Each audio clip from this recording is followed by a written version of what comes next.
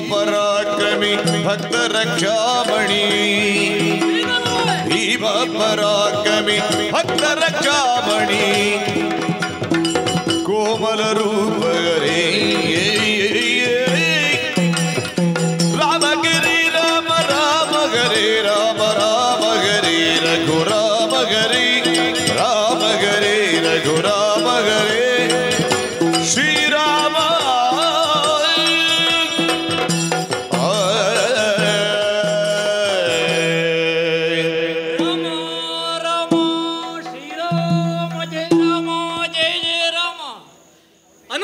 ಪ್ರಭೋ ಅನುಗ್ರಹಿಸು. ಈ ಪ್ರಪಂಚದಲ್ಲಿರುವ ಅಸ್ಥಿರವಾದ ಮಾನವತೆಗೆ ಸುಸ್ಥಿರವಾದ ಅಮೃತತ್ವದ ಹೊಲವನ್ನು ಕೊಡುವುದಕ್ಕೆ ವೈಕುಂಠವಾಸಿಯಾದಂತಹ ಶ್ರೀಹರಿಯೇ ರಾಮಾವತಾರದಿಂದ ಇಳೆಗೆ ಅವತಾರವನ್ನು ಎತ್ತಿದವ ನೀನು. ಸಣ್ಣ ಪ್ರಾಯದಲ್ಲಿ ಹನುಮಂತನಾದಂತಹ ನಾನು ಮಾಡಿದಂತಹ ಆ ಚೇಷ್ಟೆಯಿಂದಲಾಗಿ ಹನುಮಂತನಾದೆ. ಋಷಿಮುನಿಗಳಿಗೆ ಮಾಡಿದಂತಹ ಅಪಮಾನದಿಂದಲಾಗಿ ಅವರಿಂದಲೇ ಶಾಪವನ್ನು ಪಡೆದೆ. ಯಾವ ಶಕ್ತಿಯಿಂದ ನಮ್ಮನ್ನು ಪೀಡಿಸಿದೆಯೋ ಅಂತಹ ನಿನ್ನ ಶಕ್ತಿ ನಿನಗೆ ಅರಿವಾಗದೆ ಹೋಗಲಿ ಎಂಬ ಹಾಗೆ ಅವರ ಶಾಪವನ್ನು ಪಡೆದು ಅಮ್ಮನ ಬಳಿಗೆ ಅಳುತ್ತಾ ಹೋದೆ. ವಿಷಯವನ್ನು ತಿಳಿಸಿದೆ.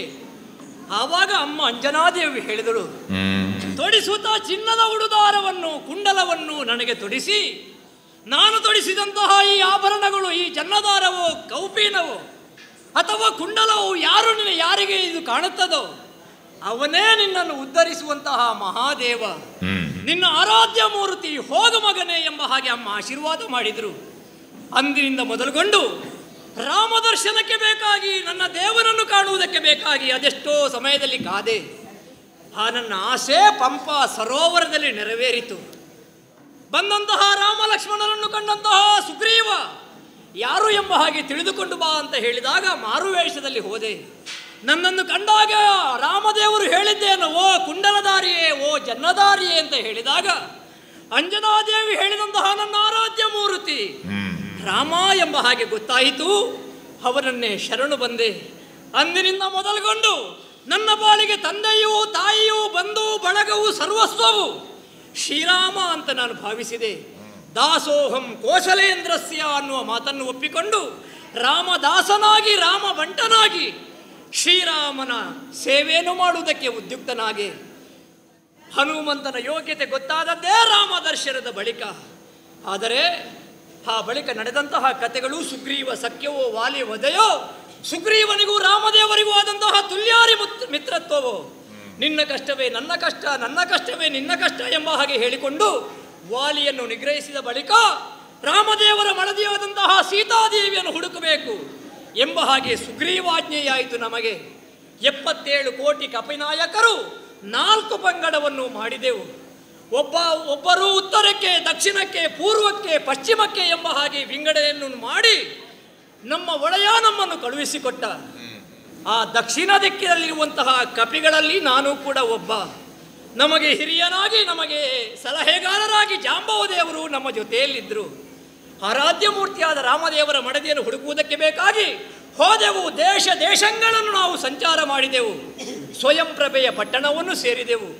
ಅಲ್ಲಿಂದ ಮೇಲೆ ಬಂದು ಸಂಪಾತಿಯಿಂದ ನಮಗೆ ವಿಷಯ ತಿಳಿಯಿತು. ರಾವಣ ಕದ್ದುಕೊಂಡು ಹೋದಂತಹ ಲಂಕೆ ಯಾವ ಕಡೆಗೆ ಇದೆ ಎಂಬ ಹಾಗೆ ನಮ್ಮನ್ನೆಲ್ಲ ಕರೆಕೊಂಡು ಬಂದಂತಹ ಜಾಂಬವರು ಈ ಸಮುದ್ರದ ಬದಿಯಲ್ಲಿ ನಿಂತು ಕಪಿಗಳಿಗೆ ಲಂಕೆಯನ್ನು ತೋರಿಸಿ ಅಲ್ಲಿಂದ ಹೋಗಿ ಸೀತೆಯನ್ನು ಹುಡುಕಿ ಅವರನ್ನು ಕರ್ಕೊಂಡು ಬರುವುದಕ್ಕೆ ನಿಮ್ಮಲ್ಲಿ ಯಾರು ಸಮರ್ಥರು ಅಂತ ಹೇಳಿದಾಗ ಎಲ್ಲ ಕಪಿಗಳು ಧೈರ್ಯವನ್ನು ಕೊಟ್ಟವು.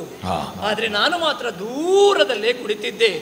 ಅಗಾಧವಾದಂತಹ ಸಮುದ್ರ ರಾಶಿಯನ್ನು, ಸಮುದ್ರದಿಂದ ಬರುವಂತಹ ಅಲೆಗಳನ್ನು ಕಾಣುತ್ತಾ ಇರುವ ನನ್ನ ಬಳಿಗೆ ಬಂದು ಜಾಂಬವ ದೇವರು ಹೇಳಿದರು, ಯಾಕಪ್ಪ ನೀನು ಸುಮ್ಮನೆ ಕುಳಿತಿದ್ದಿ? ಕಪಿಗಳೆಲ್ಲರೂ ನಾವು ಅಷ್ಟು ಹಾರ್ತೇವೆ ಇಷ್ಟು ಹಾರ್ತೇವೆ ಅಂತ ಹೇಳಬಹುದು, ಆದ್ರೆ ನಮ್ಮ ಈ ಕಪಿ ಗಡನದಲ್ಲಿ ನೀನೇ ಕಲಿ ಹನುಮ. ಸಾಗರವನ್ನು ಲಂಘಿಸುವುದಕ್ಕೆ ಲಂಕೆಗೆ ಹೋಗಿ ಅಲ್ಲಿ ಬೆಚ್ಚದೆ ಅದರದೇ ಸೀತೆಯನ್ನು ಹುಡುಕಿ ಕರೆತರುವುದಕ್ಕೆ ನೀನೇ ಸಮರ್ಥ ಅಂತ ಹೇಳಿದಂತಹ ಸಂದರ್ಭ ಜಾಂಬವರ ನುಡಿ ಕೇಳಿದ. ಜಾಂಬವರ ನುಡಿ ಕೇಳಿದು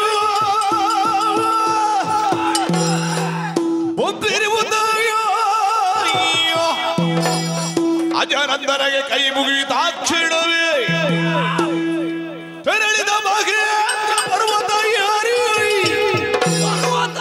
ಆಳ್ದೆಸೆಯ ನೋಡಿದನು ಸಿಂಧು ಹೊರಗುಡಿದು ದಿಗುವುದು.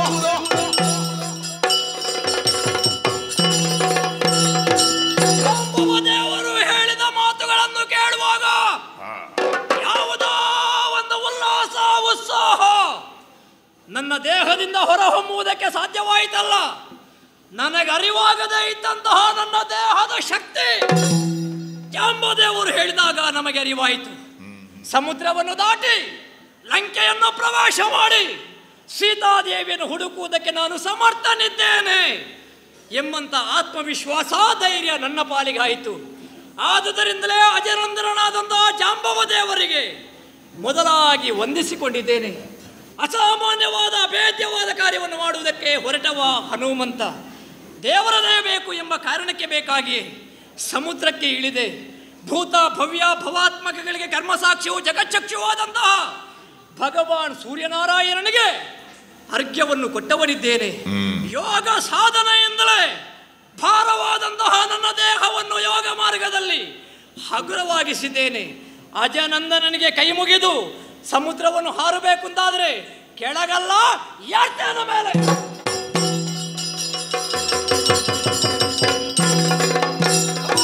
ಇಂದು ಶ್ರೀಕರ ಕಮಲ ಬಂಧು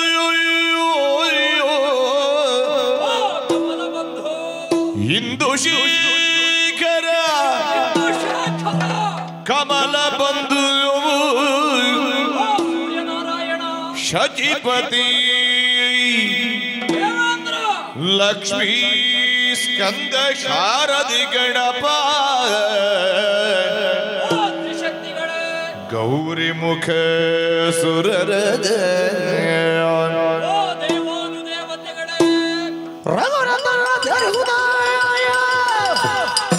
ಪುಟನಿಗೆ ದುವಾರಿದರು ಮೊರ್ಲಾಕ ಕಲ್ಲಡಿದರು.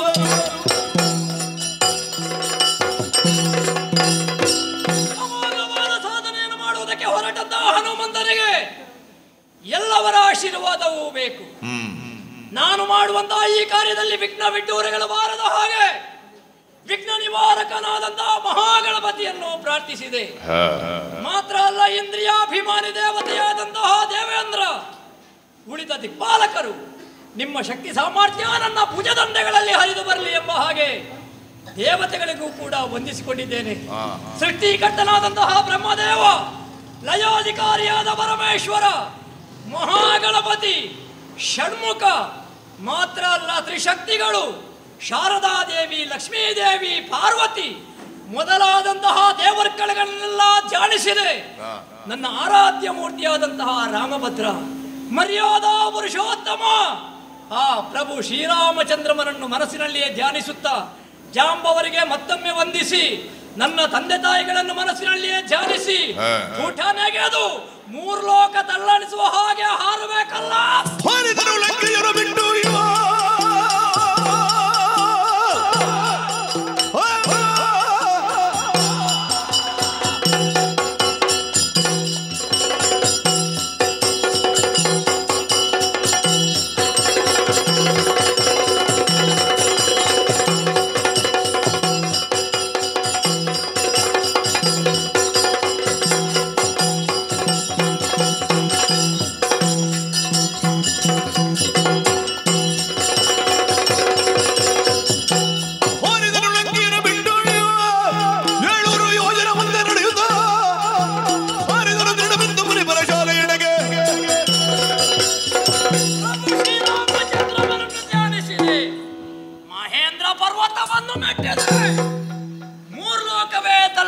ಹಾಗೆ, ಅಲ್ಲ ಪಾತಾಳವೇ ಮೇಲೆ ಬರುವ ಹಾಗೆ, ಗಗನವೇ ಕೆಳಗೆ ಬೀಳುವ ಹಾಗೆ, ಮಹಾಶೇಷನೇ ನಡುಗುವ ಹಾಗೆ ಹಾಗಿತ್ತು ನನ್ನ ಹಾರುವಿಕೆ.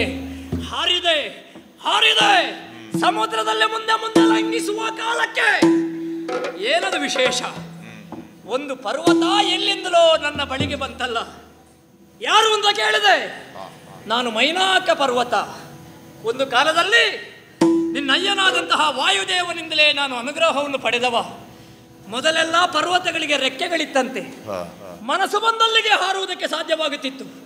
ಆ ಸಂದರ್ಭದಲ್ಲಿ ದೇವೇಂದ್ರ ಬಂದು ವಜ್ರಾಯುಧದಲ್ಲಿ ಪರ್ವತಗಳ ರೆಕ್ಕೆಯನ್ನು ಕತ್ತರಿಸಿದ. ಆದರೆ ಮೈನಾಕನಾದ ನನ್ನನ್ನು ವಾಯುದೇವ ತಂದು ಈ ಸಮುದ್ರದ ಮಧ್ಯದಲ್ಲಿ ಇರಿಸಿದ. ಅವನಿಂದ ಉಪಕೃತನಾದವ ನಾನು. ಈಗ ಹೊರಟದ್ದು ನೀನು ಆಂಜನೇಯ ವಾಯುನಂದನ. ದೀರ್ಘವಾದ ಹಾರುವಿಕೆ, ನಿನಗೆ ವಿಶ್ರಾಂತಿ ಅಗತ್ಯವಿದೆ, ಸ್ವಲ್ಪ ವಿಶ್ರಾಂತಿಯನ್ನು ಪಡೆದು ಹೋಗು ಅಂತ ಅವ ಹೇಳಿದಾಗ ವಿನಯಪೂರ್ವಕವಾಗಿ ತಿರಸ್ಕರಿಸಿದೆ. ನಾವೆಲ್ಲ ರಾಮ ಸೇವಕರು, ರಾಮ ಭಕ್ತರು, ರಾಮದಾಸರು. ರಾಮನ ಬಗ್ಗೆ ಕರಸೇವೆ ಮಾಡುವಂಥ ಕರಸೇವಕರು ರಾಮ ಕಾರ್ಯವಾಗುವುದರ ಮೊದಲು ವಿಶ್ರಾಂತಿಯನ್ನು ಪಡೆಯುವುದಕ್ಕಿಲ್ಲ, ಬರುವಾಗ ಬೇಕಾದರೆ ಬರ್ತೇನೆ ಅಂತಲ್ಲಿ ವಿನಯಪೂರ್ವಕವಾಗಿ ತಿರಸ್ಕರಿಸಿದೆ. ಮುಂದೆ ಹೋದಾಗ ದೊಡ್ಡದಾದಂತಹ ಒಂದು ಬಾಯಿ ನನ್ನನ್ನು ನುಂಗುವುದಕ್ಕೆ ಮುಂದೆ ಬಂತು. ನೋಡುವಾಗ ಒಬ್ಬಳಾಕೆ ದೀರ್ಘ ದೇಹದವಳು.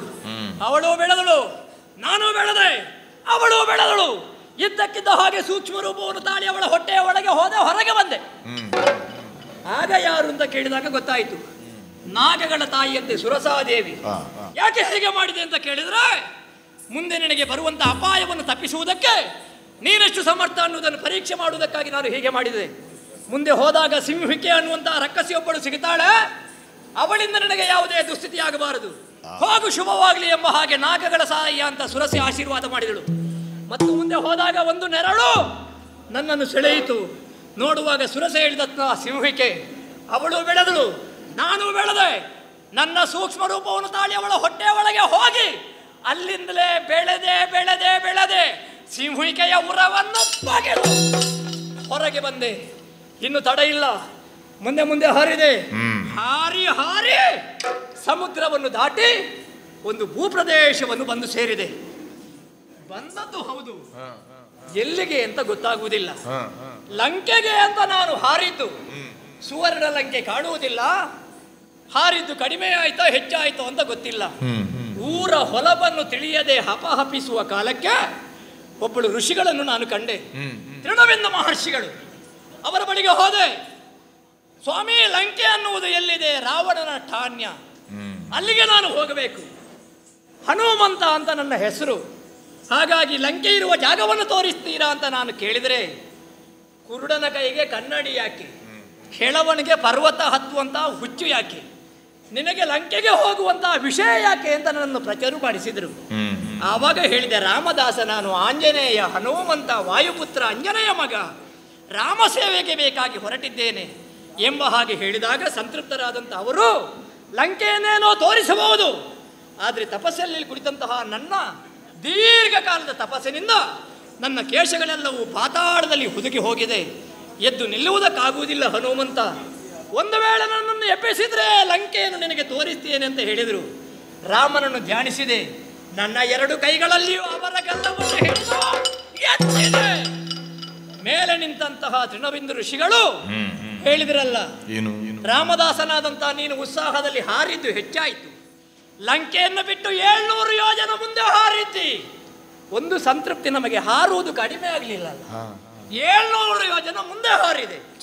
ಪ್ರಸ್ರವಣ ಪರ್ವತದಿಂದ ಲಂಕೆಗೆ ಇರುವುದು 100 ಯೋಜನ, ಲಂಕೆಗಿಂತ 700 ಯೋಜನ ಮುಂದೆ ಹಾರಿದ್ದೇನಂತೆ. ಆದ್ರೆ 800 ಯೋಜನ ಹಾರಿದ್ದೇನೆ. ರಾಮ ಭಕ್ತರೆಲ್ಲ ಹಾರುವುದರಲ್ಲಿ ಯಾವ ಕಾಲಕ್ಕೂ ಕಡಿಮೆ ಆಗ್ಲಿಕ್ಕಿಲ್ಲ. ಮತ್ತೆ ರಾಮದೇವರು ಹಿಂದಿರುವಾಗ ಇರುವ ಉಲ್ಲಾಸವೇ ಬೇರೆ ಅಲ್ವಾ. ಹಾಗಾಗಿ ಉತ್ಸಾಹ ಭರಿತನಾಗಿ ಮುಂದೆ ಹಾರಿದೆ. ತೃಣಬಿಂದುಗಳ ಆಶೀರ್ವಾದವನ್ನು ಪಡೆದು ಪುನಃ 700 ಯೋಜನ ಹಿಂದೆ ಹಾರಿದಾಗ ಲಂಕೆ ನಮಗೆ ಕಾಣುವುದಕ್ಕೆ ಸಿಕ್ಕಿತು. ಮಹಾದ್ವಾರವನ್ನು ಕಾಣುತ್ತಿದೆ, ಒಳಗೆ ಹೋಗುವುದಕ್ಕೆ ಬೇಕಾಗಿ ಹವಣಿಸಬೇಕು. ನೋಡುವ, ಸ್ವಲ್ಪ ಮುಂದುವರಿತು.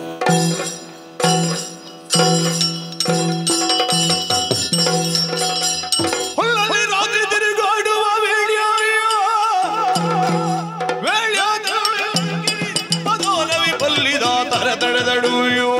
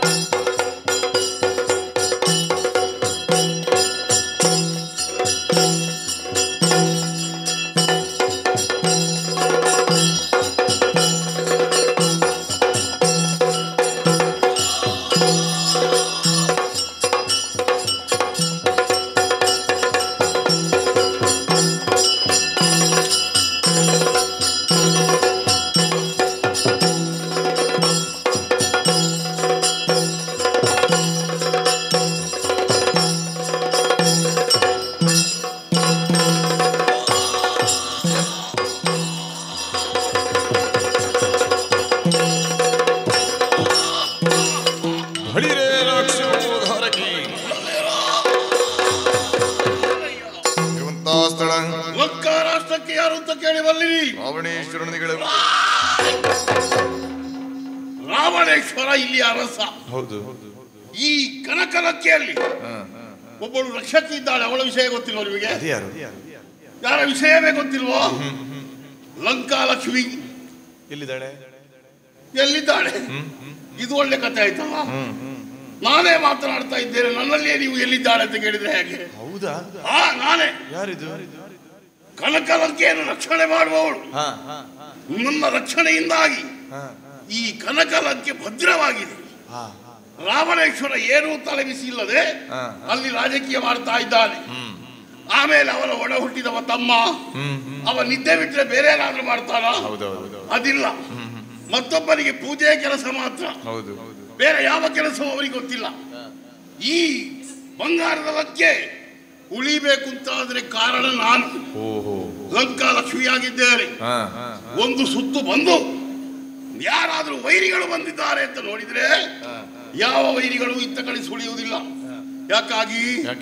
ನನ್ನ ಕಾವಲಿನಿಂದಾಗಿ. ನಾನು ಕಣ್ಣಿಗೆ ಎಣ್ಣೆ ಹಾಕಿ ಕಾಯ್ತಾ ಇದ್ದೇನೆ.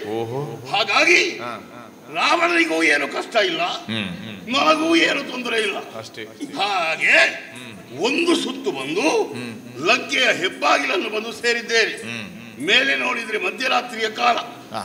ಒಂದು ನರಪಿಳ್ಳೆ ಈ ಕಡೆ ಬರುವುದಕ್ಕೆ ಸಾಧ್ಯವಿಲ್ಲ. ನರಪಿಳ್ಳೆ ಯಾಕೆ? ಯಾವ ಪ್ರಾಣಿ ಪಕ್ಷಿಗಳು ಬರುವುದಕ್ಕೆ ಸಾಧ್ಯವಿಲ್ಲ. ಹಾಗಾಗಿ ಒಂದು ಸುತ್ತು ಹಾಕಿದಿರಲ್ಲ, ಮೈಯೆಲ್ಲ ಬೆವರುವುದಕ್ಕೆ ಪ್ರಾರಂಭವಾಗಿದೆ. ಅಲ್ಲಿ ಆಯಾಸ ಪ್ರಾರಂಭವಾದ ಮೇಲೆ ಸುಮ್ಮನೆ ಕುಳಿತುಕೊಂಡ್ರೆ ಅಲ್ಲಿ ಕಣ್ಣು ಮುಚ್ಚಿಕೊಳ್ಳು, ನಿದ್ದೆ ಮಾಡುವುದಲ್ಲ. ನಿದ್ದೆ ನಮಗೆ ಬರುವುದೇ ಇಲ್ಲ. ಯಾಕೆ? ರಾತ್ರಿ ಕಾಲದ ರಾತ್ರಿಂಚರರು ನಾವು. ಹಾಗಾಗಿ ನಿದ್ರೆ ಮಾಡದೆ ಅಲ್ಲಿಯೇ ಕುಳಿತು ಯಾರಾದ್ರೂ ಬರ್ತಾರಂತ ಕಾಯ್ತಾ ಇದ್ದೇವೆ. ನೋಡುವ.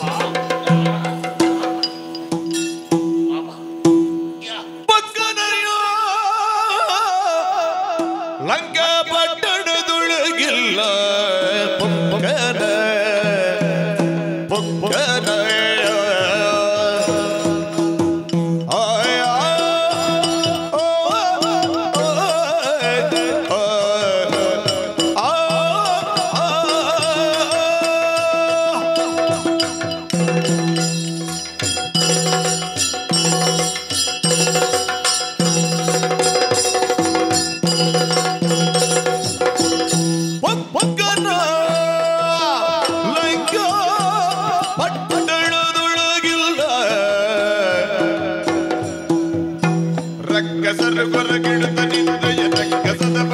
ಪರೀಕ್ಷಿಸಿ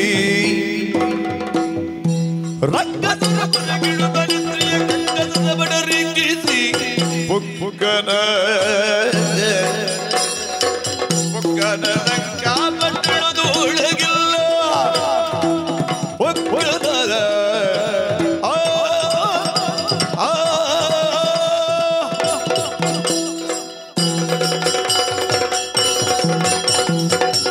ಲಂಕಾನಗರಿಯನ್ನು ಪ್ರವೇಶ ಮಾಡಬೇಕು ಅಂತ ಉದ್ದೇಶಿಸಿದೆ. ಮುಂದೆ ಕಂಡಂತಹ ಮಹಾದ್ವಾರ ಅದನ್ನು ದಾಟಿ ಮುಂದೆ ಹೋಗಬೇಕು ಅಂತ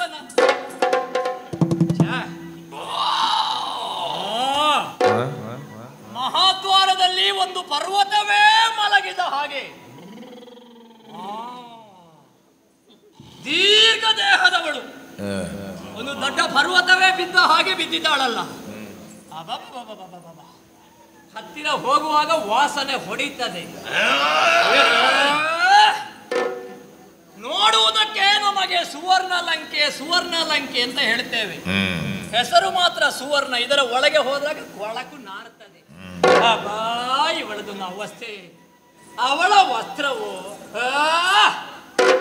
ಇವಳನ್ನು ಯಾರಾದ್ರೂ ಹೆಣ್ಣು ಅಂತ ಹೇಳಿ ಅಸ್ತವ್ಯಸ್ತವಾದಂತಹ ವಸ್ತ್ರವನ್ನು ಧರಿಸಿ ಯಾವುದೇ ಸಂಸ್ಕಾರ ವಿಹೀನರು ಮಾಡುವಂತಹ ಕೃತ್ಯಗಳನ್ನೆಲ್ಲ ಮಾಡುತ್ತಾ ಒಬ್ಬಳು ರಕ್ಕಸಿ ಮಲಗಿದ್ದಾಳೆ. ಇವಳನ್ನು ದಾಟಿ ಮುಂದೆ ಹೋಗೋಣವೇ?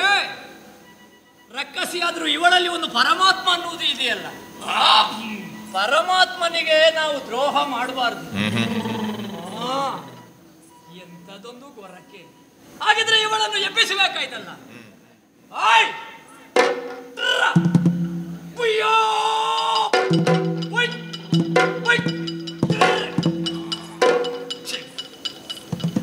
ನಮ್ಮ ಅಟ್ಟಾಸ ಎಲ್ಲ ಇದರ ಮುಂದೆ ಕೇಳಲಿಕ್ಕೆ ಇಲ್ಲ.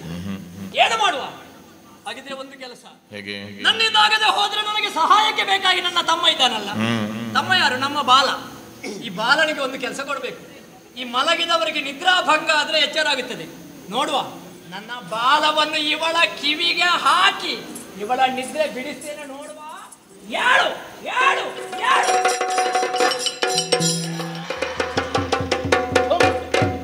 ಮಾರಿ ಸಂತಾನದ್ದು ಈ ಇರುವಳಿಗೆ ಬೇರೆ ಜಾಗವೇ ಸಿಗುವುದಿಲ್ವಾ ಅಂತ ಹೋಗುವುದು, ದಾರಿ ಮಾಡಿಕೊಂಡೇ ಹೋಗುವುದು. ಎಲ್ಲಿ ದಾರಿ ಕಾಣ್ತದೆ ಅಲ್ಲಿಗೆ ತೂರಿಯೇ ಹೋಗುವುದಲ್ಲ, ನೇರನ್ನ ಕಿವಿ ಒಳಗೆ ತೂರುವುದಕ್ಕೆ ಪ್ರಾರಂಭವಾಯಿತು. ಈ ಇರುವೆಯ ಕಾಟದಿಂದ ಆಗಲಿಕ್ಕಿಲ್ಲ. ತಿರುಗಿಸಿ ತಿರುಗಿಸಿ ಸ್ವಲ್ಪ ಬಿದ್ದುಕೊಳ್ಳುವ. ನೋಡುವ, ಹನುಮಂತನ ಬಾಲ ಇವನಿಗೆ ಇರುವೆ. ಎಂತ ಅವಸ್ಥೆ! ಅಪಮಾನ ಸಹಿಸಬೇಕು. ರಾಮದೇವರ ಕೆಲಸ ಮಾಡುವಾಗ ನಮಗೆ ಇಂಥ ಭಕ್ತರಿಗೆಲ್ಲ ಅಪಮಾನ ಆಗುತ್ತದೆ. ಆದ್ರೆ ಯಾವ ರಾಮ ಭಕ್ತನೂ ಬೇಸರ ಮಾಡುವುದಿಲ್ಲ. ರಾಮದೇವರ ಸೇವೆ ಅಷ್ಟೇ. ಆಗದು ನಡೆಯಲಿಲ್ಲ. ನೋಡುವ, ಇನ್ನೊಮ್ಮೆ ಪ್ರಯತ್ನ. ಇವಳ ಈ ಕಿವಿಗೆ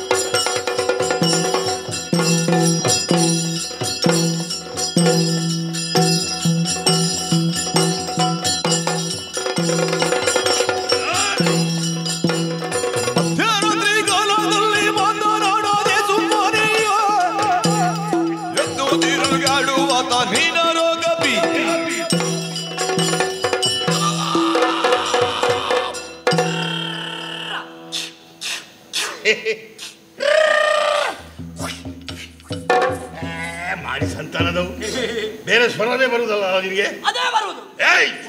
ಮಧ್ಯರಾತ್ರಿಯ ಕಾಲ ಎಲ್ಲಾ ಜೀವಿಗಳು ಹಾಯಾಗಿ ನಿದ್ರಿಸುವಂತಹ ಸಮಯವಿದು.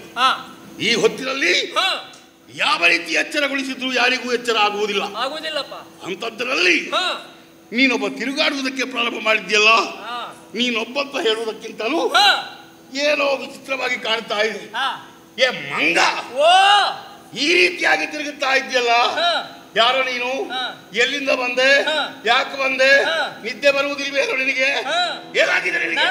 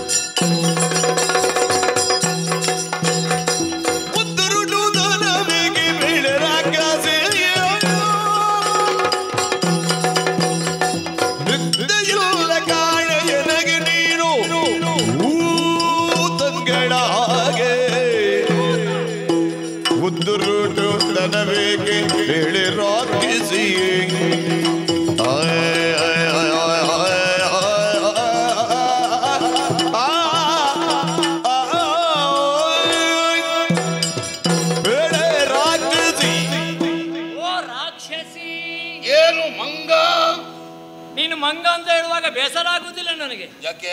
ನನಗೆ ಜಾತ್ಯಾಭಿಮಾನ ಉಂಟು. ಹೌದಾ? ಹೌದೌದು, ಒಳ್ಳೇದಿರ್ಬೇಕು. ಅದು ನನ್ನ ಜಾತಿಯ ಹೆಸರು. ಇರ್ಲಿ. ಹಾಗಾಗಿ ನನ್ನನ್ನು ಮಂಗ ಅಂತ ಹೇಳುದು, ನಾನು ನಿನ್ನನ್ನು ರಕ್ಕಸಿಂದ ಹೇಳುವುದು. ನನಗೂ ಅಭಿಮಾನವಿದೆ. ಉಂಟುಂಟುಂಟು. ನಿದ್ರೆ ಇಲ್ವಾ?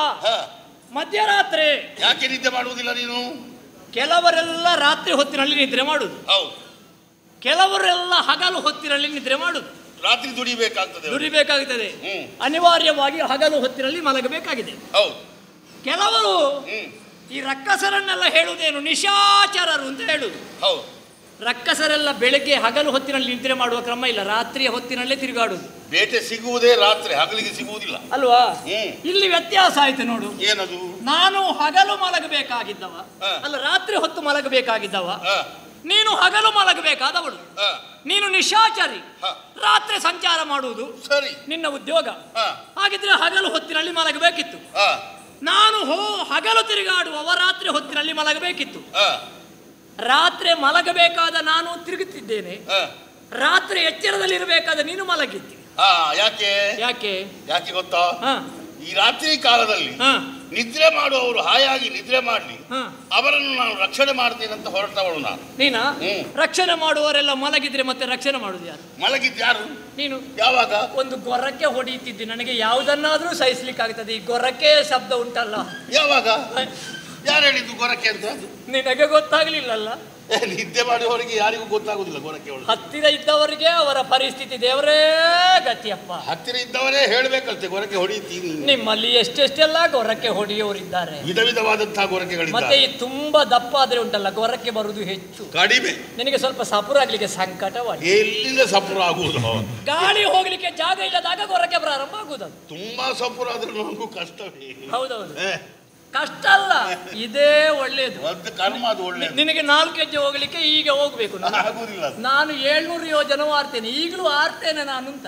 700 ಅಲ್ವಾ? ಹೌದೌದು. ಅದರಿಂದ 2 0 ತೆಗಿ. ಅಲ್ಲ, ಈಗಲೂ ಹಾರ್ತೇನೆ ನಾನು. ಯಾಕೆ? ಹೀಗಿದ್ದ ಕಾರಣ. ಅಭಿಮಾನ ಬೇಕು ನಿನಗೆ, ಹಾರ್ಬೇಕು, ಇನ್ನೂ ಹಾರ್ಬೇಕು ನೀನು. ನನಗೆ ನಿದ್ರೆ ಇಲ್ಲ. ಯಾಕೆ ನಿದ್ರೆ ಇಲ್ಲ? ಯಾಕೆ? ನಾವೆಲ್ಲ ಕಾರ್ಯ ದುರಂಧರರು. ಓಹೋ, ನಮ್ಗೆಲ್ಲ ಕಾರ್ಯ ಏನು ಗೊತ್ತಿಲ್ಲ ಅಂತಲ್ಲ. ನಾನು ನನ್ನ ಬಗ್ಗೆ ಹೇಳಿದ್ರೆ, ನಿನ್ನಲ್ಲಿ ಕೇಳಿದ್ರೆ ನಾನು ನನಗೆ ನಮ್ಮ ದೇವರು ಕೊಟ್ಟಂತಹ ಉದ್ಯೋಗ, ಅವರ ಸೇವೆ ಮಾಡುವಂತಹ ಕಾರ್ಯ ತತ್ಪರತೆ, ಒಳ್ಳೆ ಕರ್ತವ್ಯ ನಿಷ್ಠೆ. ಈ ಕರ್ತವ್ಯ ನಿಷ್ಠೆ ಇದ್ದವರಿಗೆಲ್ಲ ವಿಶ್ರಾಂತಿ ನಿದ್ರೆ ಅನ್ನೋದಿಲ್ಲ. ನಿದ್ರೆ ಬಿಡಬೇಕಾಗ್ತದೆ, ಹೋಗಬೇಕಾದ ಅಲ್ಲಿಗೆ ಹೋಗಬೇಕಾಗುತ್ತದೆ, ಮಾಡಬೇಕಾದ ಕೆಲಸ ಮಾಡಬೇಕಾಗುತ್ತದೆ. ಅವರ ವಿಶ್ರಾಂತಿಯನ್ನು ಬಯಸದೆಯೂ ಲೋಕಕ್ಕೆ ಬೇಕಾಗಿ ಸಂಚಾರ ಮಾಡ್ತಾರೆ. ನಾನು ಕೂಡ ಹಾಗೆ ಕರ್ತವ್ಯನಿಷ್ಠವುಳ್ಳವನಾದಂತಹ ನಾನು ನಿದ್ರೆ ಇಲ್ಲದೆ ಇಲ್ಲಿಗೆ ಬಂದ್ರೆ, ನೀನು ಈ ಲಂಕೆಯ ದ್ವಾರದಲ್ಲಿ ಒಂದು ದೊಡ್ಡ ಭೂತ ಮಲಗಿದ ಹಾಗೆ. ಭೂತ? ನಿನ್ನ ಅಜ್ಜ ಭೂತ ಅಲ್ಲ, ಇಷ್ಟು ದೊಡ್ಡ ದೇಹ. ಅದ್ಭುತ. ಅದ್ಭುತ ಹೇಳುವ ರೀತಿಯಲ್ಲಿ ದೊಡ್ಡ ದೊಡ್ಡ ಶಬ್ದ ಹೇಳಬೇಕು. ಅದೇ ಅದು ಭೂತ ಅಂತ. ಅದು ಭೂತ ಅಲ್ಲ, ಅದ್ಭುತ. ಇರ್ಲಿ, ಇದು ಭೂತ ಇರ್ಲಿ. ಅಂತೂ ಮಲಗಿದೆಯಲ್ಲ, ನನಗೆ ನಿದ್ರೆ ಇಲ್ಲ ಬಿಡುವ. ನಿನಗೆ ನಿದ್ರೆ ಹೆಚ್ಚಾಗಿದೆ. ನೀನ್ಯಾರು? ನಿನ್ನ ಹೆಸರೇನು? ಇಲ್ಲಿಗೂ ನಿನಗೆ ಏನು ಸಂಬಂಧ? ಮಲಗಿದ್ದು ಯಾಕೆ ಹೇಳ್ತೀಯ?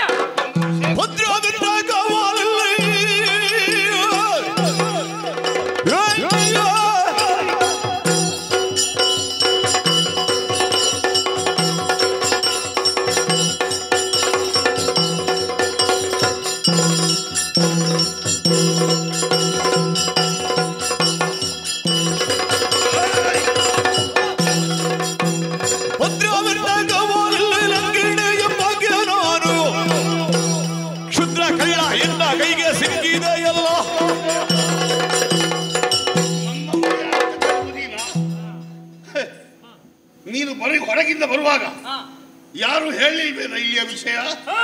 ಇಲ್ಲಿ ಒಬ್ಬಳಿದ್ದಾಳೆ, ಅವಳು ಸಾಮಾನ್ಯಳಲ್ಲ. ತುಂಬಾ ಮಂದಿ ಇದ್ದಾರೆ ಅಂತ ಹೇಳಿದ್ದಾರೆ. ತುಂಬಾ ಮಂದಿ ಒಳಗಿದ್ದಾರೆ, ಹೊರಗೆ ಯಾರು ಇರುವುದಿಲ್ಲ. ಹೊರಗೆ ನಾನೊಬ್ಬಳೇ ಇರುವುದು. ಒಬ್ಬಳೇ ಲಂಕಿಣಿ. ಕಿಣಿಕಿಣಿ? ಕಿಣಿಕಿಣಿ ಎಲ್ಲ ಎಲ್ಲಿ ಕಿಣಿಕಿಣಿ? ಮತ್ತೆಂತದ ಹೆಸರು? ಲಂಕಿಣಿ. ಲಂಕಿಣಿ. ಲಂಕಿಣಿ. ಲಂಕಿಣಿ. ಲಂಕಿಣಿ ಅಂತೂ ಕಿಣಿ ಉಂಟು. ಕಿಣಿ ಇಲ್ಲದಿದ್ರೆ ನಡೆಯುವುದಿಲ್ಲ ಅದು, ಗೊತ್ತಾಯ್ತಲ್ಲ? ಭದ್ರ ಕಾವಲಿಲ್ಲಿ ಅನ್ನ ಮಲಗಿ. ನಮ್ಮ ಎಂತದ್ದು ಮಲಗಿ? ಕಾವಲು. ಯಾವಾಗ? ಅದು ಬಿದ್ದುಕೊಂಡದ್ದು, ಮಲಗುವುದಲ್ಲ. ಮಲಗುವುದಲ್ಲ. ನಾವು ಮಲಗುವುದು ಹೇಗೆ? ನಾವು ಕೌಚಿ ಮಲಗುವುದು, ಹಂಗಂತ ಮಲಗುವುದಿಲ್ಲ. ಒಂದು ವಿಷಯ ಹೇಳ್ತೇನೆ, ನಾನಿಲ್ಲಿ ಭದ್ರ ಕಾವಲಿನಿಂದಾಗಿ ಈ ಬಂಗಾರದ ಲಂಕೆ ಶಾಶ್ವತವಾಗಿ ಉಳಿದಿದೆ. ಸುವರ್ಣ ಲಂಕೆ. ಸುವರ್ಣ ಲಂಕೆ. ಅಲ್ಲಿರುವಂತಹ ರಾಮನೇಶ್ವರ ಶ್ರೀಲಂಕೆ ನಿಶ್ಚಿಂತೆಯಿಂದ ಬದುಕುತ್ತಾ ಇದ್ದಾನೆ. ಯಾವ ರೀತಿಯ ತೊಂದರೆಗೂ ಆತನಿಗೆ ಬರುವುದಿಲ್ಲ. ಹೇಗೆ ಈ ಸಲ ಶ್ರೀಲಂಕಾ? ತೊಂದರೆ ಇಲ್ಲ. ಈ ಶ್ರೀಲಂಕಾದಲ್ಲಿ ಯಾರಿಗೂ ಸೋಲೆಂಬುದಿಲ್ಲ. ಪ್ರಯತ್ನ ಪಟ್ಟರೆ ಹೇಳುದು ಮಾತ್ರವಲ್ಲ, ಯಾವಾಗಲೂ ಸೋಲುದೆ. ಯಾವಾಗ ಸೋಲುವುದು? ಯಾವಾಗ ಎಲ್ಲಿ ತೋರಿಸುವುದು? ಕೇಳಿದ್ದು ನಾನು. ಏನೋ ಕೇಳುವುದು. ನಾವು ಸೋಲುವ ಮಾತೇ ಇಲ್ಲ. ಎಲ್ಲಿ ಹೋದ್ರು ಗೆದ್ದೇ ಬರುವುದು. ಒಂದೆರಡು ಸಲ ಪೆಟ್ಟು ತಿಂದು ಬಂದಿರಬಹುದು, ಆ ವಿಷಯ ಬೇರೆ. ಅದು ಈಗ ನಾನು ಕೇಳುವುದು ನಿನ್ನಲ್ಲಿ. ಅಲ್ಲಲ್ಲಿ ಹುಡುಕುತ್ತಾ ಬರ್ತಾ ಇದೆಯಲ್ಲ, ಏನು ಕಳ್ಳತನ ಮಾಡುವುದಕ್ಕೆ ಬಂದೆ? ಕಳ್ಳ ಮಂಗ. ಕಳ್ಳನೆಲ್ಲ ಕಾಡಿನಾರು ರಾಕ್ಷಸಿ ಕೀಳು ನೀನು ಕಳ್ಳನ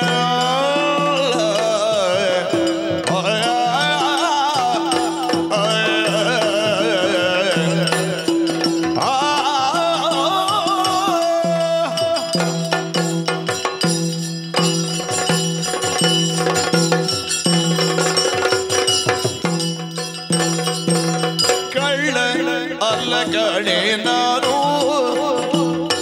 ಎಲ್ಲ ರಾಜ್ಯದಿ ಕೇಳು ನೀನು ಒಳ್ಳೆ ವಾಯುಪುತ್ರ ಹನುಮ ಒಳ್ಳೆ ವಾಯುಪುತ್ರ ಹನುಮ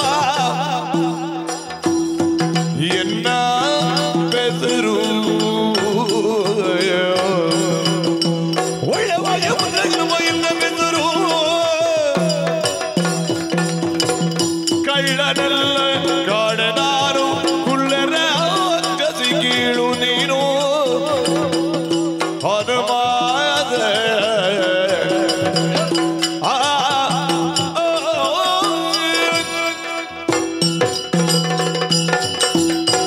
ಓ ಲಂಕಿಣಿ, ಓ ಕಳ್ಳ, ಓ ಕಿಣಿಕಿಣಿ, ನಿನ್ನಜ್ಜ ಕಿಣಿಕಿಣಿ. ಅದೊಂದು ಕೊಂಡಾಟದಲ್ಲಿ ಕರ್ತದೆ ನಿನ್ನ. ಏನೋ ಕೊಂಡಾಟ ಅದು? ಲಂಕಿಣಿ ಅನ್ನೋದೇ ಕಿಣಿಕಿಣಿ ಆಗ್ತದೆ ಅದು. ನಿನ್ನನ್ನು ರಕ್ಕಸಿ ಅಂತ ನಾನು ಹೇಳಿದ್ರೆ ನನ್ನನ್ನು ಕಳ್ಳ ಅಂತ ಹೇಳ್ತಿ. ನೀನು ಕಳ್ಳನೇ. ಹುಡುಕ್ತಾ ಇದೆಯಲ್ಲ, ಏನು ಸಿಗ್ತದೆ ಅಂತ ನಿನ್ನಲ್ಲೇ ಕೇಳುವುದು. ಏನು? ಈ ಕಳ್ಳರು ಯಾರ ಕಣ್ಣಿಗಾದ್ರೂ ಕಾಣ್ತಾರ? ಯಾಕೆ ಕಾಣುವುದಿಲ್ಲ? ಕಳ್ಳರ ಕೆಲಸ ಎಂತದು? ಎಲ್ಲಿಯಾದ್ರೂ ಕಳ್ಳತನಕ್ಕೆ ಹೋಗುವುದು, ಅಲ್ಲಿರುವ ದ್ರವ್ಯವನ್ನು ಕದ್ದು ಯಾರ ಕಣ್ಣಿಗೂ ಬೀಳದ ಹಾಗೆ ತಪ್ಪಿಸಿಕೊಂಡು ಹೋಗುವುದು. ಅಂತವರನ್ನು ಕಳ್ಳರು ಅಂತ ಹೇಳುದು ನಾವು. ಕೆಲವರು ಮಾತ್ರ. ಕೆಲವರು ಮೊದಲು ಕಣ್ಣಿಗೆ ಬೀಳ್ತಾರೆ, ಆಮೇಲೆ ಪೆಟ್ಟು ತಿದ್ದು ಓಡಿ ಹೋಗ್ತಾರೆ. ಅದು ಯಾರು? ತಪ್ಪಿಸುವುದಕ್ಕೆ ಕೂಡದೇ ಇದ್ದವರು. ಈಗ ನಾನೊಂದು ನೋಡೋದು ಗಂಡು ಮಗನ ಹಾಗೆ ನಿನ್ನ ಮುಂದೆ ಎದೆ ಉಬ್ಬಿಸಿ ನಿಲ್ಲಿಲ್ಲ. ನೀನು ಗಂಡು ಮಗ? ಹೌದೌದು. ಮಂಗ? ಮಂಗಗಳಲ್ಲಿ ಗಂಡು ಅಂತ ಉಂಟಾ? ಮತ್ತೆ ಮಂಗಗಳಲ್ಲಿ ಗಂಡು ಹೆಣ್ಣಿಲ್ವಾ? ಇರಬಹುದು. ಅದರಲ್ಲಿ ಗಂಡು ಮಗ ಅಂತ ಉಂಟಾ? ಉಂಟುಂಟು, ಏನಿಲ್ಲದೆ. ಹೌದಾ? ಪೌರುಷ ಇದ್ದವರನ್ನೆಲ್ಲ ಹಾಗೆ ಕರೆಯುವುದು. ನಾನು ಕಳ್ಳನಾಗುತ್ತಿದ್ರೆ ನಿನ್ನ ಕಣ್ಣಿಗೆ ನಾನು ಬೀಳ್ತಿರ್ಲಿಲ್ಲ. ಮಾತ್ರ ಅಲ್ಲ, ನಿನ್ನನ್ನು ಬಿದ್ದವಳನ್ನು ಎಬ್ಬಿಸಿದ್ದೆ ನಾನು. ಯಾರಾದ್ರೂ ಕಳ್ಳರು ಮಲಗಿದವರನ್ನು ಎಬ್ಬಿಸಿ ನಾನು ಕಳ್ಳ ಬಂದಿದ್ದೇನೆ ಅಂತ ಹೇಳುವ ಕ್ರಮ ಉಂಟ? ಅಲ್ಲಿ ಗೊರಕ್ಕೆ ಹೊಡೆಯುತ್ತಿದ್ದ ನಿನ್ನ ಕಿವಿಗೆ ನನ್ನ ಬಾಲವನ್ನು ತುರುಕಿಸಿ ಎಬ್ಬಿಸಿದ್ದು ನಾನು. ಕಿವಿಗೆ ಬಾಲ ತುರುಕಿಸಿದ್ದು ನೀನಾ? ನಾನೇ. ಇರುವೆ ಸವಾರಿ ಹೋದದ್ದಲ್ವಾ? ಅದು ನಿನಗೆ ಇರುವೆ ಹಾಗೆ ಕಂಡದ್ದು. ಹಾಗಿರುವಾಗ ನಿನ್ನ ಮುಂದೆ ನಿಂತಿದ್ದೇನಂತಾದ್ರೆ ನಾನು ಕಳ್ಳ ಅಲ್ಲ ಅಂತ ಆಯ್ತು. ಕಳ್ಳನಲ್ಲ ಕಾಣೆ ನಾನು. ಮತ್ತೆ ನೀನು ಯಾರು ಹೇಳು? ಒಳ್ಳೆ ವಾಯುಪುತ್ರ. ಒಳ್ಳೆ ವಾಯು ಅಂದ್ರೆ ಮತ್ತೆ ಹಾಳಾದ ವಾಯು ಬೇರೆ ಉಂಟಾ? ಉಂಟುಂಟು. ಯಾವುದು? ಪಂಚವಾಯುಗಳು. ಪ್ರಾಣ, ಅಪಾನ, ವ್ಯಾನ, ಉದಾನ, ಸಮಾನ. ಅದರಲ್ಲಿ ಪ್ರಾಣವಾಯು. ನೀನು ಪ್ರಾಣವಾಯು. ಪ್ರಾಣವಾಯು ಎನಿಪ ವಾಯುದೇವನ ಮಗ, ಅಂಜನಾ ಸುತ, ಪ್ರಭಂಜನ, ಹನುಮಂತ, ಬಜರಂಗಿ ಅಂತ ಹೇಳಿದ್ರೆ ನಾನೇ. ಯಾವಂಗಿ? ಬಜರಂಗಿ. ಬಜರಂಗಿ.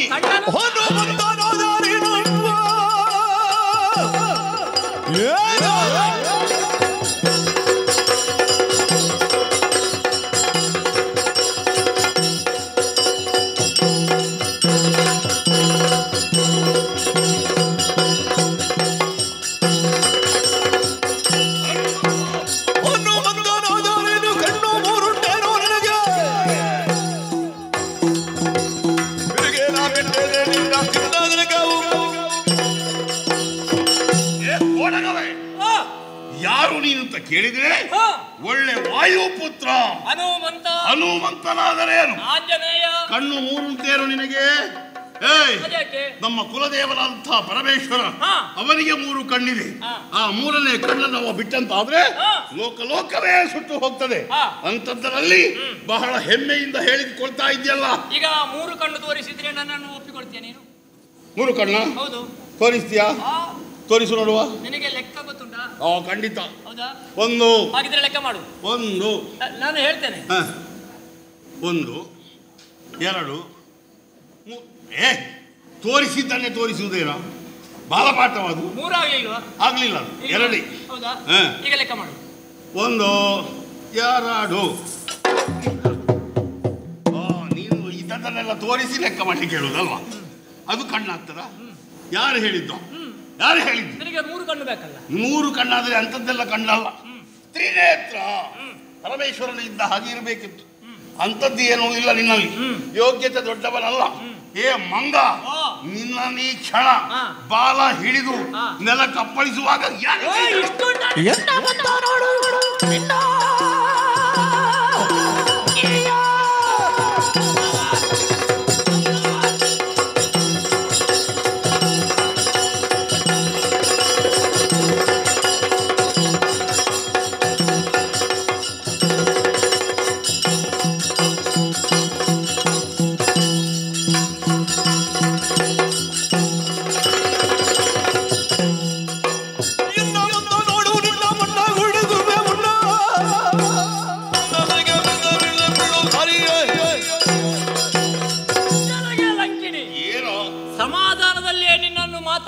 ಹೋಗುವಂತ ಭಾವಿಸಿದ್ರೆ ನೀನು ಹಗ್ಗಕ್ಕೆ ಬಗ್ಗುವಳಲ್ಲ ಅಂತ ಗೊತ್ತಾಯ್ತು. ಒಳಗೆ ಹೋಗುದು? ಹೌದೌದು. ನನಗೆ ಒಳಗೆ ಹೋಗ್ಬೇಕು, ನನ್ನ ಕಾರ್ಯ ಸಾಧನೆ ಆಗಬೇಕು ಅಂತಾದ್ರೆ ಒಳ ಪ್ರವೇಶ ಮಾಡಬೇಕು. ನೀನೀಗ ಅಡ್ಡಗೋಡೆಯಾಗಿದ್ದಿ. ಅಡ್ಡಗೋಡೆ ಅಂದ್ರೆ? ಅಡ್ಡಗೋಡೆಯನ್ನು ಕೆಡ ಹೋಗ್ಬೇಕಲ್ಲ. ಹಾಗಾಗಿ ನಿನಗೆ ಅಷ್ಟು ಪಂಥ ಉಂಟು ಅಂತಾದ್ರೆ ನನಗೂ ಪಂಥ ಉಂಟು. ಈಗ ನಾನೋ ನೀನೋ ಅಂತ ಇಲ್ಲಿ ಮುಖ್ಯ. ಒಂದ ನೀನು, ಇಲ್ಲದಿದ್ರೆ ನಾನು. ಹೌದಾ? ಹೌದು. ಒಂದು ಪಂಥ ಮಾಡುವ. ಒಳ್ಳೆಯಬೇಕು. ನಿನ್ನ ಪಂಥವನ್ನು ನಾನು ಆಹ್ವಾನಿಸಿದ್ದೆ. ಹೌದಾ? ಹಾಗಿದ್ರೆ ಹೀಗೆ ಸ್ವೀಕಾರ ಮಾಡಿದ ಮೇಲೆ ಯಾವ ರೀತಿ ಅಂತ ಹೇಳಲೇಬೇಕಲ್ವಾ? ಬೇಕು. ಒಂದು ಎಷ್ಟು ಹೆಚ್ಚು ಬೇಡ, ಒಂದು 3 ಪೆಟ್ಟು. 3 ಪೆಟ್ಟು. ನಿನಗೆ ನಾನು 3 ಪೆಟ್ಟು ಹೊಡೆಯುವುದು, ಆ ಬಳಿಕ ನನಗೆ ನೀನು 3 ಪೆಟ್ಟು ಹೊಡೆಯುವುದು. ಸರಿ. ಆ 3 ಪೆಟ್ಟು ತಿಂದು ಯಾರು ಬದುಕುತ್ತಾರೆ ಅವರು ಶ್ರೇಷ್ಠರು ಅಂತ ಲೆಕ್ಕ. ಸರಿ. ಈಗ ಯಾರು ಮೊದಲು? ಪೆಟ್ಟು ನೀನೇ ಕೊಡ್ಬೇಕು.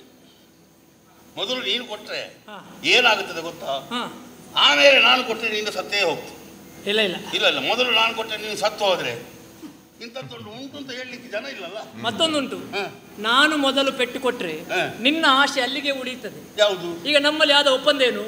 ಇಬ್ರು ಪೆಟ್ಟು ಕೊಟ್ಟುಕೊಡುವುದು ಅಂತ. ಹೌದು. ನಾನು 1 ಪೆಟ್ಟು ಕೊಡುವಾಗಲೇ ನೀನು ಸಾಯ್ತಿ. ಇದು ಸಾಯುವ ದೇಹ. ನೀನು ಆವಾಗಲೇ ಹೇಳಿದ್ದು ಇಷ್ಟು ದಪ್ಪ ಇದ್ದೀತ ಸಾಯುವ ದೇಹ. ದಪ್ಪದ್ದೆಲ್ಲ ನೋಡ್ಲಿಕ್ಕೆ ಮಾತ್ರ, ಅದು ಕೆಲಸಕ್ಕೆ ಬರುವುದಿಲ್ಲ. ಒಳಗಿಂದ ಎಷ್ಟುಂಟು ಅಂತ ನಿನಗೇನೋ ಗೊತ್ತು. ಅದು ಎದುರಿಗೆ ಕಾಣುವುದು ಮಾತ್ರ. ಹೀಗೆ 1 ಕೊಟ್ರೆ ಅಲ್ಲೇ ಬೀಳ್ತದೆ. ಅದು ನೀನು ಯೋಚನೆ ಮಾಡುವುದು ಮಾತ್ರ. 1 ಕೊಟ್ರೆ ಹುಸ್ಕಂತ ಅದಾಗುವುದಿಲ್ಲ. ನಾನು ಹೇಳ್ತೇನೆ ಕೇಳು. ನಿನ್ನ ವಂಶದವರು ನೀನು ಇದ್ದಿದ್ದ ಗೊತ್ತಾಗಬೇಕು ಅಂತ ಆದ್ರೆ ಮೊದಲು ನೀನೇ ಹೊಡಿ. ಬೇಡ. ನಾವು ಹೀಗೆ ಮಾಡುವ. ಈಗೀಗೆಲ್ಲ ಹೆಂಗಸರು ಸಮಾನತೆ ಬೇಕು, ನಾವು ಗಂಡಸರಿಗಿಂತ ಯಾವುದರಲ್ಲಿ ಕಡಿಮೆ ಇಲ್ಲ ಅಂತ ಹೇಳ್ತಾರೆ. ಹೇಳ್ಬೇಕು ಅಲ್ವಾ? ನೀನೊಂದು ಹೆಣ್ಣು ಜಾತಿಯಲ್ಲಿ ಹುಟ್ಟಿದ್ಯಲ್ಲ ಅಲ್ವಾ? ಅಲ್ಲ, ಹೆಂಗಸರು ಸಮಾನತೆಯಲ್ಲಿ ಉತ್ತಮರು ಅಂತ ಹೇಳುವುದು ಯಾಕೆ? ಎಷ್ಟು ಕಷ್ಟ ಪಡ್ತಾರೆ ಬೆಳಗಿನಿಂದ ರಾತ್ರಿಯವರೆಗೆ. ಹೌದು. ಅವರು ಪಟ್ಟಂತಹ ಕಷ್ಟ ಗಂಡಸರು ಪಡ್ತಾರ? ಇಲ್ವಲ್ಲ. ಹಾಗಾಗಿ ಅವರು ದುಡಿದಷ್ಟು ಗಂಡಸರು ದುಡಿತಾರೆ. ಇಲ್ಲಪ್ಪ, ಅವರು ಹೇಳಿಕೊಳ್ಳುವುದರಲ್ಲಿ ಹೆಚ್ಚು. ಅದಕ್ಕೆ ನಿಮಗೆ ಮರ್ಯಾದೆ ಕೊಡುವ. ನೀನೊಂದು ಹೆಣ್ಣಲ್ವಾ? ಹೌದು. ನಿನಗೆ ಮೊದಲ ಪ್ರಾಧಾನ್ಯತೆ. ನೀನು 3 ಪೆಟ್ಟು ಹೊಡಿ, ಆಮೇಲೆ ನಾನು. ಬೇಡ ಮಾರೆ, ನೀನು ಹೊಡಿ. ನೀನು ಹೊಡಿಯ? ನೀನು ಹೊಡಿ ಅಂತ. ನೀನು ಸತ್ಯ ಚೆನ್ನಾಗಿಲ್ಲ ಅಂತ. ಅಲ್ಲ, ಅದು ಯಾರಾದ್ರೂ ಸಾಯ್ತಾರ ನೋಡುವ. ಯಾರಾದ್ರೂ ಸಾಯುವುದಲ್ಲ. ನಾನು ಪೆಟ್ಟು ಕೊಟ್ಟರೆ ನನ್ನ ಮುಷ್ಟಿ ಅಂದ್ರೆ ಅದು ಆಯ್ತಲ್ಲ. ನಾನು ಸತ್ರ ನಿನ್ನ ಕೆಲಸ ಮುಗಿತಲ್ಲ, ಮತ್ತೆ ಹೋಗುದು ನೀನು. ಅದೇ ನಾನು ಹೋಗ್ತೇನೆ, ನೀನು ಪೆಟ್ಟು ಕೊಡು. ಬೇಡ, ಈ ಸಲ ನೀನು. ಆಯ್ತಾ? ನೀನು. ಇಲ್ಲ, ಎಲ್ಲಿ ನಿಲ್ಬೇಕು? ಬದಿಯಲ್ಲಿ.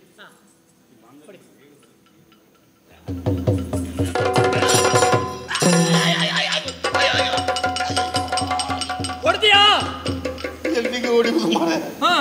ಕೈಯೇ ತುಂಡಾಗಿ ಹೋಯ್ತು. ಅಲ್ಲ, ಹೊಡೆದದ್ದು ನಾನು, ಬೊಬ್ಬೆ ಹೊಡಿಯುದು ನೀನು. ಅಯ್ಯೋ, ಹೊಡೆದದ್ದು ನಿನ್ನ ಬೆನ್ನಿಗೆ. ಹೌದು, ನಾನು ಬೊಬ್ಬೆ ಹೊಡಿಬೇಕಿತ್ತಲ್ಲ. ಅದು ಬೆನ್ನ ಅಲ್ಲ, ಕಲ್ಲು ಬಂಡೆಯ. ನನಗೆ ಅರ್ಥವಾಗುದಿಲ್ಲ, ಕೈಯೇ ನೋವಾಗಿ ಹೋಯ್ತು. ಈಗ ಗೊತ್ತಾಯ್ತಾ? ಈಗ ಅಲ್ಲಿಂದ ಓದಿತ್ತೇನೆ ಒಂದು.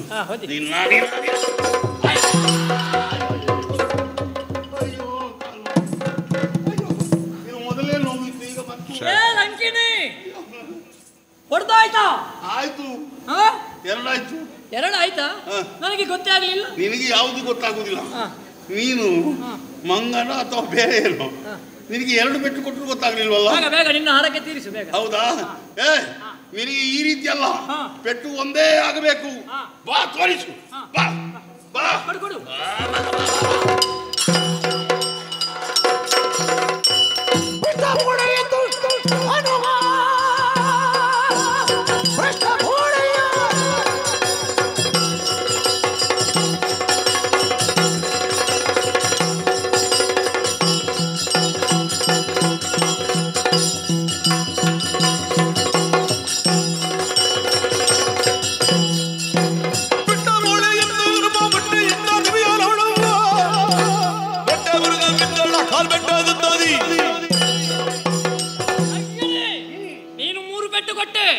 ಈಗ ಹನುಮಂತನ ಸರದಿ. ನನಗೆ 3 ಪೆಟ್ಟು ಬೇಕು ಅಂತ ಇಲ್ಲ. ವಜ್ರ ಶರೀರಿಯಾದ ಹನುಮಂತನ ವಜ್ರ ಮುಷ್ಟಿಯ ಪ್ರಹಾರ.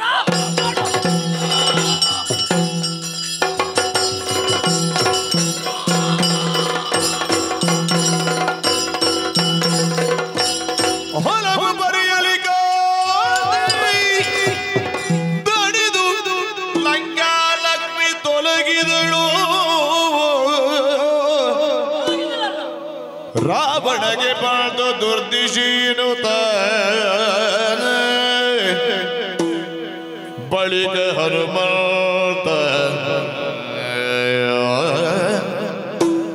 ಅಣುರೂಪಿಣಿಯು ಬಾದಲ್ಲಿ ಸುಳಿದಾಡಿ ಹುಡುಗುತ್ತಿರಲು ಲಂಕಾ ಲಕ್ಷ್ಮಿ ತೊಲಗಿದಳು.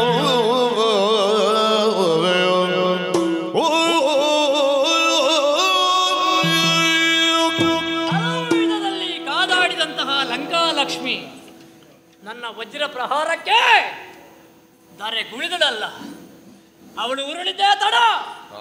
ಅವಳ ದೇಹದಿಂದ ದಿವ್ಯ ಶರೀರಿಯಾದಂತಹ ಒಬ್ಬಳಾಕೆ ಸೌಂದರ್ಯವತಿ ಎದ್ದು ಬಂದು ನಮಸ್ಕಾರವನ್ನು ಮಾಡಿದಳು. ಯಾರು ಅಂತ ಕೇಳಿದೆ.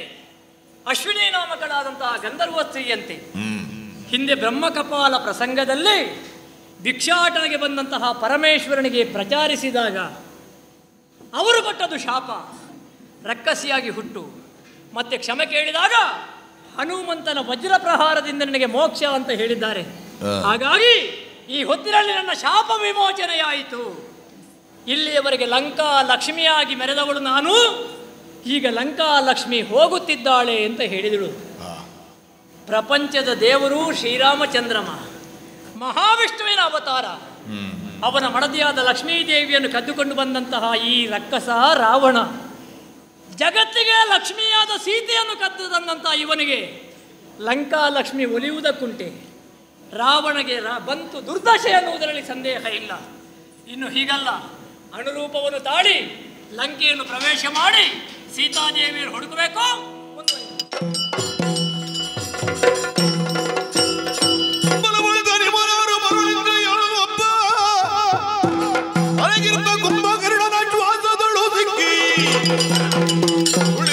ವಜ್ರ ಕಂಬಕ್ಕೆ ಬೆಳೆದು ಅಲ್ಲಿಂದ ಪೊರವಟ್ಟು ನಡೆದು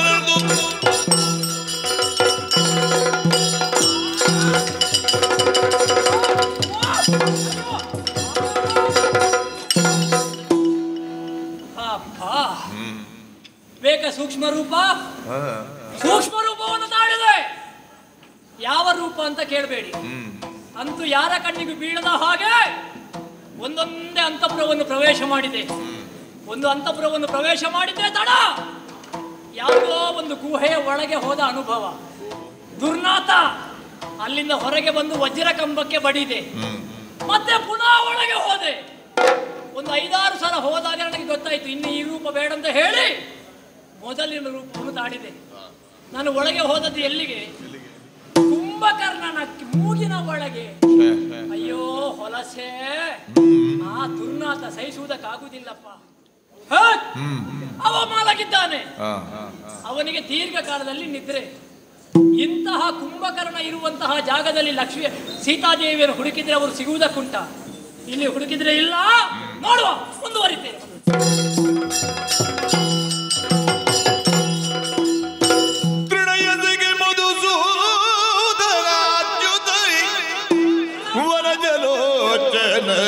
ನಿಂಬ ಜಪಗಳ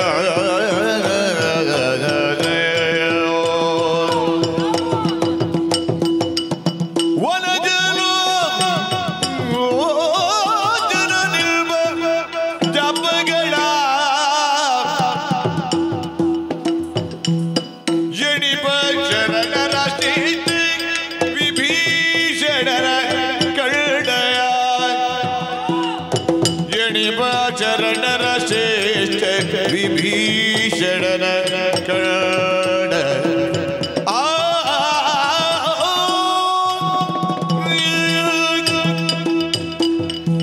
ರಾಮ ರಾಮ ರಾಮ. ನನ್ನ ಕಿವಿಗಳೇ ಪಾವನವಾಯಿತು. ಮರುಭೂಮಿಯಲ್ಲಿ ನಡೆದುಕೊಂಡು ಹೋಗುವಾಗ ಜಲದೊಸಗೆಯನ್ನು ಕಂಡಾಗ ಒಬ್ಬನಿಗೆ ಎಷ್ಟು ಸಂತೋಷ ಆಗುತ್ತದೋ ಅಂತಹ ಅಮಿತಾನಂದ ನಮಗಾಯಿತು.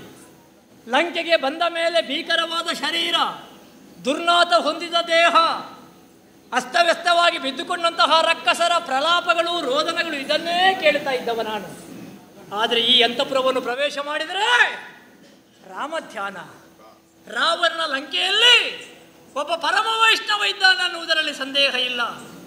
ಯಾರು ಅಂತ ಹತ್ತಿರ ಹೋಗಿ ನೋಡಿದರೆ ಒಬ್ಬ ಮಲಗಿಕೊಂಡಿದ್ದಾನೆ.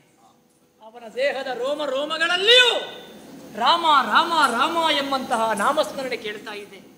ಇಂತಹ ಪರಮ ವೈಷ್ಣವ ಯಾರು ಅಂತ ಆಲೋಚನೆ ಮಾಡುವಾಗ ಗೊತ್ತಾಯಿತು, ಶರಣಶ್ರೇಷ್ಠನಾದಂತಹ ವಿಭೀಷಣ.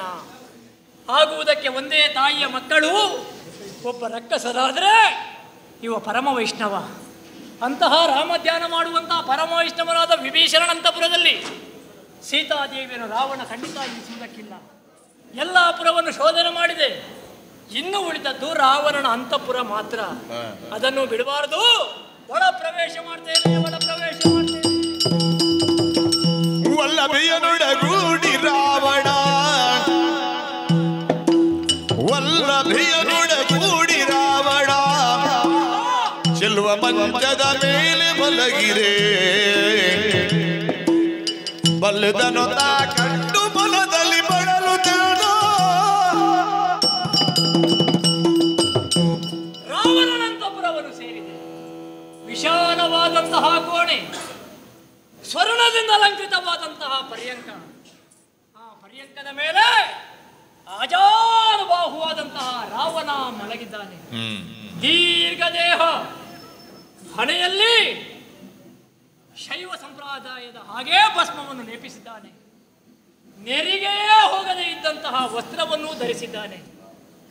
ಪರಮ ಶಿವನ ಭಕ್ತನಾದಂತಹ ರಾವಣೇಶ್ವರ ಮಲಗಿದಂತಹ ಸ್ಥಿತಿಯನ್ನು ಕಂಡೆ. 10 ತೋಳುಗಳು 10 ಕಂಠಗಳನ್ನು ಧರಿಸಿಕೊಂಡಿದ್ದಾನೆ.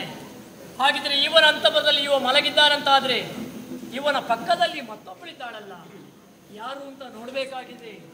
ರಾವಣನ ಪಕ್ಕದಲ್ಲಿ ಬಲುದೋಷಕ್ಕೊಳಗಾದ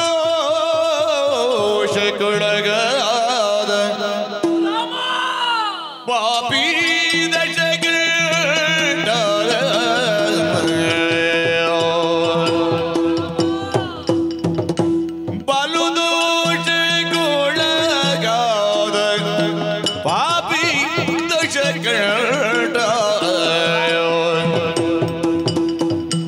ಮಲಗಿದ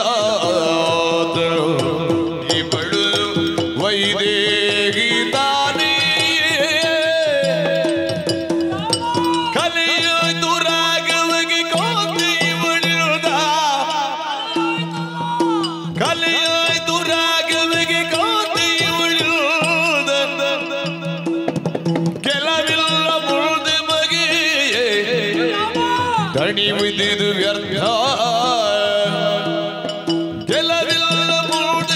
ಕಣಿವಿದಿದು ವ್ಯರ್ಥ, ಬಲು ದೋಷಕ್ಕೊಳಗಾದ ಪಾಪಿ ದಶಕಂಠ.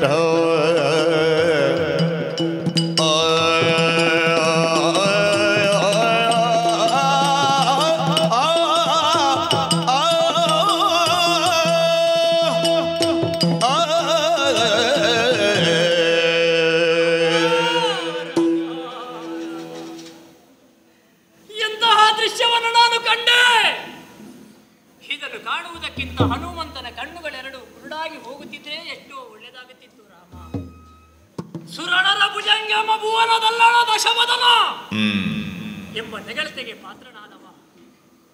ವೇದಕ್ಕೆ ಭಾಷ್ಯವನ್ನು ಬರೆದವನಂತೆ ಈ ರಾವಣ. ಸಾಮಗಾನದಿಂದ ಪರಮೇಶ್ವರನನ್ನು ಮೆಚ್ಚಿಸಿ ರಾವಣ ಎಂಬಂತಹ ಹೆಸರನ್ನು ಪಡೆದವ. ಅಂತಹ ವೀರನಾದಂತಹ ರಾವಣ ಇವತ್ತು ನೋಡಿದ್ರೆ ಬಲುದೋಷ ಪಾಪಿ ದಶಕಂಠ. ಈ ಪಾಪಿಯಾದ ದಶಕಂಠನ ವಾಮಭಾಗದಲ್ಲಿ ಯಾರು ಅಂತ ನೋಡಿದ್ರೆ ಒಬ್ಬಳಾಕೆ ಸೌಂದರ್ಯವತಿಯಾದಂತಹ ಹೆಣ್ಣು.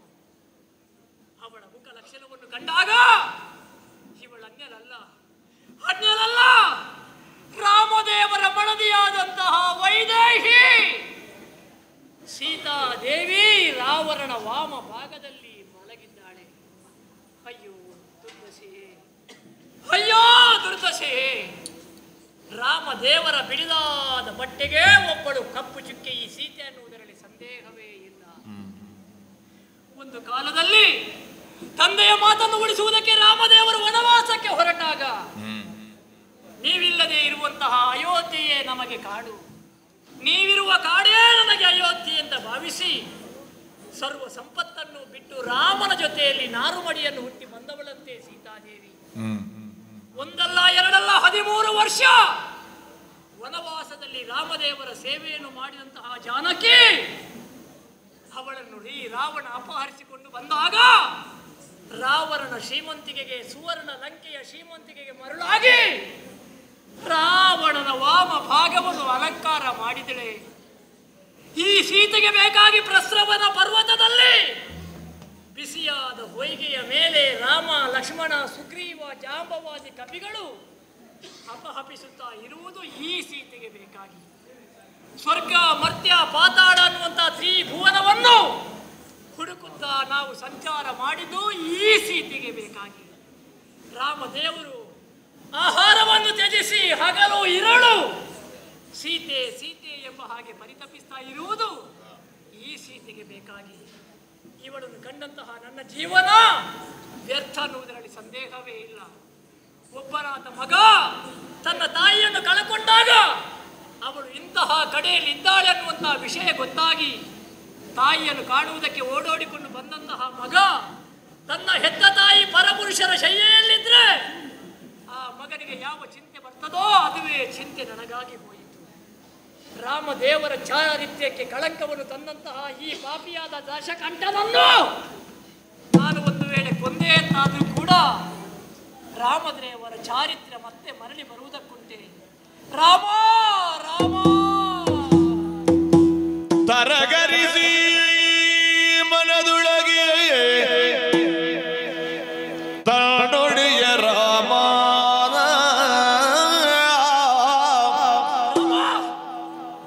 ತರಗರಿಸಿ ಮನದೊಳಗೆ ತನ್ನೊಡೆಯ ರಾಮಯ್ಯ ಕುರುಗುಗಳ ಬೇರ್ದುದರು ಕಂಡ ನಿಸೀಮಾದ ಪದಮರೇಖೆಗಳಿಲ್ಲ ಪಾದದಲ್ಲಿ ಮುಂದೆ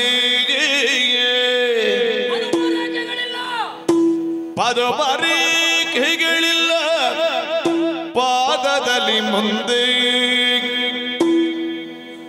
ವಿಧವತ್ವ ತೋರುತ್ತಿದೆ ಹೆಡತಲಿಯ ಹಿಂದೆ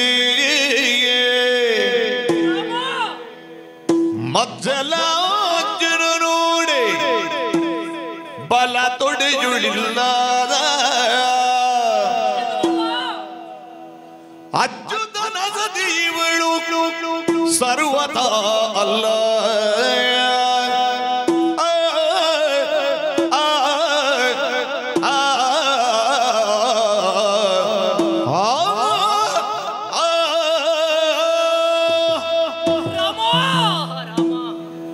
ಹನುಮಂತನ ಬುದ್ಧಿಗೆ ಯಾಕೆ ಮಂಕು ಕವಿದು ಹೋಯಿತು? ಸೀತೆಯಿಂದಲಾಗಿ ರಾಮದೇವರ ಚಾರಿತ್ರ್ಯಕ್ಕೆ ಕಳಂಕ ಬಂತು ಎಂಬ ಹಾಗೆ ನನ್ನ ತಲೆಯನ್ನು ಪಡೆದುಕೊಂಡದ್ದೇ ತಡ. ಆವಾಗ ನನ್ನ ಕೈಗೆ ತಾಗಿದ್ದೇನದು? ರಾಮದೇವರು ಕೊಟ್ಟಂತಹ ಮುದ್ರೆ ಉಂಗುರ. ಎಲ್ಲ ಕಡೆಗೂ ಕಪಿಗಳು ಹೊರಡುವಂತಹ ಕಾಲಕ್ಕೆ ರಾಮದೇವರು ನನ್ನನ್ನು ಬಳಿಗೆ ಕರೆದರು.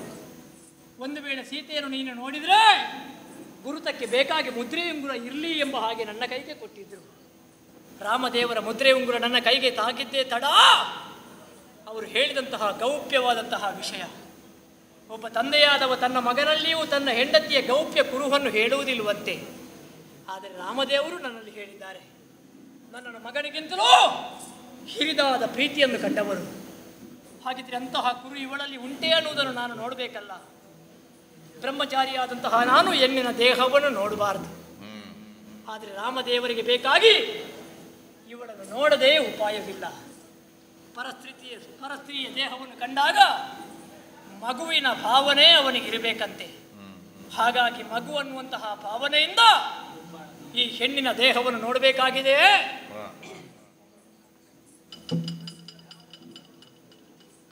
ರಾಮದೇವರು ಹೇಳಿದ್ದೇನೆ, ಸೀತೆಯ ಪಾದದಲ್ಲಿ ಪದುಮರೇಖೆ ಇದೆ. ಪದುಮರೇಖೆ ಇಲ್ಲ. ಹೇಳ ತಲೆಯನ್ನು ಕಂಡಾಗ ಇವಳಲ್ಲಿ ವಿಧವತ್ವ ಕಾಣುತ್ತಿದೆ. ಸೀತಾದೇವಿಯಲ್ಲಿ ಮತ್ಸ್ಯಲಾಂಛನ ಇದೆ ಬಲತೊಡೆಯಲ್ಲಿ ಅಂತ ಹೇಳಿದ್ದಾರೆ. ನೋಡಿದ್ರೆ ಅದಿಲ್ಲ. ಹಾಗಿದ್ರೆ ಇವಳು ಅಚ್ಯುತನ ಸತಿ ಅಲ್ಲ. ಅಮ್ಮ ಸೀತಾದೇವಿ ಯಾವಳೋ ಒಬ್ಬಳಾಕಿ ವಿಲಾಸಿಯನ್ನು ಕಂಡು ಅವಳು ಸೀತೆ ಎಂಬ ಹಾಗೆ ನಾನು ಪರಿತಪಿಸಿದೆ. ಸೀತಾದೇವಿಯ ಚಾರಿತ್ರಕ್ಕೆ ಕಳಂಕವನ್ನು ನಾನು ತಂದೊಡ್ಡಿದೆ. ತಪ್ಪಾಯಿತು ತಪ್ಪಾಯಿತು ತಪ್ಪಾಯಿತು. ಇನ್ನು ಹುಡುಕಿದ್ರೆ ಸೀತಾದೇವಿ ಸಿಗುವುದಿಲ್ಲ. ಆದಷ್ಟು ಬೇಗ ಹೋಗಬೇಕಾಗಿದೆ. ಅದಕ್ಕಾಗಿ ಒಂದೇ ಕೆಲಸ, ನನ್ನ ಬಾಲದಿಂದ ತ್ರಿಕುಟಾಜಲವನ್ನೇ ಕಿತ್ತು ಅಲ್ಲಿಗೆ ಕೊಂಡು ಹೋಗಿದೆ. ಆ ಸಮಯದಲ್ಲಿ ಗಗನವಾಗಿ ಮಾರುತನ ವಾಸನೆಯಲ್ಲಾಡು ಆಂಜನೇಯ, ಈ ಪುರವನ್ನು ಕೀಳುವುದಕ್ಕೆ ಮನ ಮಾಡಬೇಡ. ಸೀತೆ ಅಶೋಕಾವನದಲ್ಲಿದ್ದಾಳೆ, ಅಲ್ಲಿಗೆ ತೆರಳು. ಗಗನವಾಣಿ ಎಲ್ಲಿ ಎಲ್ಲಿ ಎಂಬ ಹಾಗೆ ಹುಡುಕಬೇಡ, ಅಶೋಕವನದಲ್ಲಿದ್ದಾಳೆ ಎಂಬ ಹಾಗೆ. ನನ್ನಯ್ಯ ವಾಯುದೇವನು ಕೂಡ ನನಗೆ ಸಹಾಯವನ್ನು ಮಾಡ್ತಾ ಇದ್ದಾನೆ. ಅಶೋಕ ಪುಷ್ಪಗಳ ಪರಿಮಳ ಈ ಕಡೆಗೆ ತೇಲಿ ಬರ್ತಾ ಇದೆ. ಅಶೋಕವನದಲ್ಲಿ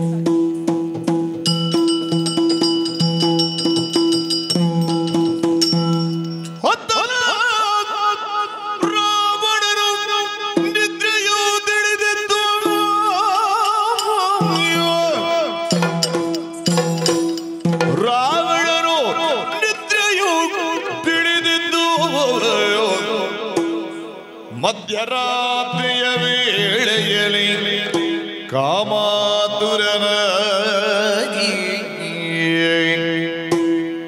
ಸರ್ವಾಭರಣ ಭೂಷಿತನಾಗಿ ಬೊಂಬಾಳ ದೇವಿಗೆ ಇಳಿದರ ಅವನ ತರದೆಡೆಗೆ ರಾವಣ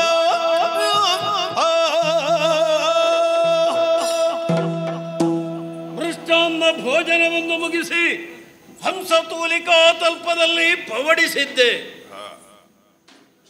ಅಶೋಕವನದಲ್ಲಿ ತಂದಿರಿಸಿದಂತಹ ಸೀತೆಯ ರೂಪ ಲಾವಣ್ಯಗಳನ್ನು ಎಣಿಸುತ್ತ ನಿದ್ರೆಗೆ ಜಾರಿದೆ. ಮಧ್ಯರಾತ್ರಿಯ ವೇಳೆ ಒಮ್ಮೆಲೆ ಎಚ್ಚರವಾಯಿತು. ಕಾಮಾತುರನಾಗಿದ್ದೆ. ಈ ರಾತ್ರಿಯಲ್ಲೇ ಸೀತೆಯನ್ನು ಸೇರಲೇಬೇಕು ಎನ್ನುವಂತಹ ಉದ್ದೇಶದಿಂದ ಪನ್ನೀರಿನಲ್ಲಿ ಮಿಂದೆ, ಅದೇ ರೀತಿಯಾಗಿ ಸುಗಂಧ ದ್ರವ್ಯಗಳನ್ನು ಲೇಪಿಸಿದೆ. ಓರ್ವ ಮದುಮಗ ಧರಿಸಬೇಕಾದಂತಹ ಬಟ್ಟೆ ಬರೆಗಳನ್ನು, ಚಿನ್ನಾಭರಣಗಳನ್ನು ಧರಿಸಿಕೊಂಡವನಿದ್ದೇನೆ. ಅದೇ ರೀತಿಯಾಗಿ ಕೆಲವು ಸಮಯಕ್ಕೆ ಮುಂಚಿತವಾಗಿ ಆತ್ಮೀಯ ಸಖನಲ್ಲಿ ಬೇಕಾದಂತಹ ವ್ಯವಸ್ಥೆಯನ್ನು ಮಾಡಬೇಕು ಎನ್ನುವ ಹಾಗೆ ಸೂಚನೆಯನ್ನು ಕೊಟ್ಟಿದ್ದೆ. ಬರುವುದಕ್ಕೆ ಹೇಳಿದ್ದೇನೆ, ಯಾಕೆ ಕಾಣಿಸುತ್ತಾ ಇಲ್ಲ? ಏನು ನಿದ್ರೆ ಬಿಡ್ಲಿಲ್ವೇನೋ ನಿನಗೆ? ಪ್ರಭು, ನೀವು ಮಲಗ್ಲಿಲ್ವಾ? ನನಗೆ ನಿದ್ರೆ ಬರಲಿಲ್ಲ. ಹೌದು, ರಾತ್ರಿ ಹೊತ್ತು ಮಧ್ಯರಾತ್ರಿಯಲ್ಲಿ ಎಚ್ಚರವಾಯಿತು. ಎಲ್ಲರೂ ಮಲಗಿರುವ ಸಂದರ್ಭದಲ್ಲಿ ಈ ಹೊತ್ತಿನಲ್ಲಿ ನಿಮಗೆ ನಿದ್ದೆ ಬರಲಿಲ್ಲ. ಆ ವಿಷಯ ಯಾವುದು ಬುದ್ಧಿ? ಏನು? ರಾತ್ರಿ ಹೊತ್ತು ಕೆಲವರಿಗೆಲ್ಲ ನಿದ್ದೆ ಬರುವುದಿಲ್ಲ. ಯಾರಿಗೆ ನಿದ್ರೆ ಬರುವುದಿಲ್ಲ? ಕಾಮುಕರಿಗೆ, ಹುಚ್ಚರಿಗೆ, ಕಳ್ಳರಿಗೆ. ನನ್ನನ್ನು ಪರಿಹಾಸ್ಯ ಮಾಡ್ತಾ ಇದ್ದೀಯೋ? ನಿಮ್ಮನ್ನು ಹೇಳಿದ್ದಲ್ಲ, ವಿಷಯ ಹೇಳಿದ್ದು. ಅವರಿಗೆಲ್ಲ ನಿದ್ದೆ ಬರುವುದಿಲ್ಲ ಅಂತ ಸ್ವಲ್ಪ ಬದಲಾವಣೆ ಮಾಡು. ರಾತ್ರಿ ನಿದ್ರೆ ಯಾರಿಗೆ ಬರುವುದಿಲ್ಲ? ಯಾರಿಗೆ? ಕಳ್ಳರಿಗೆ ಬರುವುದಿಲ್ಲ, ಕಾಮುಕರಿಗೆ ಬರುವುದಿಲ್ಲ, ವಿದ್ಯಾರ್ಥಿಗಳಿಗೆ ಬರುವುದಿಲ್ಲ. ಅದ್ಯಾಕೆ ಬುದ್ಧಿ ವಿದ್ಯಾರ್ಥಿಗಳಿಗೆ ಬರುವುದಿಲ್ಲ? ಇನ್ನೂ ಕಲಿಯಬೇಕು ಎನ್ನುವ ಆಸಕ್ತಿ ಉಳ್ಳವರಿಗೆ ನಿದ್ರೆ ಬರುವುದಿಲ್ಲ. ಆದ್ರೆ ನೀನು ಹೇಳಿದ್ದು ಒಂದರ್ಥದಲ್ಲಿ ಹೌದಾ? ನೀವು ನನಗೂ ಅನ್ವಯಿಸ್ತದೆ. ಈ ಮೂರು ನಿಜ. ನೀವು ಕಳ್ಳನ? ನಮ್ಮವರೆಲ್ಲ ಕೆಲವರೆಲ್ಲ ಹೇಳ್ತಾ ಇದ್ದಾರೆ ಏನೆಂದು? ಸೀತೆಯನ್ನು ನಾನು ಕದ್ದು ತಂದದ್ದು ಎನ್ನುವ ಹಾಗೆ. ಹಾಗಿದ್ರೆ ನೀವು ಕಳ್ಳನೇ ಅಲ್ಲ? ಸೀತೆ ವಿಷಯ ಆ ವಿಚಾರದಲ್ಲಿ ಕಳ್ಳನೇ. ಹೌದೌದು. ನಾನು ಬೇರೆಲ್ಲಾದ್ರೂ ಕಳ್ಳತನ ಮಾಡಿದ್ದು ನೀನು ನೋಡಿದ್ಯಾ? ಇಲ್ಲ. ಕಳ್ಳತನ ಮಾಡಲೇಬೇಕು ಎನ್ನುವಂತ ಉದ್ದೇಶದಿಂದಲೇ ಸೀತೆಯನ್ನು ತಂದದ್ದು. ಕೆಲವು ಸಲ ಹಾಗೆ ಬೇಕಾಗ್ತದೆ. ಕಾಮುಕ. ನೀವು ಕಾಮುಕಲ್ಲ ಅಲ್ಲ, ನೀವು ಸತ್ಯ ನೀವು ಕಾಮುಕರಲ್ಲ. ಒಂದೆರಡು ಪ್ರಕರಣಗಳಲ್ಲಿ ಹಾಗೆ ಹೇಳಬಹುದು. ಆದ್ರೆ ಸೀತೆ ವಿಷಯದಲ್ಲಂತೂ ಖಂಡಿತ ಹೌದು. ನಾನೀಗ ಕಾಮಾತುರನಾಗಿದ್ದೇನೆ. ಇದು ಎರಡು ಬಿಡಿ. ಹುಚ್ಚನ ನೀವು? ಹುಚ್ಚತೆ ಹೇಳಿದ್ರೆ ಅವರ ಕೆನ್ನೆಗೆ ಬಾರಿಸೇನು? ಹಾಗಿದ್ರೆ ನಿನ್ನ ಕೆನ್ನೆಗೆ ನಾ ಬಾರಿಸಬೇಡು. ಯಾಕೆ? ನೀರಲ್ವಾ ಈಗ ಹೇಳಿದ್ದು? ಅಲ್ಲ, ನಾನು ವಿಷಯ ನೀವು ಹುಚ್ಚಲ್ಲ, ನಿಮ್ಮನ್ನೇ ಹೇಳಿದಲ್ಲ. ಸೀತೆಯ ವಿಚಾರದಲ್ಲಿ ನನಗೆ ಹುಚ್ಚು ಹಿಡಿದಿದೆ. ಹುಚ್ಚು ಹಿಡಿದಿಲ್ಲ ನಿಮಗೆ? ಹಾಗಿದ್ರೆ ನೀವು ಇದು ಮೂರು ಕೂಡ ನೀವು ಹೌದಿ? ಒಂದರ್ಥದಲ್ಲಿ ಹೌದಾ? ನೀನು ಹೇಳಿದ್ರೆ ನನಗೆ ಬೇಸರ ಇಲ್ಲ. ಹೌದೇನೋ? ಸೀತೆಯನ್ನು ಸೇರಲೇಬೇಕು ಎನ್ನುವಂತ ಉದ್ದೇಶ ಇಲ್ಲಿ ಆಲೋಚನೆ ಮಾಡು. ಚೆನ್ನಾಗಿ ನಿದ್ರೆ ಬಂದಿತ್ತು. ಮಧ್ಯರಾತ್ರಿಯ ವೇಳೆ ಒಮ್ಮೆಲೆ ಎಚ್ಚರವಾಯಿತು. ಸತ್ಯ ಹೇಳಬೇಕು, ಏನು ಕಾಮಾತುರನಾಗಿದ್ದೇನೆ. ಹೇಗಾದರೂ ಮಾಡಿ ಈ ರಾತ್ರಿಯಲ್ಲೇ ಸೀತೆಯನ್ನು ಸೇರಬೇಕು ಎನ್ನುವಂತ ಉದ್ದೇಶದಿಂದ. ನೋಡಿದ್ಯಾ? ಮತ್ತೆ ನಾನು ಆವಾಗದಿಂದ ನೋಡುದು ಇದು ಇಷ್ಟರವರೆಗೆ ಎಲ್ಲಿತ್ತು ಅಂತ. ಇದು ಯಾವಾಗ ಈಗ ಹೊರಗೆ ಹಾಕಿದ್ದ? ಇದೆಲ್ಲ ಜೋಪಾನವಾಗಿ ನಾನು ಎಲ್ಲ ಪೆಟ್ಟಿಗೆಯಲ್ಲಿ ಇಂತಹ ಸಂದರ್ಭಗಳಿಗೆ ಬೇಕಾಗ್ತದೆ ವಿಶೇಷವಾದಂತಹ ಬಟ್ಟೆ ಬರೆಗಳು, ಚಿನ್ನಾಭರಣಗಳನ್ನು ಧರಿಸಿದ್ದೇನೆ. ಹತ್ತಿರ ಬಾ. ಏನ ಮೂಗು ಬೀಳುವುದಕ್ಕಾಗುದಿಲ್ಲ, ವಾಸನೆ ಬರ್ತದೆ. ವಾಸನೆ ಅಲ್ಲ, ಮೂಗು ಬಿಡುವುದಿಲ್ಲ. ಪರಿಮಳ ಹೆಚ್ಚಾಗಿದೆ ಹಾಕಿಕೊಂಡದು ಅಂತ. ಒಂದರ್ಥದಲ್ಲಿ ಹೌದು. ಕಮ್ ಕಮ್ ಕಮ್ ವಿಪರೀತವಾದ್ರೆ ಎಲ್ಲವೂ ಅಷ್ಟೇ. ಹಾಗೆ ನಾನು ವಿಪರೀತ ಸುಗಂಧ ದ್ರವ್ಯಗಳನ್ನು ಲೇಪಿಸಿದ್ದೇನೆ. ಯಾಕೆ? ಅಲ್ಲಿಗೆ ತಲುಪುವಾಗ ಅದು ಹಿತಮಿತವಾಗುವುದಕ್ಕೆ ಸಾಧ್ಯ. ಉಳಿದದೆಲ್ಲ ಹೊರಗಿನವರಿಗೆ ಹೋಗಲಿ, ಅಲ್ಲಿಗೆ ತಲುಪುವಾಗ ಮಿತವಾಗಿ ಇರಲಿ ಅಂತ. ಹಾಗೆ ಒಳ್ಳೆಯದು ಬುದ್ಧಿ. ಹೊರಟು ನಿಂತಿದ್ದೇನೆ. ನಿನಗೆ ಮುಂಚಿತವಾಗಿಯೇ ನಾನು ಹೇಳಿದ್ದೇನೆ, ಕೆಲವೆಲ್ಲ ಸಿದ್ಧತೆಗಳನ್ನು ನೀನು ಮಾಡಬೇಕು. ಅನುಕೂಲ ನಾರಿಯರನ್ನು ಸಿದ್ಧಗೊಳಿಸುವೆ. ಅದೇ ರೀತಿಯಾಗಿ ನಾನಲ್ಲಿಗೆ ಹೋಗುವಾಗ ಸೀತೆಗೆ ಧರಿಸುವುದಕ್ಕೆ ಬೇಕಾದಂತಹ ಸಾಹಿತ್ಯಗಳು, ಓರ್ವಳು ಮಧುಮಗಳಿಗೆ ಏನೆಲ್ಲ ಬೇಕು ಅಂತದ್ದೆಲ್ಲ ಸಾಹಿತ್ಯಗಳು, ಸೌಂದರ್ಯ ಪ್ರಾಸಾದನಗಳು, ಇವುಗಳೆಲ್ಲವನ್ನು ಸಿದ್ಧಗೊಳಿಸಬೇಕು ಹೇಳಿದ್ದೇನೆ. ನಾನು ಅವರಿಗೆ ಸೂಚನೆ ಕೊಟ್ಟಿದ್ದೇನೆ. ಹಾಗಿದ್ರೆ ಅನುಕೂಲ ನಾರಿಯರೆಲ್ಲರೂ ಸಿದ್ಧರಾಗಿದ್ದಾರೆ. ನಿಮ್ಮ ಹೇಳಿಕೆ ಅದು ಕೇಳ ಬರೋದಕ್ಕೆ ಹೇಳು. ಎಲ್ಲಿ ಅನುಕೂಲ ನಾರಿಯರು ಹಿಡ್ಕೊಂಡು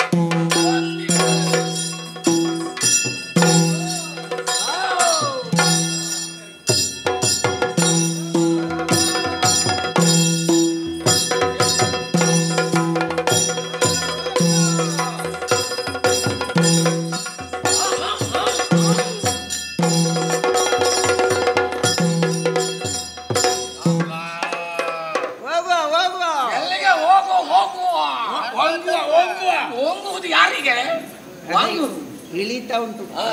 ಒಳ್ಳೆ ಬೆಂಕಿ ಇದ್ದೇವೆ. ಕೆರೆತದ್ದು ನಿನ್ನ ತಲೆ ಕೆರೆತದ್ದು. ನಿದ್ದೆ ಬರ್ತದೆ ಬೇಗ. ಪಶಕುನದ ಮಾರಿ ಒಂದು ಒಳ್ಳೆ ಕಾರ್ಯಕ್ಕೆ ನಾವು ಹೊರಟಿದ್ದೇವೆ. ಕಳಿಸ್ತಾ ಇದ್ದಾಳೆ. ನಿಮ್ಮ ಕಾರ್ಯಕ್ಕೆ ಕರ್ದದ್ದ ನಮ್ಮನ್ನು? ಎಂತದು ನಿಮ್ಮ ಕಾರ್ಯಕ್ಕೆ? ಇಷ್ಟು ಬೇಗ ನನ್ನ ಕಾರ್ಯ ನೀನು ಮಾಡ್ತೀಯಾ? ಕರ್ದದ್ದು ಯಾಕೆ? ಕರ್ದದ್ದು ಯಾಕೆ? ನಮ್ಮ ದೊರೆಗಳು ಹೇಳಿದ್ದಾರೆ ಅಶೋಕವನಕ್ಕೆ ಹೋಗ್ಲಿಕ್ಕೆ ಇದೆ. ಅಲ್ಲಿ ಸೀತೆಯನ್ನು ಮಾತಾಡಿ ಅಶೋಕಣ್ಣನಲ್ಲಿಗೆ ತಿಮ್ಮಣ್ಣನಲ್ಲಿಗೆ ಅಶೋಕನಿಗೆ ಹೋಗುದು ಬೇಡ. ಹೋದ್ರೆ ನಮ್ಮ ಇದನ್ನೆಲ್ಲ ತೆಗಿಸಿದ್ರೆ ಅವರು ಅಶೋಕಣ್ಣ ಯಜಮಾನರು ಎಲ್ಲಿದ್ದಾರೆ? ಯಜಮಾನರಲ್ಲಿ ಕುಳಿತುಕೊಂಡಿದ್ದಾರೆ. ಯಜಮಾಡಿ ನೋಡಿ ಹೆಸರದಲ್ಲಿ ಕುಳಿತುಕೊಂಡದ್ದು. ಇದು ಯಾರು ಹುಡುಗ? ಯಾರು ಹುಡುಗ? ನಿನ್ನ ಅಪ್ಪ. ಹುಡುಗ ಗದರಿಸಬೇಡ. ನನ್ನನ್ನೇನು ಅಂತ ಹೇಳಿದ್ರು? ಹುಡುಗ ಅಂತ ಹೇಳಿದ್ರು. ಮುದುಕ ಅಂತ ಹೇಳಲಿಲ್ಲ. ವಿಷಯ ಹೌದಾದ್ರು ನನ್ನ ಜೀವನ ಸಾರ್ಥಕವಾಯಿತು. ನನ್ನನ್ನು ಹುಡುಗ ಅಂತ ಹೇಳಿಬಿಟ್ರಲ್ಲ. ಅಲ್ಲ, ನಾನು ನಿನ್ನ ಅಪ್ಪ ಅಂತ ಹೇಳಿದ್ದೆ ಯಾಕೆ? ನಿಮ್ಮ ಪರಿಚಯವೂ ಅವಳಿಗೆ ಸಿಕ್ಕಲಿಲ್ಲ. ಹಾಗೆ ನಮ್ಮ ಯಜಮಾನ್ರ ಅಲ್ವಾ? ಯಜಮಾನ್ರ ಈಗ ಬದಲಾವಣೆ ಆಗಿದ್ದಾರೆ. ಇವರದ್ದು ಉಳಿದದ್ದಲ್ಲ ಎಲ್ಲಿ ಉಂಟು? ತೊಟ್ಟಿಗೆಯಲ್ಲಿ ಉಂಟು. ಹೌದಾ? ಇದು ಬೇರೆ ಹಾಕಿ ಹೊಸತ್ ಹಾಕಿ ಅದಲ್ಲ, ಮತ್ತೆ ಯಾವಾಗಲೂ ಇವರಲ್ಲಿ ಹತ್ತಿರ್ತದಲ್ಲ. ಹೌದು ತಲೆ ಮಂಡೆ ಮರೆ ಮಾಚಿದ್ದ. ಇವತ್ತು ಒಂದೇ ಸಣ್ಣ ಮಂಡೆ ಉಂಟು, ದೊಡ್ಡ ಶರೀರ. ಎಂತದ್ದು ಸಣ್ಣ ಮಂಡೆ ಅದು? ತಲೆ ಇರುವುದು ಹಾಗೆ 10 9 ಮರೆ ಮಾಚಿದ್ದಾರೆ. ಈಗ ಒಂದೇ ಇರುವುದು. ಇದಕ್ಕೆ ಬಿಸಾಡ ಹುಡಿಯಲ್ಲಿ ಉಂಟು. ಎಂತದ್ದು ನಿನ್ನದು? ಎಂತ ವೇಷ ಹೊರಟದ? ಅದಷ್ಟೇ ಸಾಕು. ಹುಡಿ ಇಲ್ವಾ? ಅದು ಎಣ್ಣೆ ಹಿಡ್ಕೊ, ದಾರಿಯಲ್ಲಿ ಹೋಗುವಾಗ ಅದಕ್ಕೆ ಹಾಕಿಕೊಂಡು ಹೋದ್ರೆ ಸಾಕು. ಎಣ್ಣೆ ಉಂಟಾ? ಎಣ್ಣೆ ಉಂಟಾ ಹಾಕಿಕೊಂಡು ಹೋಗ್ಲಿಕ್ಕೆ? ಈಗ ಬರುವಾಗ ಹಾಕಿಕೊಂಡು ಬರಲಿಲ್ವಾ? ಬರುವಾಗ ಹಾಕಿಕೊಂಡು ಬರ್ಲಿಲ್ವಾ? ಇದಕ್ಕೆ ಅದೇ ಹಾಕಿಕೊಂಡು ಬರ್ಲಿಲ್ವಾ? ಅದು ಮುಟ್ಟುವವರೆಗೆ ಅದು ಸಾಕಾಯ್ತು. ಬರುವಾಗ ಹಾಕಿದ್ದೇವೆ, ಈಗ ಹೋಗುವಾಗ ಬೇಕಲ್ಲ. ಇಲ್ಲ, ಇನ್ನು ಮುಗಿಸಿದ ಮೇಲೆ ಬೇಕಿದ್ರೆ ಕೊಡುವ, ಆಯ್ತಾ? ಇದೆಲ್ಲ ವಸ್ತು ಎಲ್ಲ ಉಂಟಲ್ಲ. ಸಿಂಗಲ್ ಆಗಿ ಹೊರಟದ್ದು, ಸಿಂಗಲ್ ಆಗಿ ಹೊರಟದ್ದು ಎಲ್ಲಿಗೆ? ಶೃಂಗಾರಾಗಿ ಶೃಂಗಾರವಾಗಿ ಶೃಂಗಾರವಾಗಿ ಎಲ್ಲಿಗೆ ಕೇಳಬಾರದು. ಅಪಶಕುನ ಅಶೋಕ ಅವನು ಸೀತೆಯನ್ನು ಮಾತಾಡಿಸುವುದಕ್ಕೆ ಅದಕ್ಕೆ ನಾನು ಹೇಳಿದ್ದು ಎಲ್ಲ ಸತ್ಯ ಹೇಳಬೇಕು. ಯಜಮಾನರನ್ನು ಕಾಣುವಾಗ ನನಗೆ ಒಂದು ತರ ಆಗ್ತದೆ. ನಿನಗೊಂದು ತರ ಬಾಯಿ ಅಲ್ಲ ಬೇಡ, ಬಾಯಿ ನೋಡುವಾಗ ಇದು ಸಣ್ಣ ಮಕ್ಕಳಾದ್ರೂ ಹೋಗಿ ಬಾಯಿ ಬಿಡಬೇಡ, ಆಯ್ತಾ? ಅಲ್ಲಿ ಗೊಟಕ್ಕ ಅವರು ಶೃಂಗಾರಾಗಿ ಹೊರಟದ್ದು ಅಲ್ಲಿ ಎಲ್ಲಿಗೆ? ಅದೇ ಸೀತೆಯನ್ನು ಮಾತಾಡಿಸುವುದಕ್ಕೆ ಹೇಳಿದ ವಸ್ತುಗಳೆಲ್ಲ ಉಂಟಲ್ಲ, ಎಲ್ಲ ಉಂಟಲ್ಲ. ಈಗ ಅಲ್ಲಿಗೆ ಹೋಗಿ ಅದು ತರಲಿಲ್ಲ ಇದು ತರಲಿಲ್ಲ ಅಂತ ಹೇಳಲಿಕ್ಕಿಲ್ಲ. ಅದೇ ಉಂಟಲ್ಲ ದಾರಿ ರಾತ್ರಿ ಎಂತದ್ದು ಮುಂಬೈ ಮತ್ತೊಂದು ಬೊಂಬಾಳ ತೀವಿಗೆ ದಾರಿ ಕಾಣುವುದಕ್ಕೆ ರಾತ್ರಿ ಹೊತ್ತು ಹೋಗುದು. ಮತ್ತೆ ಸೀರೆ ಎಲ್ಲ ಉಂಟಲ್ಲ, ಇದು ಕೇಳದೆ ಕೂಡ ಇಲ್ಲ. ಎಲ್ಲ ಉಂಟು ಪ್ರಭು, ಎಲ್ಲ ಸಿದ್ಧತೆ ಆಗಿದೆ. ಸಾಹಿತ್ಯಗಳೆಲ್ಲವೂ ಇವೆ. ಅದೇ ರೀತಿಯಾಗಿ ಹೋಗುವಾಗ ಹೀಗೆ ಹೋಗುವುದಲ್ಲ, ಅಲ್ಲ ದಿತ್ತಕ್ಕೆ ಹೋಗುದು. ಚತುರ್ದಶ ಭುವನದಲ್ಲಣ. ಹೌದು, ಹೋಗುವಾಗ ಒಂದು ಗೌರವದಲ್ಲೇ ಹೋಗಬೇಕು, ಜಯಕಾರ ಎಲ್ಲ ಕೇಳಿಸಿಕೊಳ್ಳಬೇಕು. ಹಾಗಾಗಿ ಜಯ ಘೋಷಣೆಯೊಂದಿಗೆ ತೆರಳುವುದು. ಮುಂದುವರಿಯೋಣ. ರಾವಣೇ ಪ್ರಭುಗಳಿಗೆ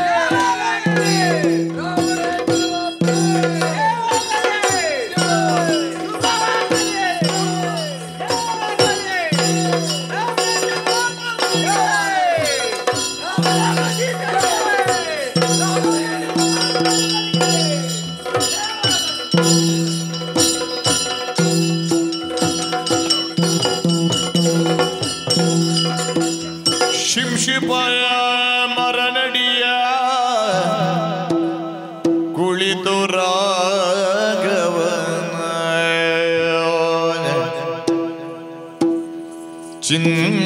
ಚಿಂತಿಸುವ ಜಾನಕಿ ಕಂಡನ ಹನುಮ ಕಂಡನ ಹನುಮ. ಜಯ ಜಯ ತ್ರೈಲೋಕ್ಯ ಮಾತೆ ವಿಖ್ಯಾತೆ. ಜಯ ಜಯ ಸೀತೆ ಪೂಜಾತೆ. ಜಯ ಜಯ ಶಕ್ತಿ ಸ್ವರೂಪಿ ಕೀರ್ತಿ ಕಲಾಪಿ. ಜಯ ಜಯ ಪುಣ್ಯ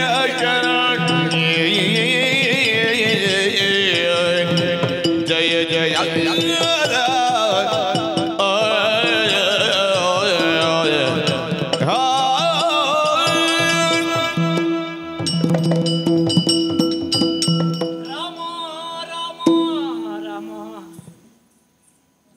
ಅಶೋಕವನದೆಡೆಗೆ ಹಾರಿ ಬಂದೆ. ಸೀತಾದೇವಿ ಎಲ್ಲಿದ್ದಾಳೆ ಎಂಬ ಹಾಗೆ ನೋಡ್ಬೇಕನ್ನುವಂತಹ ಉಲ್ಲಾಸದಲ್ಲಿ ಬಂದು ನೋಡಿದ್ರೆ ಎಂತಹ ದೃಶ್ಯವನ್ನು ನಾನು ಕಾಣುತ್ತಿದ್ದೇನೆ. ಶಿಂಶುಭಾ ವೃಕ್ಷದ ಕೆಳಗೆ ಅವಿಚ್ಛಿನ್ನವಾದಂತಹ ತೈಲಧಾರೆಯಂತೆ ಪಾಪ ವಿನಾಶಿನಿಯಾದಂತಹ ಗಂಗಾ ಭವಾನಿಯ ಹಾಗೆ, ಪ್ರಪಂಚಕ್ಕೆ ತಂಪನ್ನು ಕೊಡುವಂತಹ ಓಷಧೀಶನ ಹಾಗೆ, ಲಂಕೆಯನ್ನೇ ನಾಶ ಮಾಡುವಂತಹ ತಪಸ್ವಿನಿಯ ಹಾಗೆ, ರಾಮ ರಾಮ ರಾಮ ಎಂಬಂತಹ ತಾರಕ ಮಂತ್ರವನ್ನು ಪಠಿಸುತ್ತಾ ಶಿಂಶುಪ ಮರದ ಕೆಳಗೆ ಕುಳಿತಂತಹ ಸೀತಾದೇವಿಯನ್ನು ನಾನು ನೋಡಿದೆ. ಸೀತಾದೇವಿಗೆ ಆಶೆಯನ್ನು ಕೊಡುವಂತಹ ಮರ ಯಾವುದು? ಶಿಂಶುಪ ಮರ. ಇದು ಮರ ಅಲ್ಲ, ಮರ ಮರ ಮರಾಮ ರಾಮ ರಾಮ. ಸೀತಾದೇವಿಗೆ ಆಶ್ರಯವನ್ನು ಕೊಡುತ್ತಿರುವುದು ರಾಮ. ಶಿಂಚಿಪ ಅನ್ನುವಂತಹ ಮರ ಅದುವೇ ರಾಮನಾಗಿ ಸೀತಾದೇವಿಗೆ ಆಶ್ರಯವನ್ನು ಕೊಡ್ತಾ ಇದೆಯಲ್ಲ. ಇಂತಹ ಭುವನ ಖ್ಯಾತೆಯನ್ನು ಹೊಂದಿದಂತಹ ಸೀತಾದೇವಿಯನ್ನು ಯಾರೋ ಒಬ್ಬ ವಿಲಾಸಿಯನ್ನು ಕಂಡಾಗ ಸೀತೆ ಎಂಬ ಹಾಗೆ ನಾನು ಭ್ರಮಿಸಿ ಅಪವಾದ ಮಾಡಿದೆ. ಹನುಮಂತ ಮಂಗವತಿಯನ್ನು ತೋರ್ಪಡಿಸಿದ. ಅದಕ್ಕಾಗಿ ನನ್ನ ಕೆನ್ನೆಯನ್ನು ಬಡಿಯುತ್ತಿದ್ದೇನೆ. ತಪ್ಪು ತಪ್ಪು.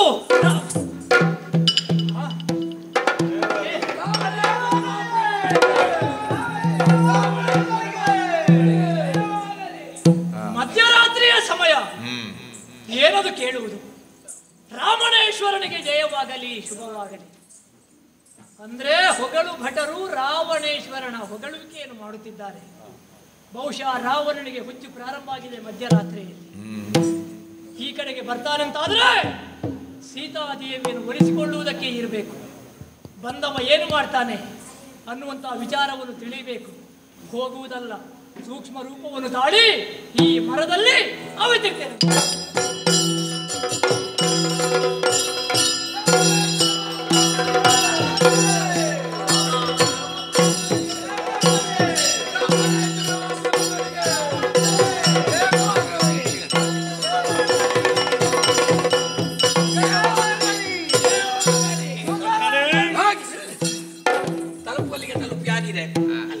ಇದು ಬೆಂಕಿ ಒಳ್ಳೇದಿಲ್ಲ.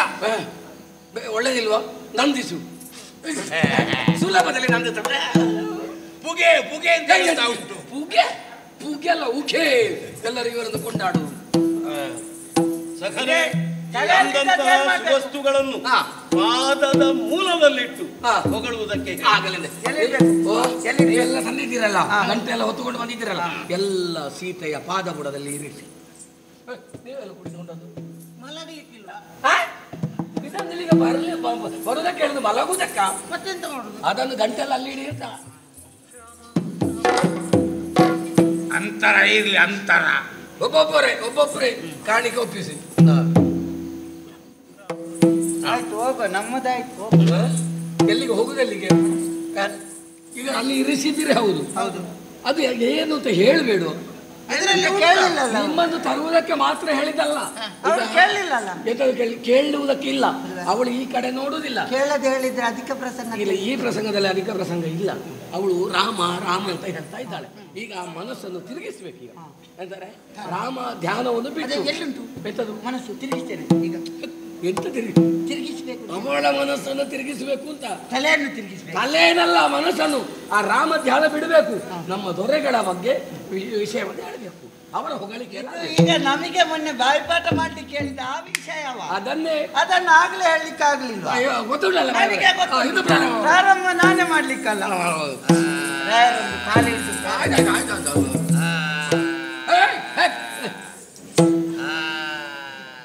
ನನಗೆ ಶ್ರುತಿ ತಪ್ಪುತ್ತದೆ. ಹೀಗೆ ಈ ಶ್ರುತಿ ಅಪಶ್ರುತಿ ಬಂದ್ರೆ ತಲೆ ಎರಡು ಕೈಯಲ್ಲಿ ತಲೆ ತೂರಿಸೋದು, ಆ ತಲೆ ಬಾಚಿಲಿಕ್ಕಿಲ್ಲ. ನಾನು ಮನೆಯಲ್ಲಿ ಕುಳಿತ ನಿಮ್ಮ ಮನೆಯ ವಿಷಯವನ್ನು ಇಲ್ಲಿ ಯಾಕೆ ಚರ್ಚೆ ಮಾಡುದು? ಅಂದ್ರೆ ಅವಳು ನನ್ನ ಮನೆಯಲ್ಲಿ ಇರುವುದಾ? ಮತ್ತೆ ಗೊತ್ತಿಲ್ಲ.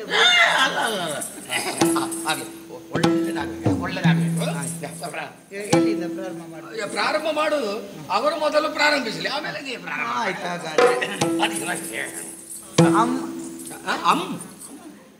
ಅದು ಕೊನೆ. ಮೊದಲು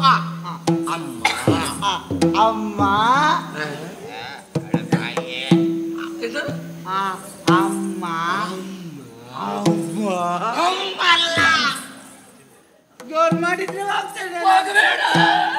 ಅಮ್ಮ ಅಮ್ಮ ಅವಳ ಬಾಯಿಯೇ.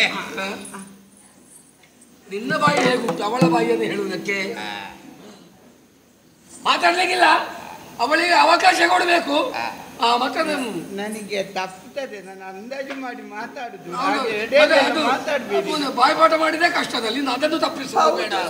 ಸ್ವಲ್ಪ ದೂರ ಆಯ್ತಾ? ದೂರ ಕುಳಿತು ಪ್ರಾರಂಭ ಮಾಡ್ತಾಳೆ ಅವಳು. ಅಮ್ಮ ಸೀತಮ್ಮ, ನನಗೆ ಪದ್ಯ ಮತ್ತೆ ನೀನು ಅಪಶ್ರುತಿಯಲ್ಲಿ ಹೇಳಿದ್ರೆ ಹೇಗೆ ತೆಗೆಯುವುದು? ಮತ್ತೆ ನನಗೆ ವಿಷಯವೇ ಗೊತ್ತಿಲ್ಲ. ಈಗ ಮೊದಲು ಹೋಗಿ ಒಂದು ವಿನಯದಲ್ಲಿ ಕೆಳಗೆ ತೆಗಿತಾರೆ ಅವರು. ದಾನವೇಂದ್ರನ ಕೂಡಲ್ ಅಭಿನಯ ಈ ಕೈಲಿ ಕಂಬ ಅದನ್ನೇ ಹಿಡ್ಕೊ. ಇನ್ನೇನು ಸಂದೇಹ ಅಮ್ಮ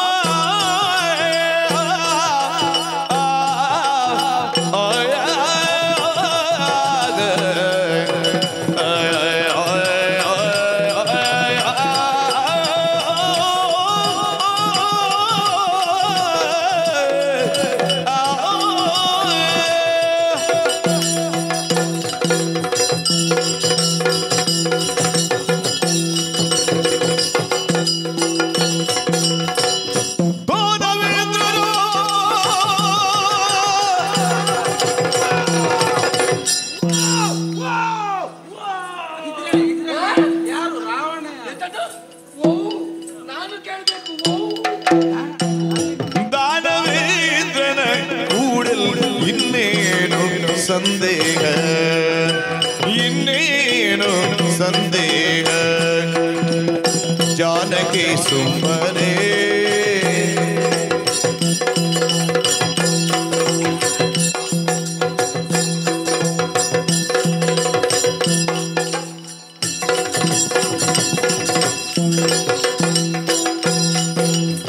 ಜಾನಕಿ ಸುಮ್ಮನೆ ಸುಮ್ಮನೆ ಜಾನಕಿ ಜಾನಕಿ ಸುಮ್ಮನೆ ಅನುಮಾನ ಯಾತಕಮ್ಮ ಬೀಳು ಅನುಮಾನ ಯಾತಕಮ್ಮ ಬೀಳು ಜಾನಕಿ ಸುಮ್ಮನೆ ಸುಮ್ಮನೆ ಜಾನಕಿ ಜಾನಕಿ ಸುಮ್ಮನೆ ಸುಮ್ಮನೆ ಜಾನಕಿ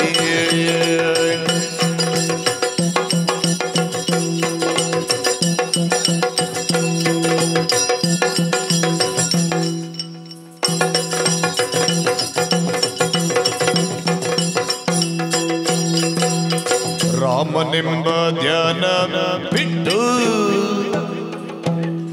ರಾಮನೆಂಬ ಧ್ಯಾನ ಬಿಟ್ಟು ಹೇ ಭಾರತ ನೋಬರಡು ಬಿಟ್ಟು ಹೇ ಭಾರತ ನೋಬರಡು ಬಿಟ್ಟು ರಾವಣನಡು ಪ್ರೇಮ ಬಿಟ್ಟು ರಾವಣನಡು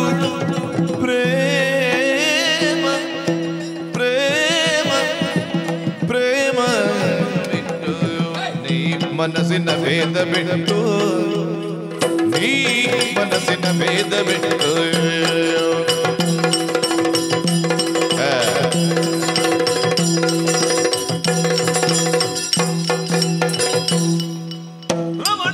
ಬಿಟ್ಟು ನೀ ಮನಸ್ಸಿನ ಭೇದ ಬಿಟ್ಟು ದಾನವೀದನ ಕೂಡಲ್ ಇನ್ನೇನು ಸಂದೇಹ ಇನ್ನೇನು ಸಂದೇಹ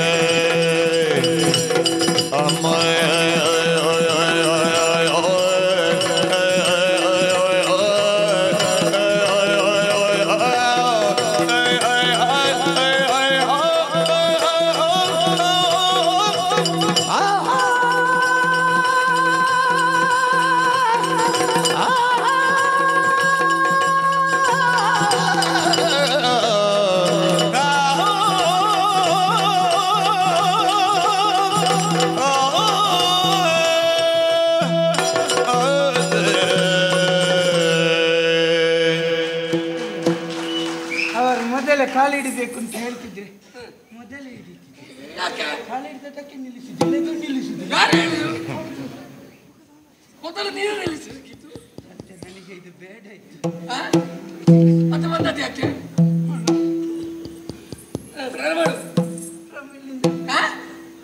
ಮರ್ತೋಯ್ತಾ? ಮತ್ತೆ ಅಷ್ಟು ಕುಣಿದದ್ದು ಯಾಕೆ ಗೊತ್ತಿಲ್ಲ. ಗೊತ್ತಿಲ್ಲ. ಅದೇ ಅಮ್ಮ ಸೀತಾ ಅಲ್ಲಿ ಆಮೇಲೆ ಏನೋ ಮತ್ತೆ ಬಾಯಿ ಬಟ್ಟ ಮಾಡಿದ್ದು ಮರ್ತೋಯ್ತಾ? ಅದು ನೆನಪು ಮಾಡು, ಬರ್ತದ ಆಯ್ತಾ? ಅಮ್ಮ ಅಮ್ಮ ಅಮ್ಮ ಅಮ್ಮ ಅಮ್ಮ ಇದೊಂದು ವಿಶ್ರಾಂತಿಗೆ ಕುಳಿತುಕೊಳ್ಳುವುದಕ್ಕೆ ಹೇಳ್ತಲ್ಲ, ಪ್ರಾರಂಭ ಮಾಡು ಅಂತ. ವಾಮ್ ಅಲ್ಲ, ಓ ಅಮ್ಮ. ಅಮ್ಮ ಸೀತಮ್ಮ. ಅದಕ್ಕೆ ಗುಳಿಗೆ ಬೇಕಾ? ಅಮ್ಮ ಸೀತ. ತಣ್ಣೀರಿನಲ್ಲಿ ಸ್ನಾನ ಮಾಡಬಾರದು. ಗುಳಿಗೆ ಇದ್ರಲ್ಲಿ ಇಲ್ಲ. ಗುಳಿಗೆ ಅಲ್ಲ, ಗುಳಿಗೆ. ಅಮ್ಮ ಅಮ್ಮ ಸೀತಮ್ಮ. ಸೀತಮ್ಮ ಸೀತಮ್ಮ. ನಾನು ಹೋಗ್ತೇನೆ ಮತ್ತೆ. ಇನ್ನು ನೀನ್ ಹೇಳಿದಾಗಲ್ಲ, ಇದು ನೋಡ, ಹೋಗಿ ನೋಡು, ಎಲ್ಲ ಮುಗಿದೇ ಹೋಗಬೇಕು. ಒಂದೊಂದು ಶಬ್ದಕ್ಕೂ ನನ್ನನ್ನು ಸರಿ ಮಾಡಿದ್ರೆ ನನ್ನ ಸ್ವಂತಿಕೆ ಏನಿಲ್ವಾ? ಸ್ವಂತಿಗೆ ಹೇಳಿದಂತ ಹೇಳ್ಬೇಕು, ಏನೆಲ್ಲ ಹೇಳುದಲ್ಲ. ಮತ್ತೆ ಅವಳ ಹೆಸರು ಶೀತವ? ಸೀತಮ್ಮ.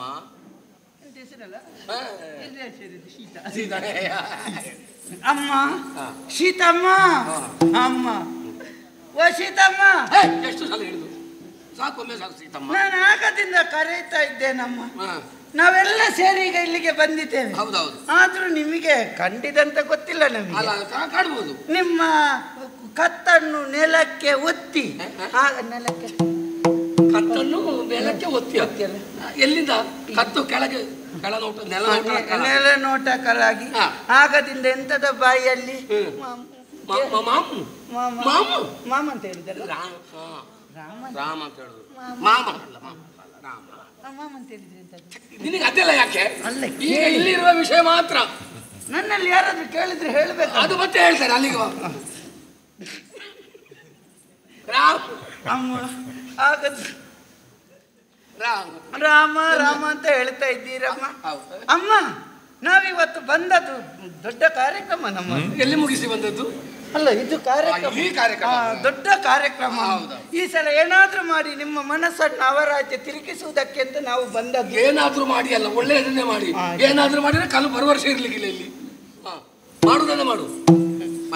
ಅಮ್ಮ ಯಾಕಮ್ಮ ನಮ್ಮ ರಾವಣೇಶ್ವರನನ್ನು ಸೇರುವುದಕ್ಕೆ ನಿಮಗೆ ಏನು ಸಂಕಟ? ನಿಮಗೆ ಕಲ್ಲು ಸಿಕ್ಕುವುದಿಲ್ಲ ಅಲ್ಲ, ಒಂದು ಹೊಡೆದು ಹಾಗೆ 2 ಬಾಗಿಲು ಇಳಿಸಿದ ಉದುರಿಸ್ತಿದೆ ಈಗ.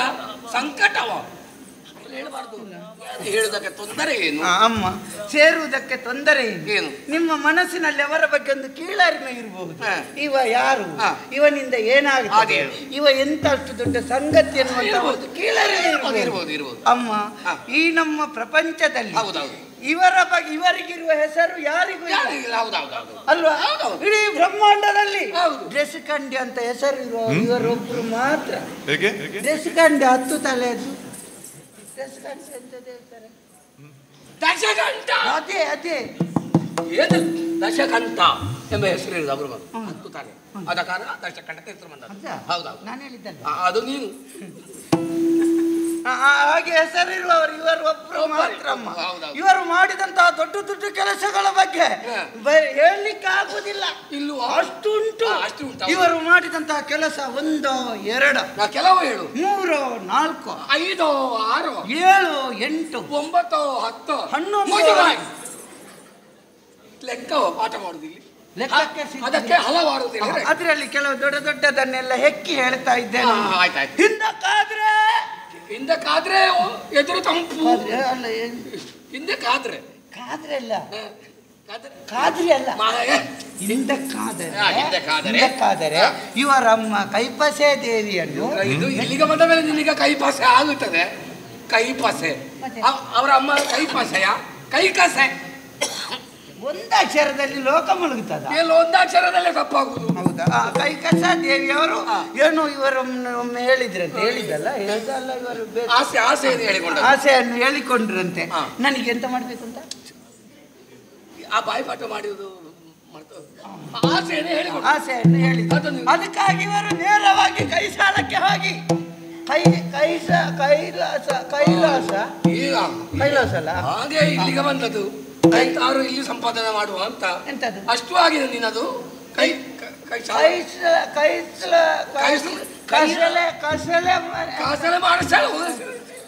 ಕೈಲಾಸ ಅಲ್ಲಿಗೆ ಹೋಗಿ ಪರಮೇಶ್ವರ ದೇವರನ್ನು ಪರ್ಚಿಸಿ ಪೂಜೆ ಮಾಡುದು. ಪರ್ಚಿಸಿ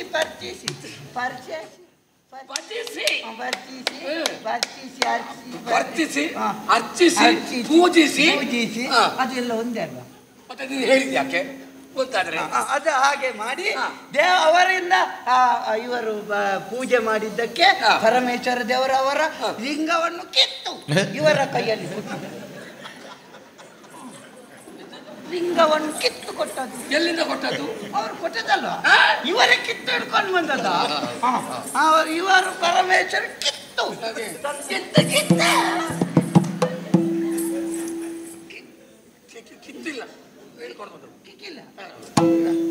ಕಿತ್ತಿಲ್ಲ ಅದಿಲ್ಲ. ಇವರು ತಂದು ಅದನ್ನು ಎಂತ ಮಾಡಿ ಆಮೇಲೆ ಬಾಯಿಪಾಠ ಮಾಡಿದ್ದೇವೆ, ಪೂಜಿಸಿದ್ದಾರೆ. ಅಂತಹ ಸಾಧಕ ಇವರು. ಅಷ್ಟು ಮಾತ್ರ ಅಲ್ಲ, ಇವರು ಮಾಡಿದ ಇನ್ನು ದೊಡ್ಡ ದೊಡ್ಡ ಕೆಲಸ ಉಂಟು. ಪರಮೇಶ್ವರ ದೇವರ ಕೈಯಿಂದ ಚಂದ್ರಹಾಸ ಕೆತ್ತಿಯನ್ನು ಹಿಡ್ಕೊಂಡು ಬಂದಿದ್ದಾರೆ ಇವರು. ಅವರಲ್ಲಿ ಕೆತ್ತಿತ್ತ? ಹೌದು, ಚಂದ್ರಹಾಸ ಕೆತ್ತಿ. ಅದು ಕತ್ತಿ ಅಂದ್ರೆ ಕೆತ್ತಿ ನಿನ್ನ ಮೂಗದ ಕೆತ್ತಿಬೇಕು. ಈಗ ಕತ್ತಿ ಕತ್ತಿ ಕಟಾರಿ ಖಡ್ಗ ಅದೇ ಚಂದ್ರಹಾಸ, ಅದನ್ನು ಪ್ರಸಾದವಾಗಿ ಕೊಟ್ಟದ್ದು ಹಿಡ್ಕೊಂಡು ಬಂದಿದ್ದಾರೆ. ಅಷ್ಟು ಮಾತ್ರ ಅಲ್ಲ, ಇವರು ಆಚೆ ಈಚೆ ತಿರುಗುವುದಕ್ಕೆ ನಡ್ಕೊಂಡು ಹೋಗುದಲ್ಲ. ಹೌದು, ಇವರಲ್ಲಿ ಉಂಟಲ್ಲ. ಎಂತದ್ದು ಇವರಲ್ಲಿ ಇರುವುದು? ಇಮ್ರಾಣ ಇಮ್ರಾಣ ಇಮ್ರಾಣ ವಿಮಾನ. ಅದು ಅಂತಿಂತ ಇಮ್ರಾಣ ಅಲ್ಲ, ಕುಬೇರನ ಕೈಯಿಂದ ಪೆಟ್ಟು ತಿಂದಲ್ಲ, ಪೆಟ್ಟು ಮಾಡಿ ಅವನಲ್ಲಿರುವಂತಹ ವಿಶೇಷವಾದ ಫೇಸ್ಬುಕ್ ವಿಮಾನವನ್ನು ಹಿಡ್ಕೊಂಡು ಬಂದಂತಹ ಭಯಂಕರವಾದಂತಹ ಸಾಧಕ. ನೀನು ಮಾತಾಡಿದ ಸಾಕು. ಇದು ಎಂತದ್ದು? ಅದು ಎಂತ ವಿಮಾನ? ಪುಷ್ಪಕ ವಿಮಾನ. ಪುಷ್ಪಕ ವಿಮಾನ ಅಲ್ಲ, ಪುಷ್ಪಕ ವಿಮಾನ. ಅದನ್ನು ಹಿಡ್ಕೊಂಡು ಬಂದಿದ್ದಾರೆ. ಅಷ್ಟು ಮಾತ್ರ ಅಲ್ಲ, ಇದು ಅಷ್ಟು ಮಾತ್ರ ತುಂಬಾ ಆಯ್ತು. ಅಷ್ಟು ಹೇಳುವಾಗ ಎಲ್ಲ ಹೇಳಿದ್ರೆ ಮತ್ತೆ ಅವರೆಂತ ಹೇಳುದು? ನನಗೆ ವಿಷಯ ಸಿಗುದಿಲ್ಲ, ಅದಕ್ಕೆ ಅದನ್ನು ಹೇಳುದು. ಇವರದ್ದು ಇನ್ನೊಂದು ಭಾರಿ ದೊಡ್ಡ ಕಥೆ ಉಂಟು, ಹೇಳ್ಬೇಡ ಅಂತ ಹೇಳಿದ್ದಾರೆ ಇವ. ಆದ್ರೂ ಇವರು ಹಿಂದಕ್ಕಾದ್ರೆ ಕಿಷ್ಕಿಂಧೆಗೆ ಹೋಗಿ, ಕಿಷ್ಕಿಂಧೆ ಅಲ್ಲಿ ಅಧಿಕಾರಿಯಾದಂತಹ ವಾಲಿ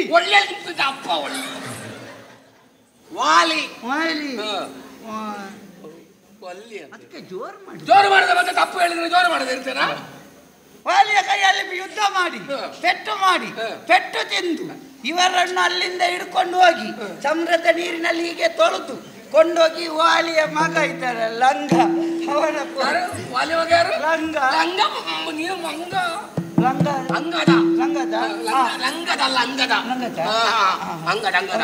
ಅವರ ತೊಟ್ಟಿಲಿಗೆ ಕಟ್ಟಿದ್ದಾರೆ ಇವರನ್ನು ಕೊಂಡು. ನಾನು ಇನ್ನಲ್ಲಿ ಹೇಳಿದ್ದೆ, ಅವರ ಸಾಧನೆಯನ್ನು ಮಾತ್ರ ಹೇಳಬೇಕು, ಆ ಉಳಿದದೆಲ್ಲ ಹೇಳಬೇಡ ಹೇಳಿದಲ್ಲ, ಅದೆಲ್ಲ ಹೇಳಲಿಕ್ಕಿಲ್ಲ. ಯಜಮಾನ್ರೆ, ವಿಷಯ ಇರುವುದಲ್ಲಿ ನೋಡಿ, ನಿಮಗೆ ಎಷ್ಟು ಯೋಗ್ಯತೆ ಕೂಡ ಇರ್ತದೆ. ಒಬ್ಬರು ಮಲಗುವ ಕೋಣೆಗೆ ಹೋಗಲಿಕ್ಕೆ ಯೋಗ್ಯತೆ ಇರ್ತದ? ಎಲ್ಲರಿಗೂ ಆ ಯೋಗ ಬರ್ತದ? ಇಲ್ಲ. ಈಗ ತೊಟ್ಟಿಲಿರುವುದು ಎಲ್ಲಿ? ಗಂಡ ಹೆಂಡತಿ ಮಲಗುವ ಕೋಣೆಯಲ್ಲಿ, ಹೌದಾ?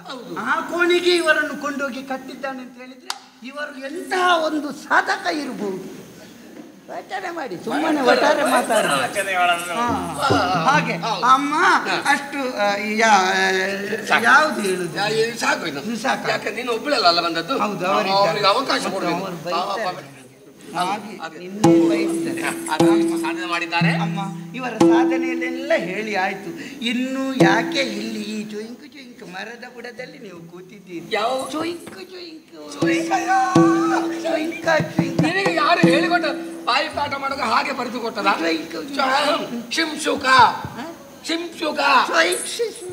ಬೇಡ, ನೀ ಹೇಳ್ಬೇಡ, ಉಳಿದವರಿಗೆ ಗೊತ್ತಾಗಿದೆ, ನಿನಗೆ ಗೊತ್ತಾಗಲ್ಲ.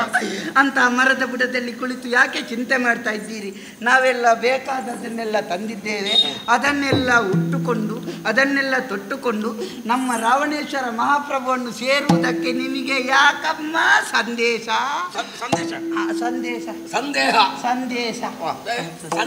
ಅದು ಯಾಕಮ್ಮ? ಇಲ್ಲ ಆಮೇಲೆ ಸುಮ್ಮನೆ ಮರ ಅವರ ಇಲ್ಲಿಗೆ ಬಂದು ಇಷ್ಟು ಮಾತಾಡಿ. ನಿನ್ನದು ಇಷ್ಟಯ? ಹೆಂಗಸಿಗೆ ಕೇಳ್ತದಲ್ಲ? ಕೇಳ್ತದೆ, ಕೇಳಿದಾಗ ಮಾಡ್ತೀನಿ. ಮಾತು ಸರಿಯಾಗಲಿಲ್ಲ, ಆಯ್ತಾ?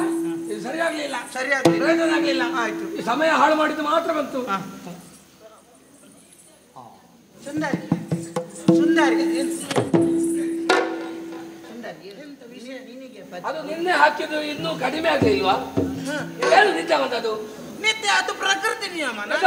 ಪ್ರಕೃತಿ ನಿಯಮ. ನಮ್ಮ ಕೆಲಸ ಇರುವಾಗ ಪ್ರಕೃತಿ ನಿಯಮ ಏನಿಲ್ಲ, ಕೆಲಸಕ್ಕೆ ತೊಡಗುದು. ಅಲ್ಲ, ಇವಳುದು ಎಷ್ಟೊತ್ತಿಗೆ ಮುಗಿತದಂತ ಗೊತ್ತಿಲ್ಲ. ತುಂಬಾ ಹೊತ್ತಾಯ್ತಲ್ಲ, ಹಾಗೆ ಸ್ವಲ್ಪ ಕಣ್ಣಿಗೆ ತೂಕಡಿಕೆ ಬಂದ ವಿಷಯ ಏನು ಅಂತ ಗೊತ್ತುಂಟಲ್ಲ, ಬಿಟ್ಟಿದಲ್ಲ. ಅವಳು ಅವರ ಪರಾಕ್ರಮವನ್ನು ಹೇಳಿದ್ದಾರೆ. ಇನ್ನು ಅದರಲ್ಲಿ ಏನುಂಟು ಅದನ್ನೆಲ್ಲ ಸ್ವೀಕಾರ ಮಾಡಬೇಕು ಅಂತ ನೀನು ಪ್ರಯತ್ನಿಸ್ಬೇಕು. ಹೌದೌದು, ನೀನು ಪ್ರಯತ್ನಿಸ. ಅಮ್ಮ ಅಮ್ಮ ಅಮ್ಮ ಪಟ್ಟಿಯ ಸೀರೆಯ ನುಟ್ಟು ಪಕ್ಕಿಯ ಗುಪ್ಪದ ತೊಟ್ಟು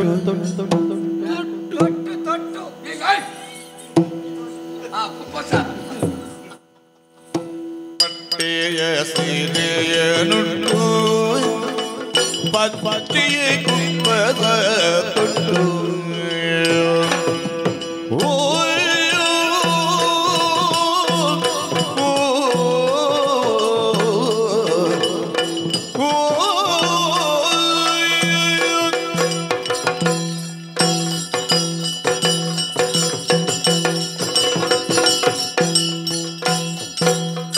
ಪಟ್ಟೆಯ ಸೀರೆಯ ನುಟ್ಟು ಪಟ್ಟೆಯ ಸೀರೆಯ ನುಟ್ಟು ಪಕ್ಕಿಯ ಕುಪ್ಪದ ತೊಟ್ಟು ತೊಟ್ಟು ತೊಟ್ಟು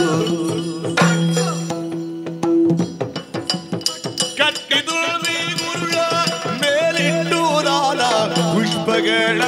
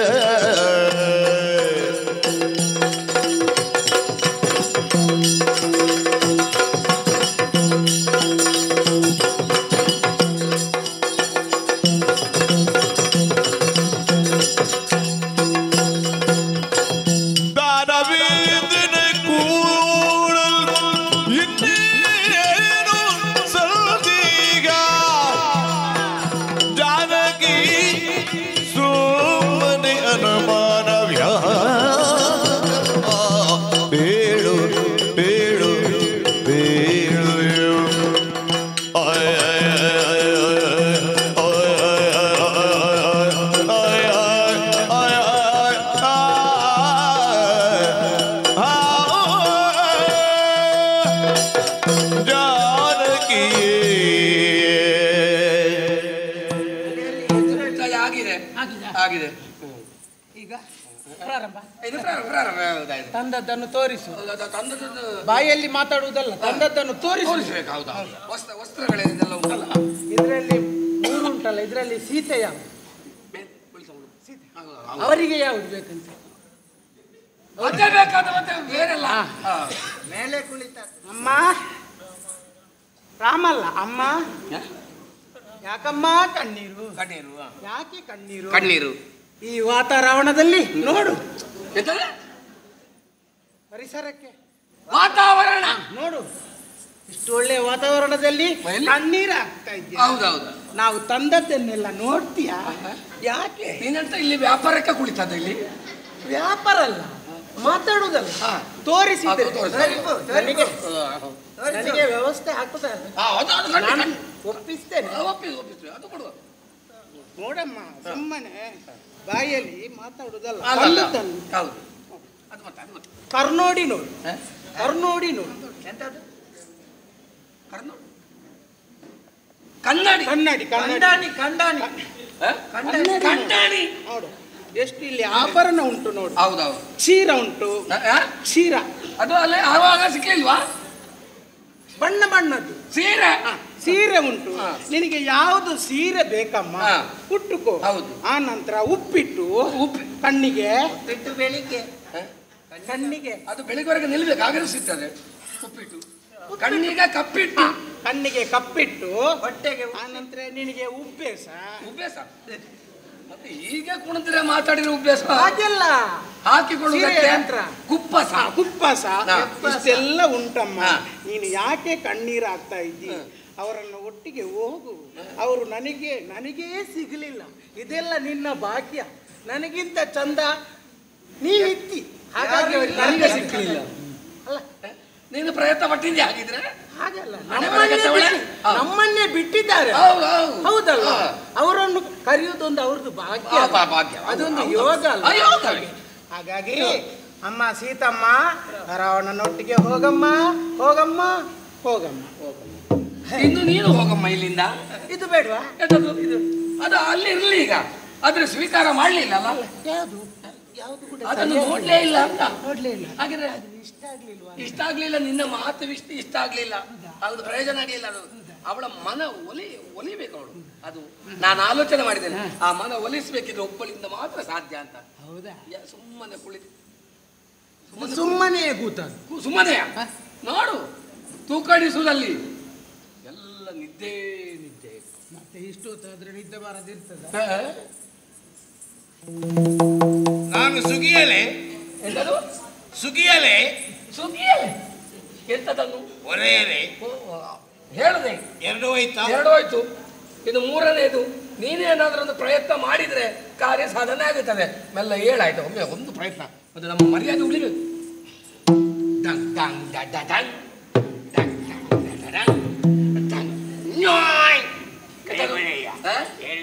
ಈಗ ಹೇಳಲಿಕ್ಕೆ ನಾನು ಒಬ್ಬಳಿಗೆ ಕೈ ಕೊಟ್ಟಿದ್ದೇನೆ, ಇನ್ನು ನಿನಗೆ ಕೈ ಕೊಡುವುದಕ್ಕೆ.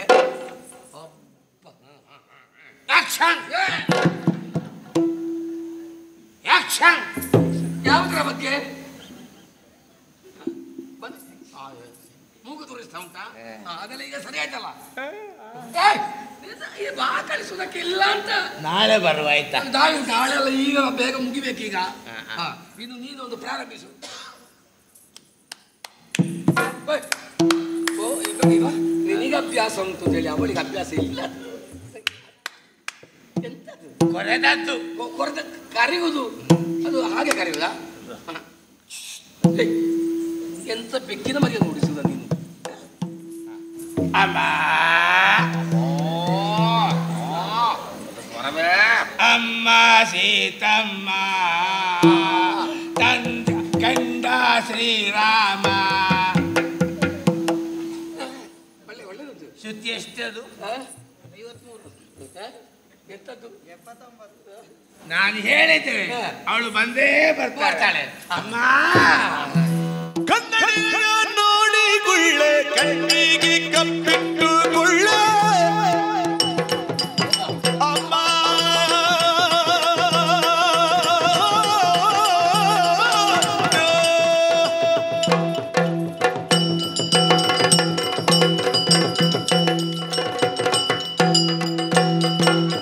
ಕನ್ನಡಿಗ ನೋಡಿ ಗುಳ್ಳೆ ಕನ್ನಡಿಯ ನೋಡಿ ಗುಳ್ಳೆ ಕಣ್ಣಿಗೆ ಕಪ್ಪಿಟ್ಟು ಗುಳ್ಳೆ ಕಣ್ಣಿಗೆ ಕಪ್ಪಿಟ್ಟು ಗುಳ್ಳೆ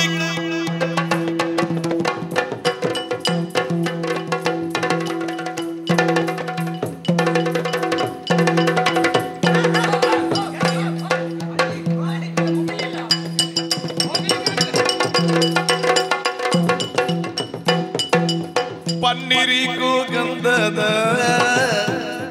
ಪನ್ನೀರು ಪನ್ನೀರು ಪನ್ನೀರಿಗೂ ಗಂಧದ ಬೆಣ್ಣೆಲೆ ಪನದಿಂದ ಜಾನಕಿ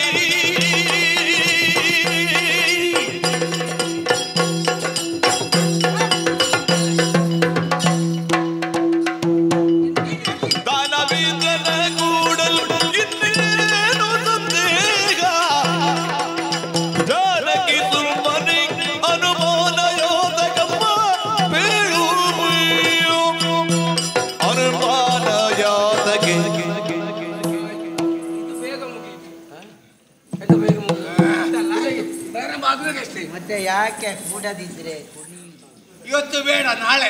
ಯಾರು ಕರೀದ್ಯಾರು ನಿನ್ನನ್ನು? ಎಂತದ್ದು? ಗಂಡ ಕರ್ದದ್ದಲ್ಲ, ಹೇಳು ನಾನು ಕರೀದು. ನಾಳೆ ಇವತ್ತಿಲ್ಲ, ನಾಳೆ ನಾಳೆ ನಾಳೆ. ನಾಳೆ ಇಲ್ಲಲ್ಲ, ಬೇರೆ ಕಡೆ. ಇಲ್ಲಿ ಮುಗಿಬೇಕೀಗ.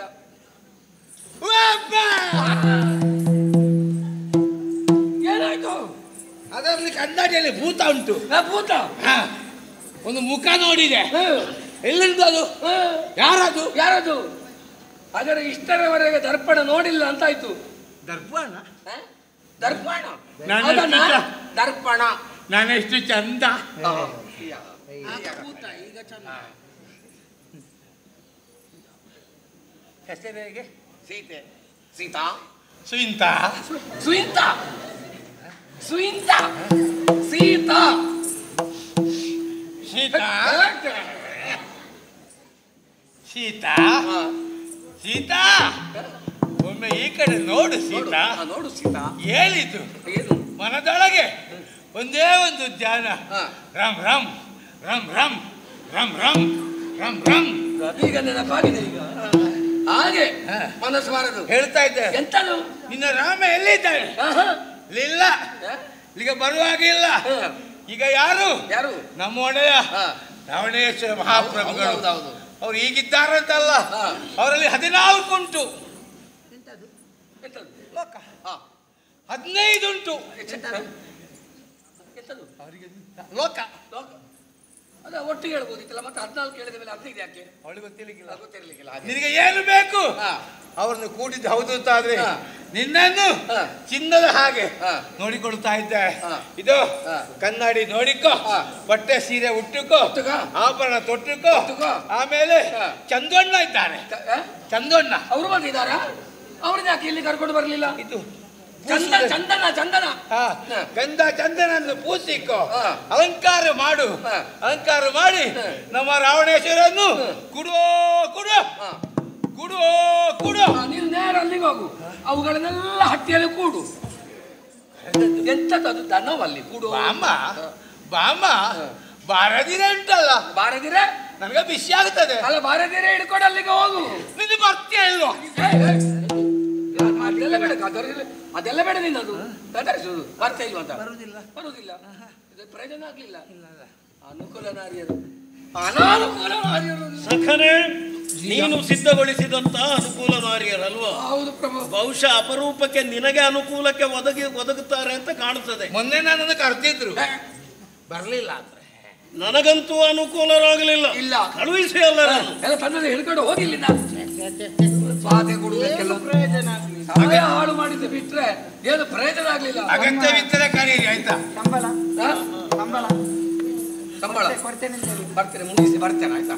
ಕೊಡ್ತೇನೆ. ಅಗತ್ಯವಿದ್ದರೆ ಕರೀರಿ ಆಯ್ತಾ? ನಾನು ಬರ್ತೇನೆ, ಕೊಡ್ತೇನೆ. ನಾನು ಬರುವುದರಿಂದ ಮೊದಲು ನೀನು ಹೋಗ್ಬೇಕಿಲ್ಲ. ಸಖನೆ, ಅನುಕೂಲ ನಾರಿಯರಿಂದ ಯಾವ ಪ್ರಯೋಜನವೂ ಆಗಲಿಲ್ಲ. ಆದರೆ ಕೆಲವು ದಿನಗಳಿಂದ ಸರಮೆ ತ್ರಿಜಟೆಯರು ಸೀತೆಯೊಂದಿಗೆ ಇದ್ದಾರೆ.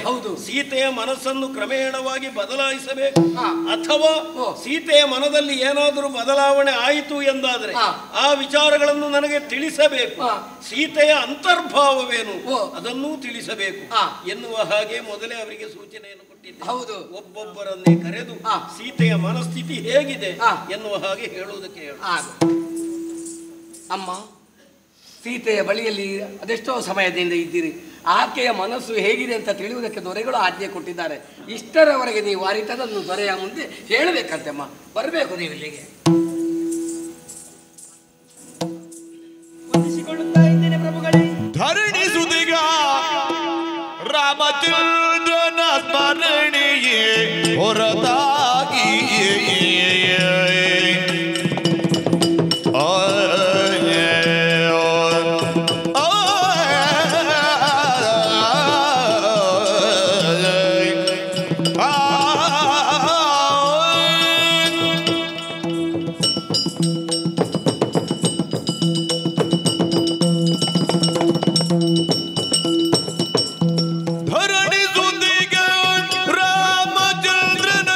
ಸ್ಮರಣೆಯೇ ಹೊರತಾಗಿ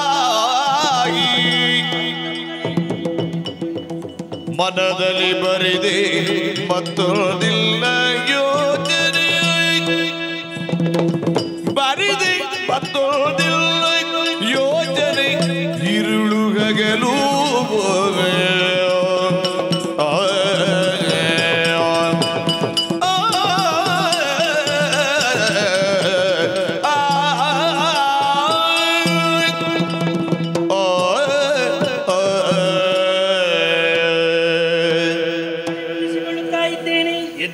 ಸೀತಾದೇವಿಯ ಮನವನ್ನು ಪರಿವರ್ತನೆಗೊಳಿಸುವುದಕ್ಕೆ ಬೇಕಾಗಿ ನಮ್ಮನ್ನು ನೇಮಿಸಿದವರು.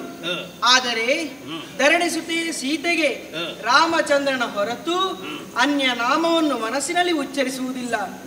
ಇರುಳು ಹಗಲು ಕೂಡ ರಾಮನದ್ದೇ ಜ್ಞಾನವನ್ನು ಮಾಡುತ್ತಾ ಇದ್ದಾಳೆ. ಅದಕ್ಕೆ ನಾನು ಉದಾಹರಣೆ ಕೊಡ್ತೇನೆ. ಯಾಕೆ? ಪ್ರಪಂಚದಲ್ಲಿ ಅಸಾಧ್ಯವಾದಂಥದ್ದೆಲ್ಲ ಬರುವುದು ಸಾಧ್ಯವಾಗಬಹುದು, ಆದರೆ ಸೀತೆಯ ಮನಸ್ಸನ್ನು ಪರಿವರ್ತನೆಗೊಳಿಸುವುದಕ್ಕೆ ಸಾಧ್ಯವೇ ಇಲ್ಲ. ಉದಾಹರಣೆ ಯಾವುದು ಗೊತ್ತಾ? ಪರ್ವತವನ್ನು ನೊಣನುಂಗಿತಾದರೂ ನುಂಗಬಹುದು, ಸೀತೆಯ ಮನಸ್ಸನ್ನು ಪರಿವರ್ತನೆಗೊಳಿಸುವುದಕ್ಕೆ ಸಾಧ್ಯವಿಲ್ಲ. ಕೇಳಿದೆ, ಉದಾಹರಣೆ ಕೊಡ್ತೇನೆ. ಮನಸ್ಸು ಬದಲಾವಣೆ ಆಗುವುದಕ್ಕೆ ಸಾಧ್ಯ ಇಲ್ಲ ಅಂತ ಅಮ್ಮನವರು ಹೇಳಿದ ಒಂದು ಸುಳ್ಳು ಮಾತ್ರ. ಅದು ಪರ್ವತವನ್ನು ನೊಣ ನುಂಗಿತಾದರು ಅಂತ. ಯಾವ ಕಾಲಕ್ಕೂ ಪರ್ವತವನ್ನು ನೊಣ ನುಂಗುವುದಕ್ಕೆ ಸಾಧ್ಯವಿಲ್ಲ. ನುಂಗುತ್ತದೆ. ನಾನು ನೋಡಿದ್ದೇನೆ. ಎಲ್ಲಿ ನೋಡಿದ್ದೆ? ನಾನು ಬೆಳಿಗ್ಗೆ ಸಮುದ್ರ ಬದಿಯಲ್ಲಿ ಹೋಗುವಾಗ ಅಲ್ಲಲ್ಲಿ ಪರ್ವತಗಳು ಇತ್ತು. ಸಮುದ್ರ ಬದಿ? ಹೌದೌದು. ಅದರ ಮೇಲೆ ನೊಣಗಳು ಕುಳಿತಿತ್ತು. ನಾನು ಪುನಃ ತಿರುಗಿ ಬರುವಾಗ ಪರ್ವತ ಇಲ್ಲ, ಎಲ್ಲ ನೊಣ ನುಂಗಿಸಿದ್ದೆ. ಯಾವ ಪರ್ವತವ? ಇಷ್ಟು ದೊಡ್ಡದಿ. ಆ ಸಂಬಂಧ ಮಾತನಾಡಿದ್ರೆ ಜಾಗ್ರತೆ. ಇಲ್ವಾ? ಬದಲಾವಣೆ ಮಾಡುವುದಕ್ಕೆ ಸಾಧ್ಯ ಇಲ್ಲ ಎನ್ನುವ ಹಾಗೆ ಹೇಳ್ತಾ ಇದ್ದೀನಿ. ಅಷ್ಟು ಮಾತ್ರವಲ್ಲ, ಬೇರೆ ಉದಾಹರಣೆ ಇದೆ. ಉಂಟು. ಏನು? ಬೆಕ್ಕುಗಳಿಗೆ ಕೋಡು ಬಂದರೂ ಬರಬಹುದು, ಸೀತೆಯ ಮನಸ್ಸನ್ನು ಪರಿವರ್ತನೆಗೊಳಿಸುವುದಕ್ಕೆ ಸಾಧ್ಯವಿಲ್ಲ. ಹೇಳಿದ್ದೇನೋ? ಹೌದು. ಬೆಕ್ಕಿಗೆ ಕೋಡು ಬರ್ತದ? ಬೆಕ್ಕಿಗೆ ಕೋಡು ಬರ್ತದೆ. ನಾನು ಮೊನ್ನೆ ನೋಡಿದ ನನ್ನ ಆಚೆ ಪಕ್ಕದ ಮನೆಯಲ್ಲಿ ಓಡಿದಂತ ಬೆಕ್ಕನ್ನು ಓಡಿತ್ತದಲ್ಲಿ. ಬೆಕ್ಕದು ಸರಿ ನೋಡಿದ್ಯಾ? ಅಲ್ವಾ? ಬಹುಶಃ ಬೆಕ್ಕಾಗಿರುವುದಕ್ಕೆ ಸಾಧ್ಯ. ಎಷ್ಟು ಎತ್ತರ ಇತ್ತು? ಅದು ಹಾಗಿದ್ರೆ ಆಡು, ಬೆಕ್ಕಲ್ಲ. ಏನು ನಿನಗೆ ಆಡಿ ಯಾವುದು ಬೆಕ್ಕು ಯಾವುದು ಅಂತ ಗೊತ್ತಾಗುದಿಲ್ಲ. ಬೇರೆ ಏನಾದ್ರೂ ಹೇಳುವುದಕ್ಕಿದೆಯೇ? ತಂಪನ್ನು ಹೊರಸೂಸುವಂತಹ ಚಂದಿರನು ಒಂದೊಮ್ಮೆಗೆ ಬಿಸಿಲಾಗಿ ಕಾಯ್ದರೂ ಕಾಯಬಹುದು. ಚಂದ್ರನ ಕಿರಣ ಬಿಸಿ ಆಗ್ತದೇನೋ? ಆಗ್ತದಲ್ಲ. ಅದಿಲ್ಲಿ ಮಾರೆ. ನಾನೇನು ಮೊನ್ನೆ ಅಲ್ಲಿ ನಮ್ಮ ಮನೆಯಿಂದ ಪೇಟೆಗೆ ಹೋಗುವಾಗ ಉರಿಯಲ್ಲಿ ತಾಡಿ ಬೆವರು ಇಳಿತಾ ಉಂಟು ನನಗೆ. ಎಷ್ಟು ಹೊತ್ತಿಗೆ? ಮಧ್ಯಾಹ್ನ ಹೊತ್ತಿಗೆ. ಮಧ್ಯಾಹ್ನ ಹೊತ್ತಿಗೆ ಸೂರ್ಯ ಇದ್ದದ ಚಂದ್ರ ಇದ್ದದ? ಸೂರ್ಯ ಯಾರು ಚಂದ್ರ ಯಾರು ಅಂತ ನಿನಗೆ ಇನ್ನೂ ಗೊತ್ತಾಗುತ್ತೆ. ತುಂಬಾ ಕಷ್ಟ ಆದೀತು. ಮುಂದೆ ಮಲ್ಲಿಗೆಯು ದುರ್ಗಂಧವನ್ನು ಬೀರಿದರೂ ಬೀರಬಹುದು, ಮನಸ್ಸನ್ನು ಪರಿವರ್ತನೆ. ಈ ಪ್ರಪಂಚದಲ್ಲಿ ಇದುವರೆಗೆ ಮಲ್ಲಿಗೆ ವಾಸನೆ ಬಂದಿದ? ಸುವಾಸನೆ ಅಲ್ಲ, ಸರಿ ಅಲ್ಲ. ನನಗೆ ಮೊನ್ನೆ ಒಂದು ಮಲ್ಲಿಗೆ ವಾಸನೆ ಬಂದಿದೆಲ್ಲ. ವಾಸನೆ ಬಂದಿದೆ. ಎಲ್ಲಿ, ಯಾವಾಗ, ಹೇಗೆ? ಅದು ಪಕ್ಕದ ಮನೆ ಹೆಂಗಸು ಮುಡಿದ ಮಲ್ಲಿಗೆ ನಾನು ಆಗ್ರಹಿಸಿದ್ದು, ಅದು ನನಗೆ ವಾಸನೆ ಬಂದಿದೆ. ಅದು ಪಕ್ಕದ ಮನೆ ಮಲ್ಲಿಗೆ ಹೂವನ್ನು ಆಗ್ರಹಿಸುವುದಕ್ಕೆ ನೀನು ಯಾಕೆ? ಅಲ್ಲ, ಅವರು ಮುಡಿಯುವುದರಿಂದ ಮೊದಲು ಆಗ್ರಹಿಸಿದೆ, ಆಮೇಲೆ ನನಗೆ ವಾಸನೆ ಬಂದಿದೆ. ಎಷ್ಟು ದಿನ ಆಯ್ತು? ಸಾಧಾರಣ 2 ದಿವಸ ಬಿಟ್ಟು ಬರ್ತದ. ಹೂವನ್ನು ಧರಿಸಿ 2 ದಿನ ಕಳೆದ ಮೇಲೆ ನಿನಗೆ ಅದು ವಾಸನೆ ಬರದೇ ಇರ್ತದ. ಆಮೇಲೆ ಸೀತೆಯ ಮನಸ್ಸನ್ನು ಪರಿವರ್ತನೆಗೊಳಿಸುವುದಕ್ಕೆ ಸಾಧ್ಯವಿಲ್ಲ ಪ್ರಭುಗಳೇ. ಪ್ರಪಂಚದಲ್ಲಿ ಇದುವರೆಗೆ ನಡೆಯದಂತಹ ಘಟನೆಯಾದರೂ ನಡೆದೀತು.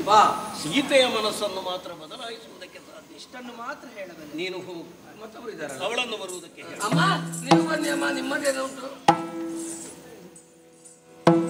ಕಾಗಿಗಿಳು ಬಿಳುಪಾಗಿ ಹೋದರು ನಾಗರ ನಗಲ್ ಅಮೃತ ಬಾದರು.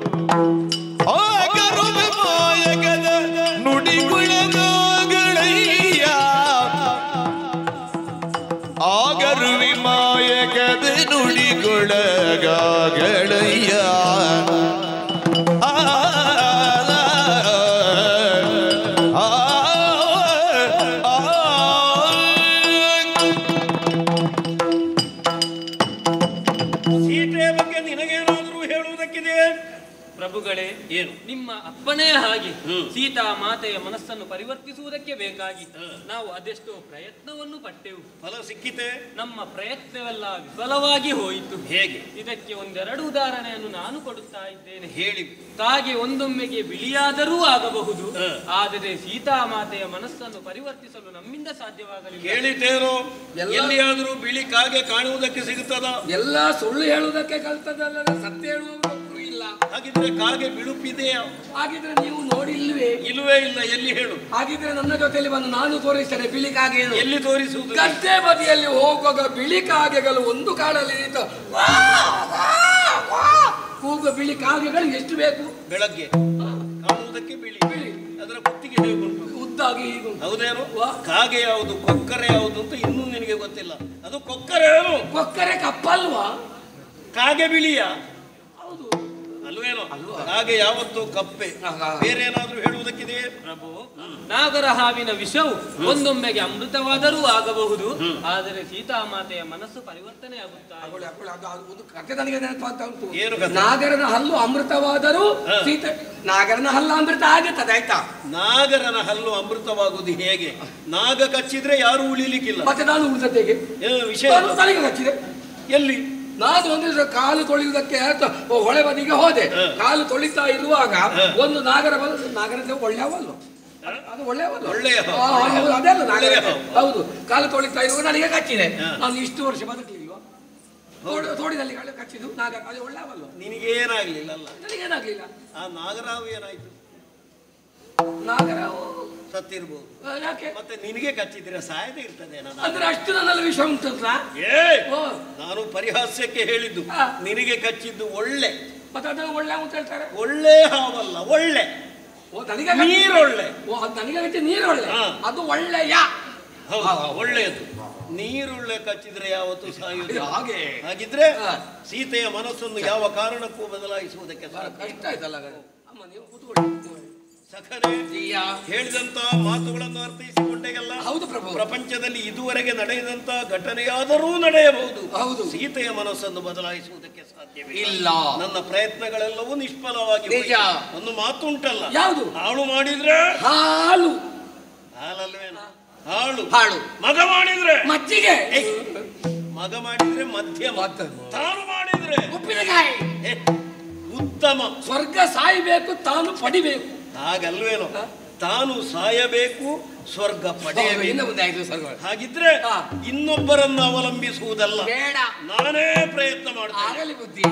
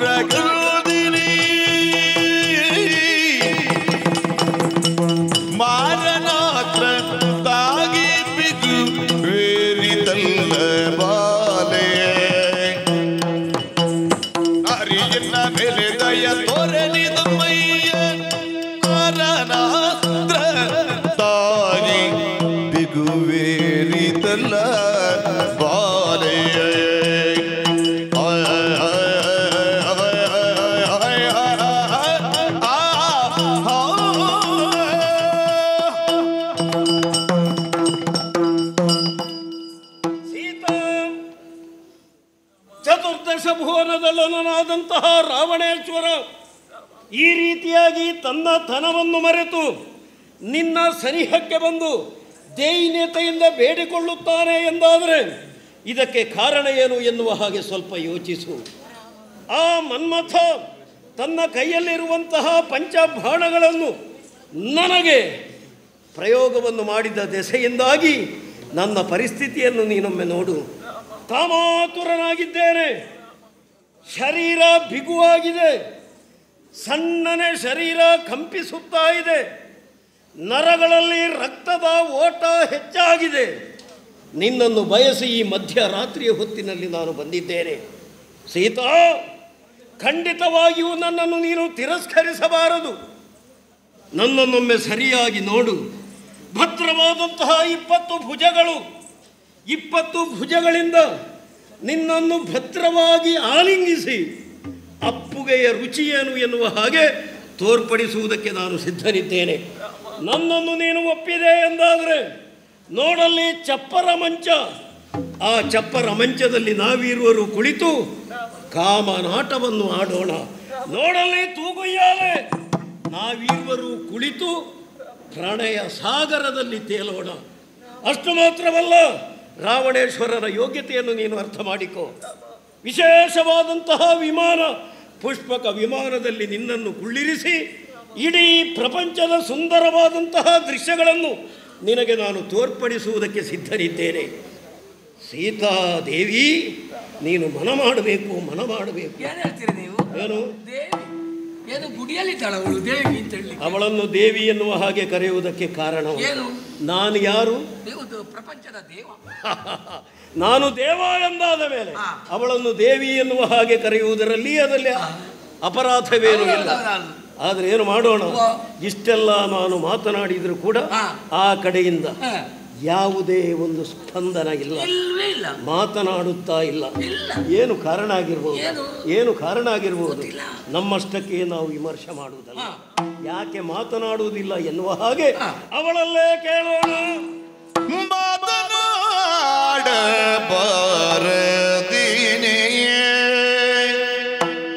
ಸುಜಾಣಿ, ಮಾತನಾಡಬಾರದೇನೆ.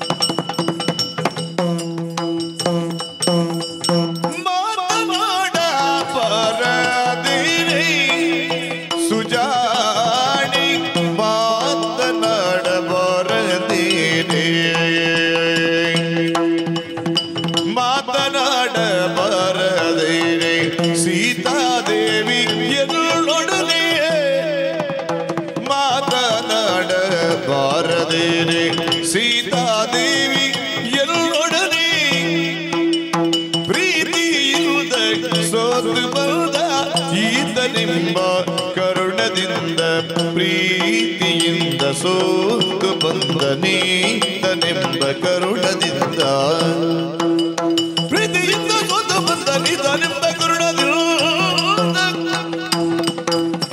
ಕಾಮಿನಿ ನಿನ್ನನು ಕಂಡು ಕಾಮನು ತಳ್ಳೆತ್ತಿ ಬಂದು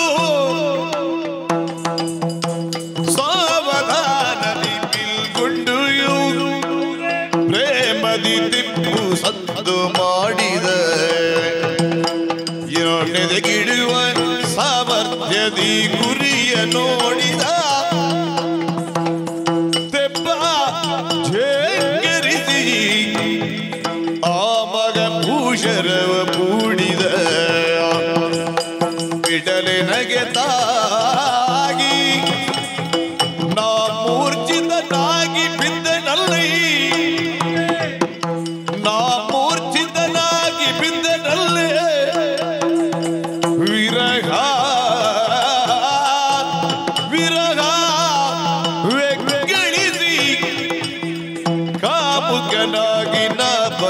ನಿಲ್ಲೇ ಇದ ಕೌಷಧಿಯ ಕೋಮಲೆ ಶರೀರಿ ನೀನೇ ಬಲ್ಲೆ ನನ್ನ ಬಿಡಲೊಲ್ಲೆ ನಿನ್ನನ್ನು ಬಿಡಲೊಲ್ಲೆ ಭೂಮಿಯುಳಿಗೆ ಬೇಕಾಗಿಗೆ ಬಸುವ ಪ್ರೇಮದಿಂದ ಕೊಡಿಸುವೆ ಹೇಮಾಂಬರವ ನುಡಿಸುವೆ ಸೋಮಾಭರಣವ ತೊಡಿಸುವೆ ಈ ಮನಬಿದ್ದಂತ ಮನದೋದರೆ ಪ್ರೇಮದೊಳು ದಿನಕ್ಕೆ ಮೊದಲಿರುವೆ ಮಾತನಾಡಬಾರದೇನೆ ಸುಜಾಡೆ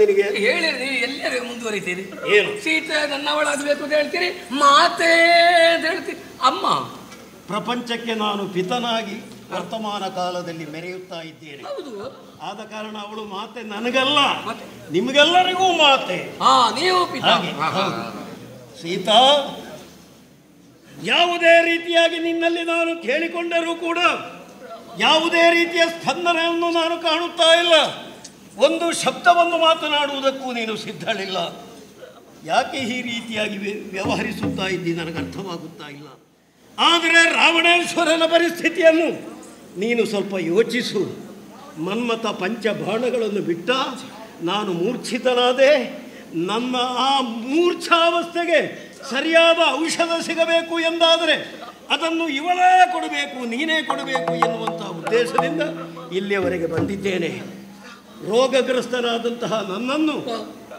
ಆರೋಗ್ಯವಂತನಾಗಿ ಮಾಡುವಂತಹ ಅರ್ಹತೆ ಇರುವುದು ನಿನಗೆ ಮಾತ್ರ ನೀನು ವೈದ್ಯಳಾಗಬೇಕೀಗ ಅಲ್ವೇ ನನ್ನನ್ನು ನೀನು ಒಪ್ಪಿಕೊಂಡೆ ಎಂದಾದರೆ ಪ್ರಪಂಚದಲ್ಲಿರುವಂತಹ ಎಲ್ಲ ಸಂಪತ್ತುಗಳನ್ನು ತಂದು ನಿನ್ನ ಪಾದದ ಬುಡದಲ್ಲಿ ರಾಶಿ ನಾನು ಸಿದ್ಧನಿದ್ದೇನೆ ಇವಳಿಗೊಂದು ಸಂಶಯ ಇರಬಹುದು ನನ್ನ ವಿಚಾರವಾಗಿ ಎಲ್ಲವೂ ಅರ್ಥವಾಗೋ ಅವಳಿಗೆ ಇರ್ತಿದ್ರೆ ಸರಿಯಾಗಿ ತಿಳಿದಿರುತ್ತಿದ್ರೆ ಈ ರೀತಿಯಾಗಿ ವ್ಯವಹರಿಸುವುದಕ್ಕೆ ಸಾಧ್ಯವಿಲ್ಲ ರಾವಣೇಶ್ವರ ಏನು ಆತ್ಮಶಕ್ತಿಯನ್ನು ಹೆಚ್ಚಿಸಿ ಬ್ರಹ್ಮದೇವನನ್ನು ತಪಸ್ಸಿನ ಮೂಲಕ ಮೆಚ್ಚಿಸಿ ಮಾನುಷಾನನ್ಯೇಹಿ ಅವಧ್ಯತ್ವಂ ವರ ಪ್ರಸಾದ ಪ್ರಭು ಪರಮೇಶ್ವರನನ್ನು ಸಾಮಗಾನದಿಂದ ಮೆಚ್ಚಿಸಿ ಚಂದ್ರಹಾಸ ಎನ್ನುವಂತಹ ಖಡ್ಗ ರಾವಣೇಶ್ವರ ಎನ್ನುವಂತಹ ಬಿರುದು ಹೌದೇನೋ ಇದುವರೆಗೆ ಚತುರ್ವೇದಗಳಲ್ಲಿ ಭಾಷ್ಯವನ್ನು ಬರೆದವರು ಪ್ರಪಂಚದಲ್ಲಿ ಯಾರೂ ಇಲ್ಲ ಈಗ ಇವಳ ಗಂಡ ರಾಮ ಇದ್ದಾನಲ್ಲ ಶ್ರೇಷ್ಠ ಕುಲದವನಂತೆ ಅವನ ಕುಲದಲ್ಲಿ ಯಾರು ಇದುವರೆಗೆ ಚತುರ್ವೇದಗಳಿಗೆ ಭಾಷ್ಯವನ್ನು ಬರೆದವರಿಲ್ಲ ಬರೆದದ್ದಿದ್ರೆ ಅದು ಯಾರು ಅಷ್ಟು ಮಾತ್ರವಲ್ಲ ಈ ಪ್ರಪಂಚದಲ್ಲಿ ಪರಾಕ್ರಮಿ ಯಾರು ಎನ್ನುವ ಹಾಗೆ ಕೇಳಿದ್ರೆ ನನ್ನ ಮಗನಾದಂತಹ ಇಂದ್ರಜಿತ್ ಬಲಶಾಲಿ ಯಾರು ನನ್ನ ತಮ್ಮನಾದಂತಹ ಕುಂಭಶ್ರವಣ ಇದನ್ನೆಲ್ಲ ಯೋಚಿಸಿ ನೀನು ವ್ಯವಹರಿಸು ನಾನು ಮನ ಮಾಡಿದೆ ಎಂದಾದರೆ ಖಂಡಿತವಾಗಿಯೂ ಬಿಡುವವನಲ್ಲ ವಿರೋಧಿಸುವುದಕ್ಕೆ ಪ್ರಪಂಚದ ಯಾವ ಶಕ್ತಿಗಳು ಎದುರಾದರೂ ಅಂಥವರನ್ನು ನಾನು ತಿರಸ್ಕರಿಸುವವ ಆದ ಕಾರಣ ಯೋಚನೆ ಮಾಡು ಇವಳು ನನ್ನಲ್ಲಿ ಮಾತನಾಡ್ತಾ ಇಲ್ಲ ಯಾಕೆ ಎಲ್ಲಾದರೂ ನನ್ನ ಪತಿದೇವನಾದಂತಹ ರಾಮನಿಗೆ ತಿಳಿದ್ರೆ ನಾಳೆ ಪರಿಸ್ಥಿತಿ ಹಾಳಾದೀತು ಕೆಟ್ಟು ಹೋದೀತು ಎನ್ನುವ ಹಾಗೆ ಚಿಂತೆ ಆ ವಿಚಾರಕ್ಕೂ ನಾನೊಂದು ಧೈರ್ಯದ ಮಾತನ್ನು ಹೇಳ್ತೇನೆ ಸೀತಾ ಒಂದು ವೇಳೆ ನನ್ನನ್ನು ಪ್ರತಿರೋಧಿಸುವುದಕ್ಕಾಗಿ ನಿನ್ನ ಗಂಡ ರಾಮ ನನ್ನೊಂದಿಗೆ ಯುದ್ಧಕ್ಕಾಗಿ ಬಂದ ಎಂದಾದ್ರೆ ಅವನ ಶಿರಚ್ಛೇದನವನ್ನು ಮಾಡಿ ನಿನ್ನನ್ನು ಸ್ವಾಧೀನ ಮಾಡುವುದಕ್ಕೆ ಈ ರಾವಣೇಶ್ವರ ಸಿದ್ಧನಿದ್ದಾನೆ ಬಾನನು ಕುಶನಿಗೆ ರಾವಣನ ಮಾತು ಜಾನಕಿಗೆ ಗರ್ಗಜವಾಗಿ ಕಿವಿಗೆ ನಾಟಿದು ಕಣ್ಣಲ್ಲಿ ಗಿಡಿಯ ಮಸಗಿ ಕೈಯಲ್ಲಿ ತ್ರಿಡವ ಮುರಿದಿಕ್ಕಿ ಬಡಗುರಕ್ಕದ ಗಮನಿಸುತ್ತೆ ನುಡಿದಳು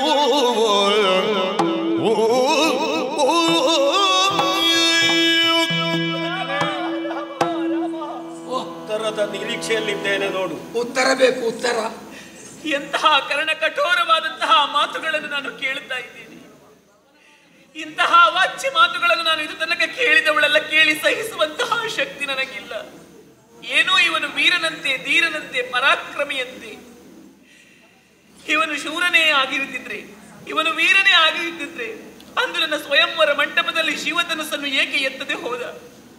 ಇವನು ಧೈರ್ಯಶಾಲಿ ಆಗಿರುತ್ತಿದ್ದರೆ ಹದ್ದೆ ಹಾಗೆ ಕದ್ದುಕೊಂಡು ನನ್ನನ್ನು ಈ ಅಶೋಕವನದಲ್ಲಿ ಇರಿಸುತ್ತಿದ್ದನೆ. ಇವನು ಪರಾಕ್ರಮಿಯೇ ಹೌದಾದಲ್ಲಿ ಅಂಗದನ ತೊಟ್ಟಿಲಿಗೆ ಇವನು ಆಟಿಕೆ ಆಗುತ್ತಿದ್ದನೆ. ಸರಮೇ, ನಾನು ಆಡುವಂತಹ ಮಾತಿಗೆ ನೀನು ಸಾಕ್ಷಿಯಾಗಿರು. ಒಂದಲ್ಲ ಒಂದು ದಿವಸ ಪ್ರಭು ಶ್ರೀರಾಮಚಂದ್ರ ಬಂದು ಇವನ ರುಂಡವನ್ನು ಕಾಲಿನಿಂದ ಚೆಂಡಿನ ಹಾಗೆ ಒತ್ತು ಖಂಡಿತವಾಗಿಯೂ ನನ್ನನ್ನು ಪಟ್ಟದ ರಾಣಿಯನ್ನಾಗಿ ಮಾಡುತ್ತಾನೆ. ಇದಕ್ಕೆ ನೀನು ಸಾಕ್ಷಿಯಾಗಿರು. ಆದರೆ ಇವನಾಡಿದಂತಹ ಮಾತುಗಳನ್ನು ಕೇಳಿ ಸಹಿಸುವಂತಹ ಶಕ್ತಿ ನನಗಿಲ್ಲ. ಉತ್ತರ ಬೇಕು. ಇವನಿಗೆ ಉತ್ತರವನ್ನು ಕೊಡಬೇಕಾಗಿದೆ. ಅಧಿಪತಿಯಾದವಳು ಯಾವ ಕಾರಣಕ್ಕೂ ಕೂಡ ಪರಪುರುಷರ ಮುಖವನ್ನು ನೋಡಿ ಉತ್ತರಿಸುವ ಹಾಗಿಲ್ಲ. ಪ್ರಭು ಶ್ರೀರಾಮಚಂದ್ರನ ಎದುರಿಗೆ ಇವನು ತೃಣ ಸಮಾನ. ಅದಕ್ಕಾಗಿ ತೃಣವೊಂದನ್ನು ನನ್ನ ಕೈಯಲ್ಲಿ ಮುರಿದಿಕ್ಕಿದ್ದೇನೆ. ಇವನಿಗೆ ಹೇಳಬೇಕಾದನ್ನೆಲ್ಲವನ್ನೂ ಇದಕ್ಕೆ ಹೇಳುತ್ತೇನಂತೆ ಹೇಳುತ್ತೇನೆ. ರಣಹೇಡಿ ಚಂಡಾಲ ದುರ್ವ್ಯಸನಿ ದುರಹಂಕಾರಿ ದುರ್ಜನ ದುರಾಚಾರಿ ಅಸುರಲೋಕದ ಮನೆ ನೀಚ ಗುಲಾಮ ಛೀ ನಾಯಿ ಅಂದಿದ್ದ ಹಳೆಯಂದಳು.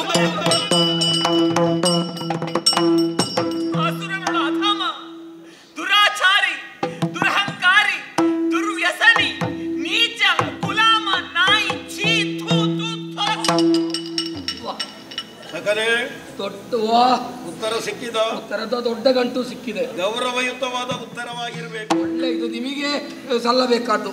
ಜಾಗ್ರತೆಯಿಂದ ಎತ್ತಿತ. ಉತ್ತರದ ಗಂಟು ಎಲ್ಲವನ್ನೂ ಹೇಳಿದ್ದಾಳೆ. ಸರಿ, ಗಂಟು ಬಿಚ್ಚುತ್ತೇನೆ, ವಿವರವಾಗಿ ಹೇಳು. ಆಗ್ಲಿ, ಇದು ನೀವೇ ಸ್ವೀಕಾರ ಮಾಡಬೇಕು. ಒಳ್ಳೊಳ್ಳೆ ಶಬ್ದಗಳನ್ನು ಬಿರುದುಗಳನ್ನು ನಿಮಗೆ ಕೊಟ್ಟಿದ್ದಾಳೆ. ಕೈ ಹಾಕಿದ್ದೇನೆ ಗಂಟಿಗೆ. ಇದು ಮೊದಲನೇ ಪ್ರಶಸ್ತಿ. ನೀಚ, ಅಧಮ, ಪಿಸುಡರೊಳು ಪಿಸುಡ, ದುರ್ವ್ಯಸನಿ, ದುರಾಚಾರಿ, ಛೀ ಥೂ ನಾಯಿ.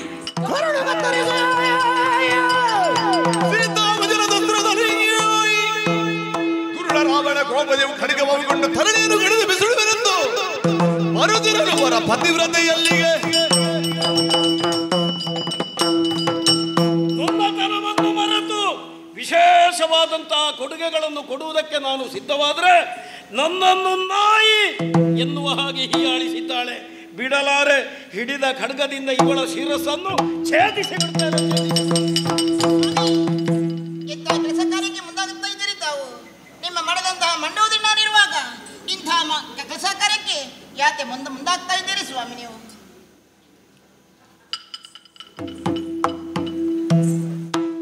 ಸೀತಾ, 1 ತಿಂಗಳ ಅವಕಾಶವನ್ನು ಕೊಡ್ತೇನೆ.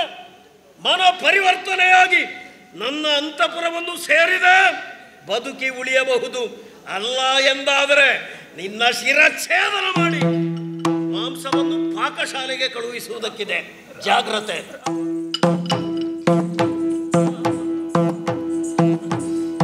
ಕಡೆಯ ಸರಮೇ ದಾನವ ಬಂದು ದಿನ ದಿನ ದಂಡಿಸುತ್ತಿರುವಂತ ಬಗೆಯ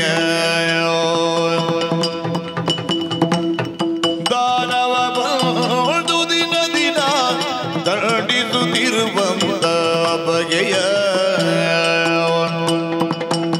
ಭಂಡರ ಗಜನ ಉಪಡಳದಿ ಬೀಳುವುದಕ್ಕಿಂತ ಕೆಂಡದಿ ಬೀಳುವುದೇ ಲೇಸು, ಕೆಂಡದಿ ಬೀಳುವುದೇ ಲೇಸು.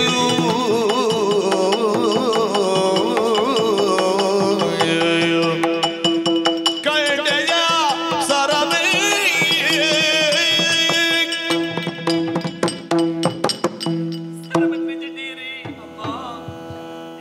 ನೋಡಿದಿರ ನನ್ನ ಸ್ಥಿತಿಯನ್ನು. ಅನುಕ್ಷಣವೂ ಪ್ರತಿನಿತ್ಯವೂ ಕೂಡ ನನ್ನ ಬಳಿಯಲ್ಲಿಯೇ ಇರುವವರು ನೀವು. ನನ್ನ ದುಃಖ ಏನು ಎನ್ನುವುದನ್ನು ನಿಮಗೂ ತಿಳಿದಿದೆ. ನನ್ನ ದುಃಖದಲ್ಲಿ ನೀವು ಪಾಲನ್ನು ಪಡೆದವರು. ಆದರೆ ಆ ಬಂಡ ರಕ್ಕಸ ಕೊಡುವಂತಹ ಉಪಟಳವನ್ನು ನೀವು ಕಣ್ಣಾರೆ ಕಾಣುತ್ತಾ ಇದ್ದೀರಿ. ಅವನಾಡುವಂತಹ ವಾಕ್ಯಗಳು ನಿಮಗೆ ಕಿವಿಯಾರೆ ಕೇಳಿಸುತ್ತಾ ಇದೆ. ಅವನಾಡಿದಂತಹ ಮಾತುಗಳನ್ನು ಕೇಳಿ ಸಹಿಸುವಂತಹ ಶಕ್ತಿ ನನಗಿಲ್ಲ ಸರಮ, ನನಗೆ ಇಲ್ಲ. ಈ ರೀತಿಯಾಗಿ ಪ್ರತಿನಿತ್ಯವೂ ನಾನು ಅವನದ್ದಾದಂತಹ ತುಚ್ಛ ಮಾತುಗಳನ್ನು ಕೇಳಿ ಬದುಕುವುದಕ್ಕಿಂತ ಕೆಂಡದಲ್ಲಿ ಬಿದ್ದು ಸಾಯುವುದೇ ಲೇಸು ಸರಮ. ವ್ಯಕ್ತಿಯಾದವನಿಗೆ ಸಂತೋಷದ ಸಮಯದಲ್ಲಿ ಕ್ಷಣವೊಂದು ಯುಗವೊಂದು ಕ್ಷಣವಾಗಿ ಪರಿಣಮಿಸುತ್ತದೆಯಂತೆ. ಆದರೆ ದುಃಖದ ಸಮಯದಲ್ಲಿ ಕ್ಷಣ ಕ್ಷಣವೂ ಕೂಡ ಯುಗವಾಗಿ ಪರಿಣಮಿಸುತ್ತದೆ ಸರಮ. ನನಗೆ ಈ ದುಃಖದ ಸಮಯದಲ್ಲಿ ಈ ಸಮಯವೇ ಹೋಗುತ್ತಾ ಇಲ್ಲ. ಪ್ರತಿಯೊಂದು ಕ್ಷಣವನ್ನು ಕೂಡ ಯುಗವಾಗಿ ನಾನು ಕಳೆಯುತ್ತಾ ಇದ್ದೇನೆ ಸರಮ. ಅಮ್ಮ ಇಲ್ಲಮ್ಮ, ಎಂತಹ ಆಶಾ ಗೋಪುರವನ್ನು ನಾನು ಕಟ್ಟಿಕೊಂಡವಳು.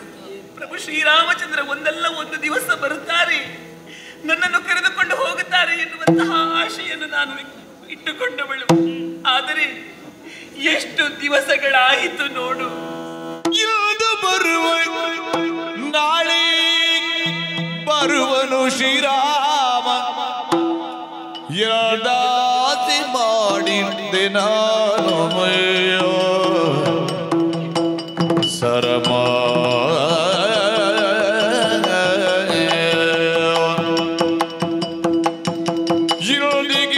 ದಿನವಿಷ್ಟು ಸಲ್ದರು, ದಿನವಿಷ್ಟು ಸಲ್ದರು, ರಘುಕುಲ ಚಂದ್ರನ ದರ್ಶನವಿಲ್ಲ, ರಘುಕುಲ ಚಂದ್ರನ ದರ್ಶನವಿಲ್ಲ. ಕಂಡೆಯ ಸರಮ ಜಯ ಸರಮ.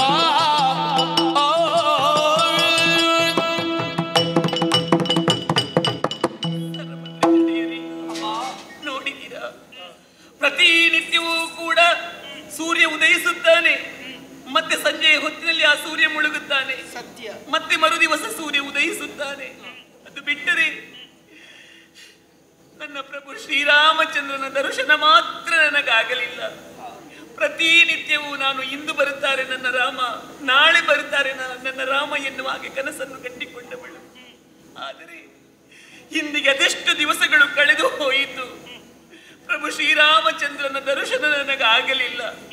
ನನ್ನನ್ನು ಒಂದಲ್ಲ ಒಂದು ದಿವಸ ಬಂದು ಈ ಲಂಕೆಯಿಂದ ಕರೆದುಕೊಂಡು ಹೋಗುತ್ತಾರೆ, ಈ ದುಷ್ಟನಾದಂತಹ ರಾವಣನನ್ನು ವಧಿಸುತ್ತಾರೆ, ಎಲ್ಲದಕ್ಕೂ ಕೂಡ ಮಂಗಲವನ್ನು ಹಾಡುತ್ತಾರೆ ಎನ್ನುವ ಹಾಗೆ ನಾನು ತಿಳಿದರೆ ಇಷ್ಟು ದಿವಸಗಳಾದರೂ ಕೂಡ ಪ್ರಭು ಶ್ರೀರಾಮಚಂದ್ರ ನನಗೆ ಕಾಣುತ್ತಾ ಇಲ್ಲ. ಎಲ್ಲಿಯ ಲಂಕೆ, ಎಲ್ಲಿಯ ಶ್ರೀರಾಮ? ಅಲ್ಲಿಂದ ಇಲ್ಲಿಯವರೆಗೆ ಬಂದು ನನ್ನನ್ನು ಕರೆದುಕೊಂಡು ಹೋಗುವುದಾದರೂ ಕನಸಿನ ಮಾತಾಗಿ ಹೋದೀತು ರಮ. ಇಲ್ಲಮ್ಮ, ಎಲ್ಲ ಆಸೆಯನ್ನು ನಾನು ಕಳೆದುಕೊಂಡಾಗಿದೆ. ಇನ್ನು ಒಂದೇ ಒಂದು ದಾರಿ ನನಗೆ. ಆಸೆ ಎಲ್ಲವೂ ನಿರಾಸೆಯಾಗಿ ಹೋಯಿತು. ಪ್ರಭು ಶ್ರೀರಾಮಚಂದ್ರ ಬಂದು ನನ್ನನ್ನು ಕರೆದುಕೊಂಡು ಹೋಗುವುದಿಲ್ಲ ಎಂದು ನನಗೆ ಈಗ ಅರ್ಥವಾಗುತ್ತಾ ಇದೆ. ಈ ರಕ್ಕಸನ ಉಪಟಳವನ್ನು ನಾನು ಪ್ರತಿನಿತ್ಯವೂ ಅನುಭವಿಸುವುದಕ್ಕಿಂತ ಒಂದು ದಾರಿಯನ್ನು ಕಂಡು ಹುಡುಕಿದ್ದೇನೆ. ಹೆಣ್ಣಾದವಳಿಗೆ ತಲೆಗೂದಲೆನ್ನುವುದು ಕೇವಲ ಅಲಂಕಾರಕ್ಕಾಗಿ ಮಾತ್ರ ಇರುವುದಿಲ್ಲ. ಕೆಲವೊಂದು ಸಂದರ್ಭದಲ್ಲಿ ಆಕೆಗೆ ಅದು ಉಪಯೋಗಕ್ಕೆ ಬರುತ್ತದೆ. ಈ ಕಷ್ಟ ಕಾಲದಲ್ಲಿ ನನಗೀಗ ಉಪಯೋಗಕ್ಕೆ ಬರುತ್ತಾ ಇದೆ ಸರಮ. ನನ್ನದಾದಂತಹ ಈ ಕೂದಲುಗಳಿಂದ ನನ್ನ ಕುತ್ತಿಗೆಯನ್ನೇ ಸುತ್ತಿ ನನ್ನ ಪ್ರಾಣವನ್ನೇ ಪ್ರಾಣದಾಸೆಯ ಬಿಟ್ಟಳೆಂಬುದರಿತು ಆ ಕೋಣಿಂದ ನನ್ನ ಕೈಯ ಬಿಡಿದು ಎಣಾಕಿತಿ ಎಡೆ ಬೀಳಿದ ರಂದನ ಗದಿ ಕಾಣಿಸಿದು ದಿನ ಕನಸ ಕಂಡೇ ಈ ರೀತಿ ನಿದ್ರೆಯುಳ್ಕೆ ಕಮಲಾಕ್ಷಿ ಕಂಡೇ ಕಂಡೇ ಪುಂಡರೀಕನೇತನು ಮಾತಾಟ ಜಾತ ಸುಗ್ರೀವನ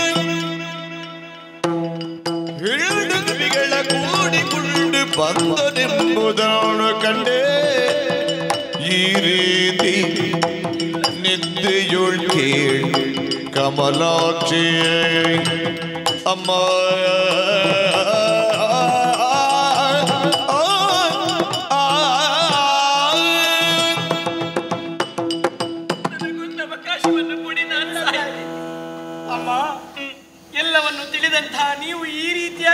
ಬಯಸುವುದೇ ತಾಯಿ. ಏನು ಆತ್ಮಹತ್ಯೆ ಎನ್ನುವುದದು ಮಹಾ ಪಾಪವಾಗುತ್ತದೆ ಹೇಳಿದ್ದೀನಿ. ಆತ್ಮಹತ್ಯೆಯನ್ನು ಯಾವತ್ತು ನೀವು ಮಾಡಬಾರದು, ಮುಂದಾಗಬಾರದು ತಾಯಿ. ನಿಮ್ಮ ಸಮಾಧಾನಕ್ಕೋಸ್ಕರ ಈ ಮಾತನ್ನು ನಾನು ಆಡುವುದಲ್ಲ. ಏನದು ಅಮ್ಮ, ಲೋಕದಲ್ಲಿ ಮಾತುಂಟಲ್ವೇ, 4ನೇ ಜಾವದಲ್ಲಿ ಕಂಡಂತಹ ಸ್ವಪ್ನ ಅದು ನಿಜವಾಗ್ತದೆ ಅಂತೆ. ಹಾಗೆ ನಾನು ಬೆಳಗಿನ ಜಾವದಲ್ಲಿ ಸ್ವಪ್ನವೊಂದನ್ನು ಕಂಡೆ ತಾಯಿ. ಏನದು ಅಮ್ಮ, ಪುಂಡರೀಕ ನೇತನಾದ ಮಾರ್ತಾಂಡ ತೇಜರಾದಂತಹ ಶ್ರೀರಾಮಚಂದ್ರ ಸುಗ್ರೀವಾದಿ ಹಿಂಡು ಕಪಿಗಳನ್ನು ಕೂಡಿಕೊಂಡು ಈ ಲಂಕಾನಗರಕ್ಕೆ ಬರುವುದನ್ನು ಕಣ್ಣಾರೆ ಕಂಡೆ ತಾಯಿ ಕನಸಿನಲ್ಲಿ. ಆಮೇಲೆ ಅಷ್ಟು ಮಾತ್ರವಲ್ಲ, 10 ತಲೆಯಾತ ಆ ರಾವಣ ಕತ್ತೆಯ ಮೇಲೆ ಏರಿಕೊಂಡು ದಕ್ಷಿಣಾಭಿಮುಖವಾಗಿ ಯಾತ್ರೆಯನ್ನು ಮಾಡುವುದನ್ನು ನಾನು ಕಣ್ಣಾರೆ ಕಂಡೆ ತಾಯಿ. ಅಮ್ಮ, ಪರಮ ಪತಿವ್ರತೆಯಾದಂತಹ ಮಂಡೋದರಿ ಅರಮನೆಯ ಮೂಲೆಯಲ್ಲಿ ಕುಳಿತು ತನ್ನ ಕರುಳ ಮಾಂಗಲ್ಯವನ್ನು ಕಲಚಿ ಕುಂಕುಮವನ್ನೇ ಒರೆಸಿ ಪತಿ ವಿಯೋಗದಿಂದ ಕಣ್ಣೀರನ್ನು ಸುರಿಸುತ್ತಿರುವಂತಹ ದೃಶ್ಯವನ್ನು ನಾನು ನನ್ನ ಈ ಕಣ್ಣಿನಿಂದ ಕಣ್ಣಾರೆ ಕನಸಿನಲ್ಲಿ ಕಂಡೆ ತಾಯಿ. ಲಂಕೆಯ ಅಷ್ಟಭಾಗ್ಯವೆಲ್ಲವೂ ಹೋಗಿ ಆ ದುಷ್ಟನ ಸಂಹಾರವಾಗಿ ವಿಭೀಷಣ ದೇವ ಪಟ್ಟವನ್ನಾಡುವಂತಹ ಚಂದವನ್ನು ನಾನು ಈ ಕಣ್ಣಿನಿಂದ ಕಂಡೆ ತಾಯಿ. ಅಮ್ಮ, ನೀವು ಚಿಂತಿಸುವಂತಹ ಅಗತ್ಯವಿಲ್ಲ. ಪ್ರಭು ಶ್ರೀರಾಮಚಂದ್ರ ಆದಷ್ಟು ಇಲ್ಲಿ ಬೇಗ ಬಂದು ಆ ದುಷ್ಟನನ್ನು ಸಂಹರಿಸಿ ನಿಮ್ಮನ್ನು ಇಲ್ಲಿಂದ ಕರೆದುಕೊಂಡು ಅಯೋಧ್ಯೆಗೆ ಹೋಗಿ ಅಲ್ಲಿ ಪಟ್ಟದಲ್ಲಿ ನಿಮ್ಮನ್ನು ಕುಳ್ಳಿರಿಸಿ ಈ ಅಯೋಧ್ಯೆಯನ್ನು ಆಳುವಂತಹ ಚಂದವನ್ನು ನಾನು ನನ್ನ ಕಣ್ಣಾರೆ ಕಂಡಿದ್ದು ಸತ್ಯ ತಾಯಿ. ದಿಟವಮ್ಮ, ಸತ್ಯವೇ? ಹೌದು ತಾಯಿ. ಅಮ್ಮ, ಈಗ ನನ್ನ ಮನಸ್ಸು ಸ್ವಲ್ಪ ಹಗುರವಾಯಿತು. ಆದರೆ ಯಾಕೋ ಏನೋ ಏಕಾಂತವನ್ನು ಬಯಸುತ್ತಾ ಇದೆ ಈ ಮನಸ್ಸು. ಸ್ವಲ್ಪ ಹೊತ್ತು ಆಚೆ ಇದ್ದುಕೊಳ್ಳಿ, ಬೇಕಾದಾಗ ನಿಮ್ಮನ್ನು ಕರೆಸಿಕೊಳ್ಳುತ್ತೆ.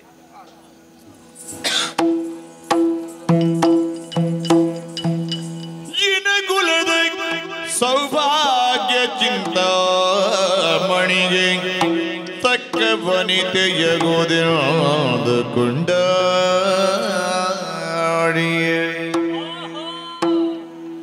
ಹಿನ ಕುಲದ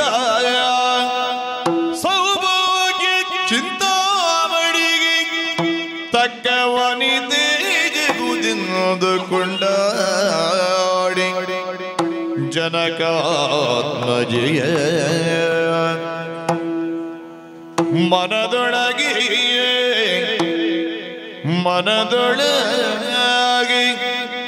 ತಾನೇ ತಳ್ಳುಳು ಮಾತನಾಡಿದನು ಜಾನಕಿಯು ಕೇಳುವಂತೆ.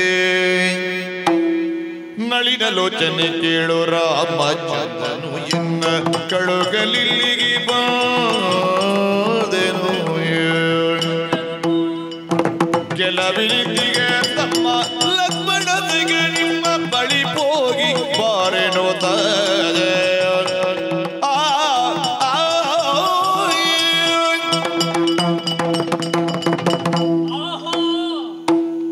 ಕುಲದ ಸೌಭಾಗ್ಯ ಚಿಂತಾಮಣಿಯಾದ ರಾಮದೇವರಿಗೆ ತಕ್ಕ ಬಳಿತೆ ಸೀತಾದೇವಿ ಅನ್ನುವುದರಲ್ಲಿ ಸಂದೇಹ ಇಲ್ಲ. ದುರುಳ ರಾವಣ ಒಲಿಸಿಕೊಳ್ಳುವುದಕ್ಕೆ ಬೇಕಾಗಿ ಪಟ್ಟೆ ಪೀತಾಂಬರಗಳನ್ನು ಚಿನ್ನಾಭರಣಗಳನ್ನು ತಂದು ಸೀತಾದೇವಿಯ ಮುಂದೆ ಆಮಿಷವನ್ನು ಒಡ್ಡಿದ್ರೆ ಎಲ್ಲವನ್ನು ತಿರಸ್ಕರಿಸಿದ್ರಳಲ್ಲ. ಭೂಮಿ ತನ್ನ ಒಡಲಲ್ಲಿ ಎಷ್ಟೇ ಬಂಗಾರವನ್ನು ಹುದುಗಿಸಿಕೊಟ್ಟರೂ ಕೂಡ ಆ ಭೂಮಿ ಬಂಗಾರವನ್ನು ಬಯಸುತ್ತದೆ. ಅದೇ ರೀತಿ ಭೂಮಿಯ ಮಗಳಾದಂತಹ ಸೀತಾದೇವಿ ರಾವಣನ ಬಂಗಾರವನ್ನು ಅಪೇಕ್ಷಿಸುವುದಕ್ಕುಂಟೆ. ಇವಳು ರಾಮನಿಗೆ ತಕ್ಕ ಮಡದಿ ಎನ್ನುವುದರಲ್ಲಿ ಸಂದೇಹ ಇಲ್ಲ.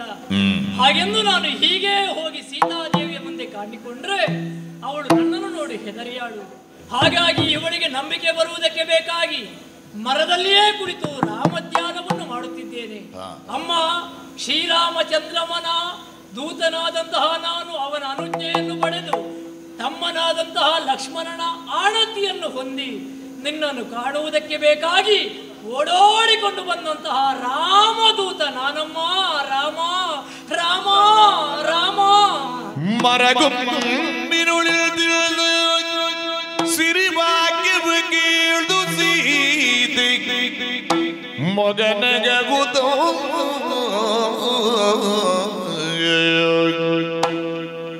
ದುರುಳರ ಮಾಯಕ ಎಂದೆನು ತಿರಿ ಮರ ಬಿಳಿದ ಹನುಮ ಕೈ ಮುಗಿದೆಂದು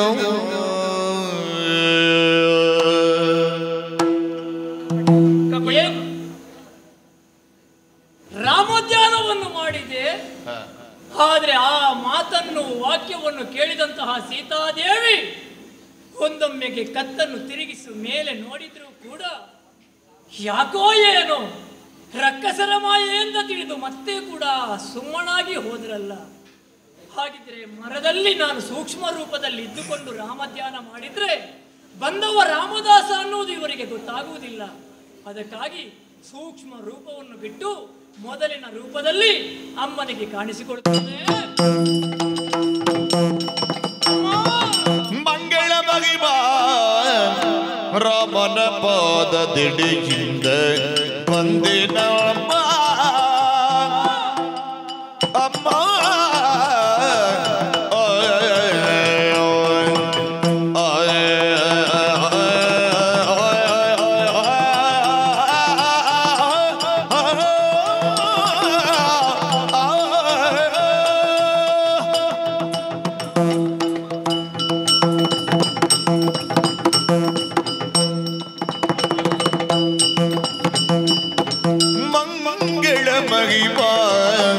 ರಾಮನ ಪಾದದಿಡಿಯಿಂದ ಬಂದೆನಮ್ಮ ಕೋಮಲಾಂಗ ಲಕ್ಷ್ಮಣ ದೇವ ಕಳುಗಿದ ಬಗೆಗಿಲ್ದ ಕೋಮಲಾಂಗ ಲಕ್ಷ್ಮಣ ದೇವ ಕಳುಗಿದ ಬಗೆಯಿಲ್ದ ಬಂದೆ ಅಮ್ಮ ವಾತ ಸಂಭವ ನಿನ್ನ ಮಾತೆ ಅಂಜನ ದೇವಿ ವಾತ ಸಂಭವ ನಿನ್ನ ಮಾತೆ ಅಂಜನ ದೇವಿ ಬಲ್ದಿಲಮ್ಮ ಭಾನುಜೊಡನೆ ಸಂಪ್ರೀತಿಯು ಕಳುಗಿಲು ಬಲ್ದಿನಮ್ಮ ಮಂಗಳ ಬಗಿಮ ರಾಮನ ಪಾದದಿಡೆಯಿನೋದ ಬಂದಿನ ಮಾಯ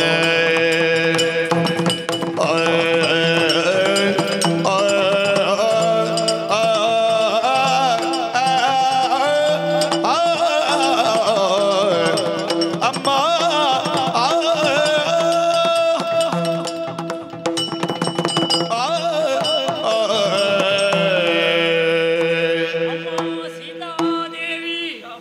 ಇದು ನಿಮ್ಮ ಪರಮ ಪಾವನವಾದ ಪಾದಯುಗ್ಮಗಳಿಗೆ ಕೊಡಮಾಡುತ್ತಾ ಇದ್ದೇನೆ. ಯಾರೋ ಅನ್ಯರು ಅಂತ ನನ್ನ ಬಗ್ಗೆ ಈ ರೀತಿಯಾಗಿ ನೀವು ವ್ಯವಹರಿಸುವುದು ಸರಿಯಲ್ಲಮ್ಮ. ರಾಮದೂತನಿದ್ದೇನೆ. ಮಂಗಳ ಮಹಿಮನಾದಂತಹ ಮರ್ಯಾದಾ ಪುರುಷೋತ್ತಮನಾದ ಶ್ರೀರಾಮಚಂದ್ರಮನ ಪಾದದಡೆಯಿಂದ ನಿನ್ನನ್ನು ಹುಡುಕುವುದಕ್ಕಾಗಿ ಬಂದವನ ನಮ್ಮ ತಾಯಿ.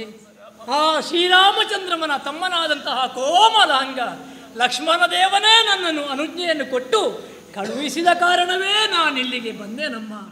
ನನ್ನ ಒಡೆಯನಾದಂತಹ ಸುಗ್ರೀವನ ಆಜ್ಞೆಯನ್ನು ಹೊಂದಿ ನಿನ್ನನ್ನು ಹುಡುಕುವುದಕ್ಕಾಗಿ ಬಂದವ ನಾನು ಅನ್ಯನಲ್ಲ ಅಮ್ಮ. ವಾಯು ಸುಕುಮಾರ ಅಂಜನಾದೇವಿಯ ಮಗ ನಾನೇ ವೀರ ಮಾರುತಿ ರಾಮದೂತ ರಾಮ ಸೇವಕ ಹನುಮಂತ. ನಿನ್ನನ್ನು ಹುಡುಕುವುದಕ್ಕೆ ಬೇಕಾಗಿ ಸಮುದ್ರವನ್ನು ಲಂಘಿಸಿ ನಿನ್ನ ಬಳಿಗೆ ಬಂದಂತಹ ರಾಮದಾಸ ಹನುಮನ ಬಾದಿಗೆ ಚಂದ್ರಾರನಿ ಕಪಟವಿಲ್ದು ಸುಮ್ಮನೆ ಇರಲು ಹಿಂದಾಗಿದ್ದುದನರುಗಿದಡಿಯೊದರಿವಳು ಎದು ಬಳಿಕ ಅವ ನಿಂತಿದ್ದ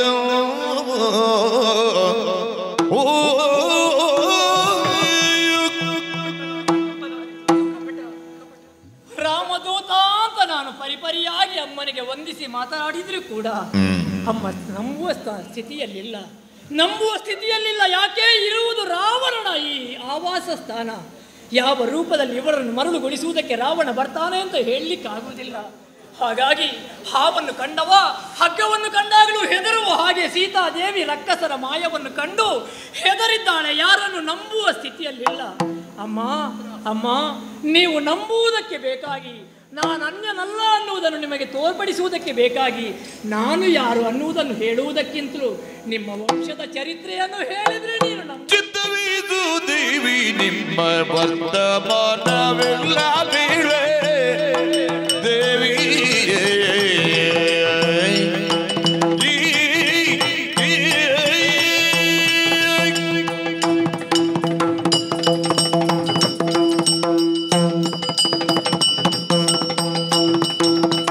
ಚಿತ್ತವೀದು ದೇವಿ ನಿಮ್ಮ ವರ್ತಮಾನವೆಲ್ಲ ಬೀಳ್ವೆ ಸತ್ಯವೆಂಬುದನ್ನು ನೀವೇ ಬಲ್ಲಿರಿ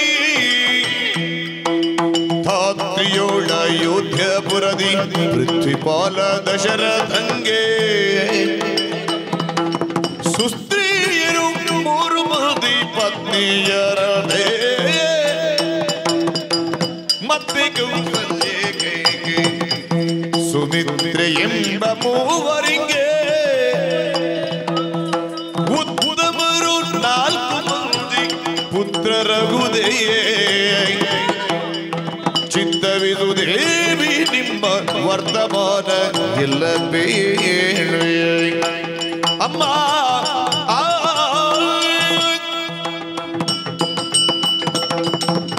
ಜನನಿ ಸೀತಾದೇವಿ ಈ ಹನುಮಂತ ರಾಮದಾಸ ಅನ್ನುವುದನ್ನು ನೀನು ಒಪ್ಪಿಕೊಳ್ಳುವುದಕ್ಕೆ ಬೇಕಾಗಿ ನಿಮ್ಮ ವರ್ತಮಾನವನ್ನು ನಾನು ಹೇಳುವುದಕ್ಕೆ ಪ್ರಾರಂಭಿಸ್ತೇನೆ.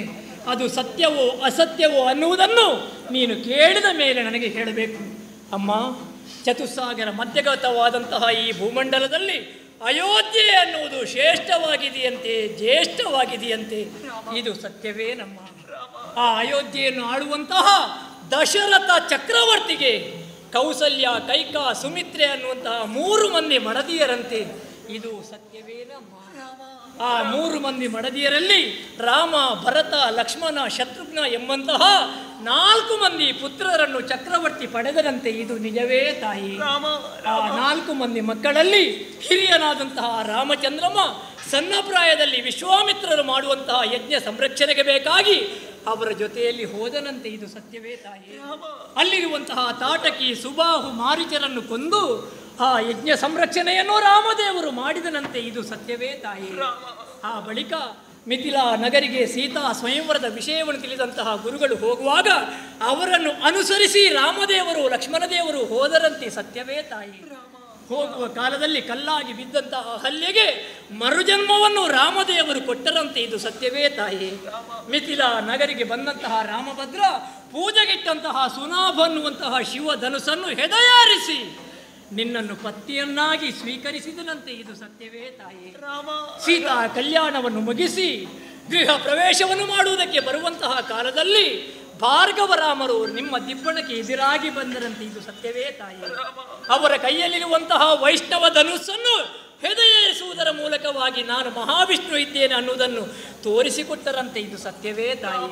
ಪರಶುರಾಮರ ಗರ್ವಾಪಹಾರವನ್ನು ಮಾಡಿ ಅಯೋಧ್ಯೆಗೆ ಬಂದು ಸೀತಾ ರಾಮರಾದಂತಹ ನೀವು ಸಂತೋಷದಲ್ಲಿರುವಂತಹ ಕಾಲದಲ್ಲಿ ಒಂದು ದಿವಸ ತಂದೆಯ ಮಾತನ್ನು ಉಳಿಸುವುದಕ್ಕೆ, ಕೈಕಾದೇವಿಗೆ ಕೊಟ್ಟಂತಹ ವರವನ್ನು ಸತ್ಯವಾಗಿಸುವುದಕ್ಕೆ, ಪಿತೃವಚನ ಅನುಲ್ಲಂಘನೀಯಂ ಅನ್ನುವಂತಹ ಸಂತವಾಣಿಗೆ ಸರಿಯಾಗಿ ರಾಮದೇವರು ವನವಾಸ ದೀಕ್ಷೆಯನ್ನು ಕೈಗೊಂಡರಂತೆ. ಸತ್ಯವೇ ತಾಯಿ? ಆ ಸಂದರ್ಭದಲ್ಲಿ ರಾಮದೇವರ ಸೇವೆಯನ್ನು ಮಾಡಬೇಕನ್ನುವಂತಹ ಕಾರಣಕ್ಕಾಗಿ ಅವರ ಛಾಯಾನುವರ್ತಿನಿಯಾಗಿ ನೀನು ಲಕ್ಷ್ಮಣದೇವನು ಅವನ ಜೊತೆಯಲ್ಲೇ ಹೊರಟು ಹೋದಿರಂತೆ. ಸತ್ಯವೇ ತಾಯಿ? ಹಾಗೆ ಬಂದಂತಹ ನೀವು ಬರಬರುತ್ತಾ ಚಿತ್ರಕೂಟವನ್ನು ಉಳಿದು ಪಂಚವಟಿ ಕ್ಷೇತ್ರಕ್ಕೆ ಬಂದು ಅಲ್ಲಿ ಪರ್ಣಕುಟೀರವನ್ನು ರಚಿಸಿ ಜೀವನವನ್ನು ಮಾಡುತ್ತಿದ್ದರಂತೆ. ಇದು ಸತ್ಯವೇ ತಾಯಿ? ಒಂದು ದಿವಸ ಅಯೋಧ್ಯೆಯ ಸರ್ವ ಸಂಪತ್ತನ್ನು ತ್ಯಾಗ ಮಾಡಿ ಬಂದಂತಹ ನಿನಗೆ ಚಿನ್ನದ ಬಣ್ಣದ ಒಂದು ಜಿಂಕೆಯನ್ನು ಕಂಡಾಗ ಬೇಕು ಅಂತ ಆಸೆಯಾಯಿತಂತೆ. ಸತ್ಯವೇ ತಾಯಿ? ನನಗದು ಬೇಕು ಅಂತ ನೀನು ಹಠ ಮಾಡಿದಾಗ ಹೆಂಡತಿಯ ಮಾತನ್ನು ಉಳಿಸುವುದಕ್ಕೆ, ಆಸೆಯನ್ನು ಪೂರೈಸುವುದಕ್ಕೆ ಬೇಕಾಗಿ ರಾಮದೇವರು ಲಕ್ಷ್ಮಣನನ್ನು ನಿನ್ನ ಸೇವೆಗೆ ಇರಿಸಿ ಹೋದರಂತೆ. ಸತ್ಯವೇ ತಾಯಿ? ಅಲ್ಲಿ ಹೋದಾಗ ರಕ್ಕಸರ ಮಾಯಿಗೆ ಒಳಪಟ್ಟಂತಹ ಸಂದರ್ಭದಲ್ಲಿ ಗಂಡನಿಗೆ ಆಪತ್ತು ಒದಗಿದೆ ಅಂತ ನೀನು ಲಕ್ಷ್ಮಣದೇವರನ್ನು ಕಳುಹಿಸಿಕೊಟ್ಟಿಯಂತೆ. ಸತ್ಯವೇ ತಾಯಿ? ಆ ಸಂದರ್ಭದಲ್ಲಿ ದುರುಳನಾದಂತಹ ರಾವಣ ಸನ್ಯಾಸಿ ವೇಷವನ್ನು ಮಾಡಿ ಭಿಕ್ಷೆಯನ್ನು ಕೊಡುವಂತ ನಿನ್ನಲ್ಲಿ ಅಂಗಲಾಚಿಸಿ ನಿನ್ನನ್ನು ಮೋಸಗೊಳಿಸಿ ಆ ರಾವಣ ನಿನ್ನನ್ನು ಅಪಹಾರ ಮಾಡಿದನಂತೆ. ಇದು ಸತ್ಯವೇ ತಾಯಿ? ಇದು ಇಷ್ಟೋ ನಿನಗೆ ತಿಳಿದಂತಹ ಕತೆ. ಆ ಬಳಿಕ ಆ ಮೃಗ ಸಿಗದೇ ಇದ್ದಂತಹ ಸಂದರ್ಭದಲ್ಲಿ ಮತ್ತೊಂದು ಮೃಗವನ್ನು ಸೃಷ್ಟಿ ಮಾಡಿ ಪಂಚವಟಿ ಕ್ಷೇತ್ರ ಪರ್ಣಕುಟೀರಕ್ಕೆ ಬಂದಾಗ ನೀನು ಇರಲಿಲ್ಲವಂತೆ ತಾಯಿ. ನಿನ್ನನ್ನು ಕಳಕೊಂಡಂತಹ ರಾಮ ಲಕ್ಷ್ಮಣರು ಪರಿತಪಿಸುತ್ತಾ ನಿನ್ನನ್ನು ಹುಡುಕಾಡುವುದಕ್ಕೆ ಕಾಡು ಮೇಡುಗಳು ಅಲ್ಲಾಡುತ್ತಾ ಮುಂದೆ ಮುಂದೆ ಬರುವಂತಹ ಕಾಲಕ್ಕೆ ಜಟಾಯುವಿನ ಮೂಲಕವಾಗಿ ರಾವಣ ನಿನ್ನನ್ನು ಅಪಹಾರ ಮಾಡಿದ್ದಾನೆ ಅಂತ ಅನ್ನುವ ವಿಷಯ ಗೊತ್ತಾಯಿತು. ಹಾಗೆಯೇ ಮುಂದುವರಿದು ವಿರಾಧನಿಗೂ ಕಬಂಧನಿಗೂ ಶಬರಿಗೂ ಮೋಕ್ಷವನ್ನು ಕೊಟ್ಟು ಸುಗ್ರೀವ ಸಖ್ಯವನ್ನು ಮಾಡಿಕೊಂಡು ವಾಲಿಯನ್ನು ಕೊಂದು ಆ ಬಳಿಕ ಸುಗ್ರೀವನಿಗೆ ಪಟ್ಟವನ್ನು ಕೊಟ್ಟು ಮಳೆಗಾಲವನ್ನು ದಾಟಿ ಸುಗ್ರೀವನ ಮಾತಿನ ಪ್ರಕಾರ ನಿನ್ನನ್ನು ಹುಡುಕುವುದಕ್ಕೆ ಬೇಕಾಗಿ ಕಪಿನಾಯಕರೆಲ್ಲ ನಾವು ಒಟ್ಟಾಗಿ 4 ಭಾಗವಾಗಿ ಬೇರೆ ಬೇರೆ ಕಡೆಗೆ ಹೋಗಿದ್ದೇವೆ ತಾಯಿ. ದಕ್ಷಿಣ ದಿಕ್ಕಿಗೆ ಹೊರಟವರಲ್ಲಿ ನಾನು ಪ್ರಮುಖನಮ್ಮ. ಹನುಮಂತನೆಂಬುದಾಗಿ ನನ್ನ ಹೆಸರು. ಎಲ್ಲ ಕಡೆಗೆ ಹೊರಟಂತಹ ನಾವು ಸಂಪಾತಿಯ ಮೂಲಕವಾಗಿ ನಿನ್ನನ್ನು ತಿಳಿದು ಲಂಕೆಗೆ ಬೇಕಾಗಿ ಸಮುದ್ರವನ್ನೇ ಹಾರಿ ನಿನ್ನನ್ನು ಹುಡುಕುವುದಕ್ಕಾಗಿ ಬಂದ ರಾಮದೂತ ರಾಮ ಸೇವಕ ನಿನ್ನ ಮಗ ಸಮಾನ ಹನುಮಂತ.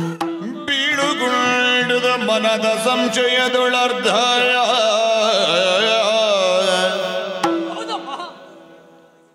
ಬಲಗಾಲ ತೊಡೆಯಲಿ ಮಧ್ಯ ಬುಡದೈರೆ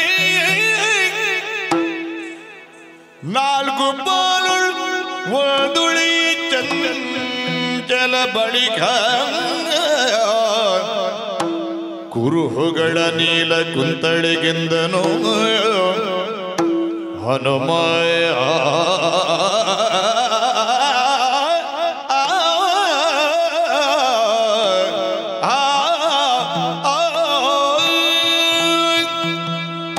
ನನ್ನ ಮಾತನ್ನು ಕೇಳಿದಂತಹ ಸೀತಾದೇವಿ ರಾಮ ರಾಮ ಎಂಬಂತ ನಾಮಸ್ಮರಣೆಯನ್ನು ಮಾಡುವುದು ಬಿಟ್ಟು ಬೇರೇನೂ ಮಾತಾಡುವುದಿಲ್ಲ. ಆದರೆ ಒಂದು ವಿಷಯವನ್ನು ನಾನು ಗಮನಿಸಿದೆ. ಅವರ ವಂಶದ ಬಗ್ಗೆ ಹೇಳುವಂತಹ ಸಂದರ್ಭದಲ್ಲಿ ಮೊದಲು ಸಂಶಯದಿಂದ ಕಾಣುತ್ತಿದ್ದಂತಹ ನಾನಾಡಿದ ಮಾತನ್ನು ಕೇಳಿದಾಗ ಸಂಶಯದ 4 ಭಾಗಗಳಲ್ಲಿ ಅರ್ಧ ಭಾಗ ನನ್ನನ್ನು ಒಪ್ಪಿದ್ದಾರೆ ಅಂತ ನಾನು ಗಮನಿಸ್ತೇನೆ. ಹಾಗಿದ್ರೆ ಉಳಿದಂತಹ ಅರ್ಧ ಸಂಶಯವೂ ನಿವಾರಣೆಯಾಗಬೇಕಲ್ಲ ಅಮ್ಮ. ನೀನು ನನ್ನನ್ನು ಒಪ್ಪುವುದಕ್ಕೆ ಬೇಕಾಗಿ ರಾಮನ ಸೇವಕ ಅನ್ನುವುದನ್ನು ನಿನಗೆ ತೋರ್ಪಡಿಸುವುದಕ್ಕೆ ಬೇಕಾಗಿ ರಾಮದೇವರು ನನ್ನಲ್ಲಿ ಹೇಳಿದಂತಹ ಒಂದು ಕುರುಹನ್ನೂ ನಾನು ನಿನಗೆ ಹೇಳ್ತೇನೆ ತಾಯಿ. ಬೇಸರ ಮಾಡಬೇಡಮ್ಮ. ಕಪಿಗಳೆಲ್ಲ ಸೀತಾನ್ವೇಷಣೆಗೆ ಹೊರಡುವಂತಹ ಸಂದರ್ಭದಲ್ಲಿ ಎಲ್ಲರನ್ನೂ ಬೀಳ್ಗೊಟ್ಟಂತಹ ರಾಮದೇವರು ನನ್ನನ್ನು ಮಾತ್ರ ಹತ್ತಿರ ಕರೆದರಮ್ಮ.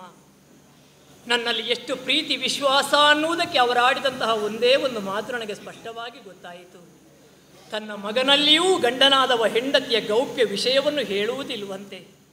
ಅವರಿಗೆ ಹುಟ್ಟಿದ ಮಗನಿಗಿಂತಲೂ ನಾನು ಶ್ರೇಷ್ಠ ಅನ್ನುವುದನ್ನು ಒಪ್ಪಿಕೊಂಡಂತಹ ರಾಮದೇವರು ಒಂದು ವೇಳೆ ನೀನು ಸೀತೆಯನ್ನು ಕಂಡ್ರೆ ನಾನು ಕಳುಹಿಸಿದವ ಅನ್ನುವುದು ಅವಳು ಒಪ್ಪಿಕೊಳ್ಳುವುದಕ್ಕೆ ಬೇಕಾಗಿ ಒಂದು ಕುರುಹನ್ನು ಹೇಳ್ತೇನೆ ಅಂತ ಒಂದು ಗೌಪ್ಯವಾದ ಕುಟ್ಟಿನ ವಿಷಯವನ್ನು ನನ್ನಲ್ಲಿ ಹೇಳಿದ್ದಾನೆ ಅಮ್ಮ. ಅನ್ಯತಾ ಭಾವಿಸಬೇಡ. ಆರಾಧನಾ ಭಕ್ತಿಯಿಂದ ಮಗುವೊಂದು ತನ್ನ ತಾಯಿಯ ದೇಹವನ್ನು ಕಾಣುವಂತಹ ಸಂದರ್ಭದಲ್ಲಿ ಆ ಮಗುವಿನ ಮನಸ್ಸಿನಲ್ಲಿ ಯಾವುದೇ ವಿಕಾರಗಳಿರುವುದಿಲ್ವಮ್ಮ. ನೀನು ಜಗತ್ತಿಗೆ ತಾಯಿ. ಜಗತ್ತಿಗೆ ತಾಯಿಯಾದಂತಹ ನೀನು ನನಗೆ ಹೆತ್ತ ತಾಯಿಗಿಂತಲೂ ಮಿಗಿಲು. ನಾನು ರಾಮದಾಸ ಅಂತ ನೀನು ಒಪ್ಪುವುದಕ್ಕೆ ಬೇಕಾಗಿ ಬೇಸರಿಸಬೇಡ ತಾಯಿ. ಒಂದು ಕುಟ್ಟಿನ ವಿಷಯವನ್ನು ಹೇಳ್ತೇನೆ ಅಮ್ಮ. ಅಮ್ಮ, ನಿನ್ನ ಬಲತೊಡೆಯಲ್ಲಿ ಮತ್ಸ್ಯಲ್ಲ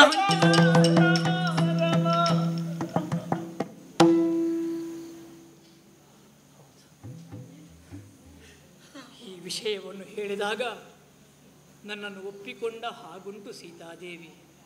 ಆದರೂ ಪೂರ್ತಿ ಸಂಶಯ ನಿವಾರಣೆಯಾಗಲಿಲ್ಲ. ಬಹುಶಃ ಒಂದು ಭಾಗ ಸಂಶಯ ಹಾಗೇ ಉಳಿದಿದೆಯಲ್ಲ ಅಮ್ಮ. ಇನ್ನು ನಿಮ್ಮ ವಂಶದ ಬಗ್ಗೆ ಹೇಳುವುದಿಲ್ಲ. ನಿಮ್ಮಿಬ್ಬರ ಚಿತ್ರಕೂಟದಲ್ಲಿ ನೀವು ಜಲ ಕ್ರೀಡೆಯಾಡುವಾಗ ಎತ್ತಿಯಲ್ಲಿ ನಿಮ್ಮ ಬಿಸಾಡರು ಅತ್ತದ್ದು ಸರಿಯೇ ನಮ್ಮ ಮತ್ತೊಂದ ಗುರುತ ಕೀಳತ್ರಿ ಮುನಿವರಿಯನ ಅತ್ತೆಯದನು ಸೂಯದೇವಿ ಭೂಷಣ ತಂದಿದ್ದದ್ದು ಸರಿಯೇ ನಮ್ಮ ಹೌದೇ ನಮ್ಮ ಅಮ್ಮ.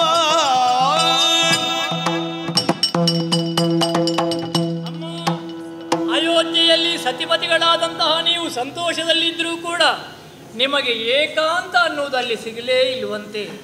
ಆ ಏಕಾಂತ ಅನ್ನೋದು ಸಿಕ್ಕಿತು ಎಲ್ಲಿ ಅಂತ ಕೇಳಿದರೆ ಚಿತ್ರಕೂಟದಲ್ಲಿ.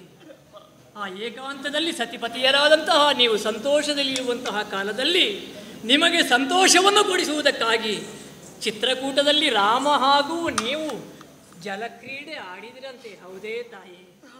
ಜಲಕ್ರೀಡೆ ಆಡುವಂತಹ ಸಂದರ್ಭದಲ್ಲಿ ಸರಸಕ್ಕೆ ಬೇಕಾಗಿ ರಾಮದೇವರು ನಿಮ್ಮನ್ನು ಅಂಗೈಯಲ್ಲಿ ಎತ್ತಿ ಬಿಸಾಡಿದರಂತೆ. ಇದು ಸತ್ಯವೇ ತಾಯಿ? ಆ ಸಂದರ್ಭದಲ್ಲಿ ಸರಸ ಹೋಗಿ ವಿರಸ ಹುಟ್ಟಿದಂತೆ ನೋವುಂಡಂತಹ ನೀವು ಕಣ್ಣೀರು ಸುರಿಸಿದ್ರಂತೆ. ಇದು ಸತ್ಯವೇ ತಾಯಿ? ಅಮ್ಮ, ಹಾಗೆ ಮುಂದೆ ಮುಂದೆ ಬರುವಂತಹ ಸಂದರ್ಭದಲ್ಲಿ ಅಗಸ್ತ್ಯ ಮಹರ್ಷಿಗಳು ನಿಮ್ಮ ಗಂಡನಾದಂತಹ ರಾಮಚಂದ್ರಮನಿಗೆ ಕೋದಂಡವನ್ನು ಕೊಟ್ಟರಂತೆ. ಇದು ಸತ್ಯವೇ ತಾಯಿ? ಆ ಬಳಿಕ ಅತ್ರಿಮುನಿಗಳ ಆಶ್ರಮವನ್ನು ಸೇರಿದಂತಹ ಸಂದರ್ಭದಲ್ಲಿ ಅವರ ಪತ್ನಿಯಾದಂತಹ ಅನಸೂಯಾದೇವಿ ನಿನಗೆ ಭೂಷಣವನ್ನು ಕೊಟ್ಟರಂತೆ. ಇದು ಸತ್ಯವೇ ತಾಯಿ?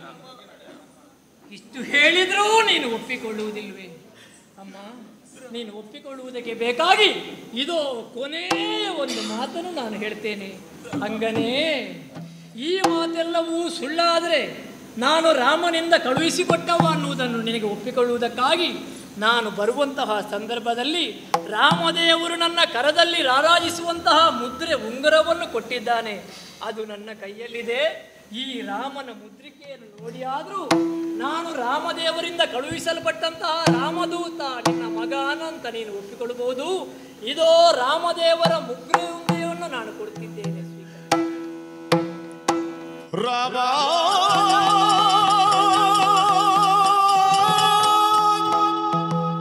ರಾಮ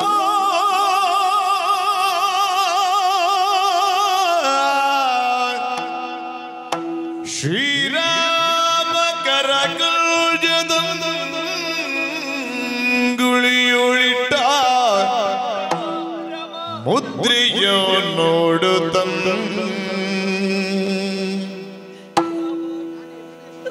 ನಾರಿ ಜಾನಕಿ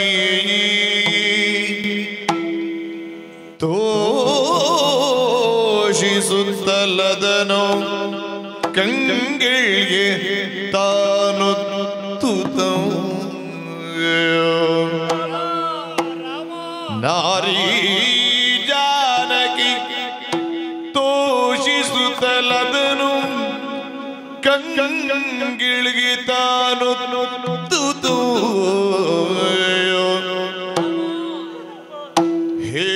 ಹೇರಳಾಕೃತಿ ಶೋಕ ಬಿನೋದು ಜಲಗಳ ಸರ್ವಾಂಗಮಂ ಲೇಪಿಸಲ್ ಕಾರುಣ್ಯಾಂಬುಧಿ ರಾಮ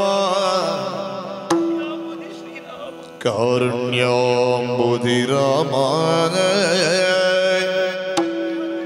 ರಾಮ ರಾಮ ರಾಮ ರಾಮ ರಾಮ ಎನ್ನುತ್ತ ಆಶೋಭಾವದಿ ಕಂಡಳು ಕಾರುಣ್ಯಾಂಬುಧಿ ರಾಮ ಎನ್ನುತ್ತ ಆಶಾಭಾವದಿ ಕಂಡಳು ರಾಮ ಶ್ರೀರಾಮ ರಾಮ ರಾಮ ರಾಮ ರಾಮ ರಾಮ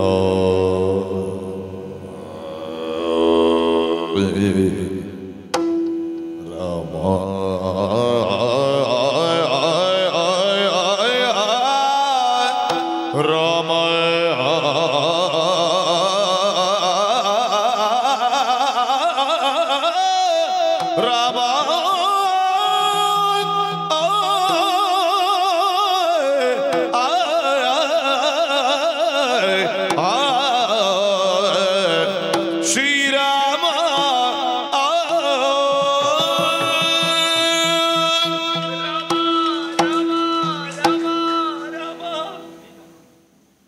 ನೋಡಿದೆ ನೋಡಿದೆ ಏನನ್ನು ನೋಡುತ್ತಾ ಇದ್ದೇನೆ ಪ್ರಭು ಶ್ರೀರಾಮಚಂದ್ರನ ಕಿರುಬೆರಳಲ್ಲಿ ರಾರಾಜಿಸುತ್ತಿರುವಂತಹ ಮುದ್ರೆಯುಂಗುರವನ್ನು ನೋಡುತ್ತಾ ಇದ್ದೇನೆ. ಅಲ್ಲ, ಸಾಕ್ಷಾತ್ ಶ್ರೀರಾಮಚಂದ್ರನ ಸುಂದರ ಸ್ವರೂಪವನ್ನೇ ನಾನು ಕಾಣುತ್ತಾ ಇದ್ದೇನೆ. ಪಂಚವಟಿಯಲ್ಲಿ ಎಲೆಮನೆಯಲ್ಲಿ ವಾಸಿಸುವಂತಹ ಸಂದರ್ಭದಲ್ಲಿ ಕಣ್ಣಿಗೆ ಕಾಣಿಸಿದ್ದೊಂದು ಕಾಂಚನ ಮೃಗ. ಬೇಕೆನ್ನುವ ಹಾಗೆ ಆಸೆಯನ್ನು ಪಟ್ಟೆ, ಹಠವನ್ನು ಹಿಡಿದೆ. ಬೇಡವೆಂದು ಹೇಳಿದರೂ ಕೂಡ ಬೇಕೆನ್ನುವ ಹಾಗೆ ಹಠವನ್ನು ಹಿಡಿದೆ. ಅಂದು ಪ್ರಭು ಶ್ರೀರಾಮಚಂದ್ರನ ಬೆನ್ನನ್ನು ಮಾತ್ರ ನಾನು ಕಂಡವಳು. ಅಂದಿನಿಂದ ಇಂದಿನವರೆಗೆ ಪ್ರಭು ಶ್ರೀರಾಮಚಂದ್ರನ ಮುಖ ದರ್ಶನ ನನ್ನ ಪಾಲಿಗೆ ಆಗಲಿಲ್ಲ. ಎಂತಹ ಹತಭಾಗ್ಯಳು ನಾನು, ಎಂತಹ ಹತಭಾಗ್ಯಳು. ಪಂಚವಟಿಯಲ್ಲಿರುವಂತಹ ಸಂದರ್ಭದಲ್ಲಿ ಗೋದಾವರಿ ನದಿಯಲ್ಲಿ ಮಿಂದು ಆ ನೀರನ್ನೇ ಪ್ರಭು ಶ್ರೀರಾಮಚಂದ್ರನ ಪಾದಗಳನ್ನು ತೊಳೆದು 100 ಪ್ರದಕ್ಷಿಣೆ ಬಂದು ಅಲ್ಲಿರುವಂತಹ ಪುಷ್ಪಗಳನ್ನು ಪ್ರಭು ಶ್ರೀರಾಮಚಂದ್ರನ ಪಾದಗಳಿಗೆ ಅರ್ಪಿಸಿ ಆ ಪುಷ್ಪಗಳೇ ನನ್ನ ಮುಡಿಯೇರುತ್ತಿತ್ತು. ಶ್ರೀರಾಮಚಂದ್ರನ ಪಾದದ ಧೂಳೆ ನನ್ನ ಹಣೆಗೆ ತಿಲಕವಾಗುತ್ತಾ ಇತ್ತು. ಅವರ ಕಾಲನ್ನು ತೊಳೆದಂತಹ ಆ ತೀರ್ಥವನ್ನೇ ಸ್ವೀಕರಿಸುತ್ತಿದ್ದವಳು ನಾನು. ಆದರೆ ಅದಕ್ಕೆ ಅದೆಲ್ಲವನ್ನೂ ಕೂಡ ನಾನು ವಂಚಿತಳಾಗಿ ಹೋದೆ. ಎಂತಹ ಹತಭಾಗ್ಯಳು ನಾನು, ಎಂತಹ ಹತಭಾಗ್ಯಳು. ಆದರೂ ಇಂದು ಮಾನಸವಾದಂತಹ ಒಂದು ಪೂಜೆಯನ್ನು ನಾನು ಮಾಡಬೇಕಾಗಿದೆ. ಈ ಮುದ್ರೆಯುಂಗುರವನ್ನು ಕಂಡ ಮೇಲೆ ಇದಕ್ಕೊಂದು ಪೂಜಿಸಬೇಕಾಗಿದೆ. ನನ್ನ ದೇಹವೇ ದೇಗುಲ, ಹೃದಯವೇ ಮಂದಿರ. ಈ ಹೃದಯ ಮಂದಿರದಲ್ಲಿ ಈ ಮುದ್ರೆಯುಂಗುರವನ್ನೇ ಪ್ರತಿಷ್ಠಾಪಿಸಿದ್ದೇನೆ. ನನ್ನ ಕಣ್ಣುಗಳಿಂದ ಹರಿಯುವಂತಹ ಕಂಬನಿ ಅಭಿಷೇಚನ, ನನ್ನ ಬಿಸಿಯುಸಿರೆ ಮಂತ್ರ, ವಿರಹ ವೇದನೆಯಿಂದ ಬಳಲುತ್ತಿರುವಂತಹ ಈ ನನ್ನ ಮಾತುಗಳೇ ನೀಲಾಂಜನ ರಾಮ ರಾಮ ರಾಮ ರಾಮ.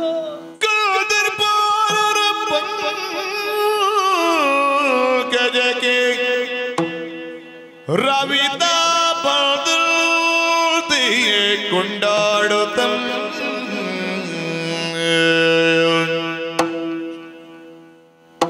ಮುಂದ ರಾಮನ ಕ್ಷೇಮ ವಾರ್ತೆಗಳನ್ನು ಕೇಳುತ್ತ ನಿಂದಿರ್ದಳು ಹನುಮ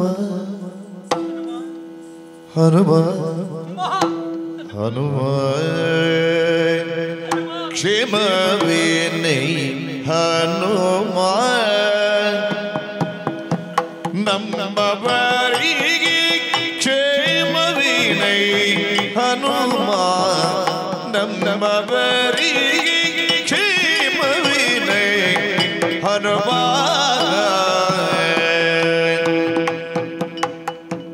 ರಾಮ ಲಕ್ಷ್ಮಣರು ರಾಜ್ಯದಲ್ಲಿ ಸುಸ್ಥಿರವಾಗಿ ಕ್ಷೇಮವೇನೇ ಕ್ಷೇಮವೇನೇ ಕ್ಷೇಮವೇನೇ. ಮದನ ನಂಗವ ಪೋಲ್ವ ರಾಮ ಬಲು ಚದುರ ಲಕ್ಷ್ಮಣನು ನಿಸೀಮ ಮದನ ನಂಗವ ಪೂಲ್ವ ರಾಮ ಬಲು ಚದುರ ಲಕ್ಷ್ಮಣನು ನಿಸೀಮ ಮೊದಲಿನ ಕಾಂತಿ ಕಳವಳಿಸದೆ ಮತ್ತೆ ಎದೆಗುಳ್ದಲಿಲ್ಲವಲ್ಲ ತಮ್ಮಳು ಹೋಗ ಬದುಕುವುದಲಿಲ್ಲವಲ್ಲ ನೀ ಬರುವ ದಿನದುಳ್ತಿದ್ದರೆಲ್ಲ ಹನುಮ.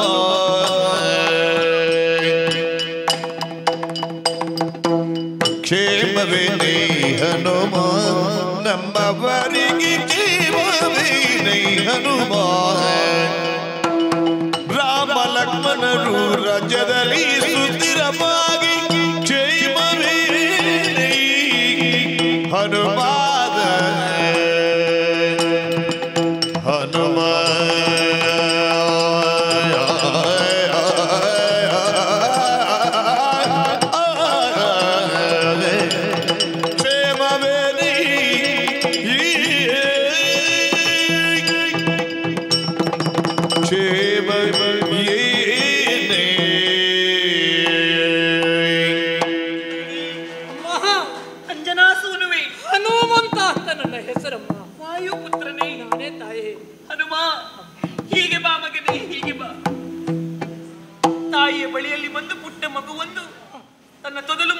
ಮಾತನ್ನಾಡುವಾಗ ತಾಯಿಗೆ ಎಷ್ಟು ಸಂತೋಷವಾಗುತ್ತದೋ ರಾಮ, ಅಷ್ಟೇ ಸಂತೋಷ ನನಗಾಗುತ್ತಾ ಇದೆ. ರಾಮ ರಾಮ ರಾಮ.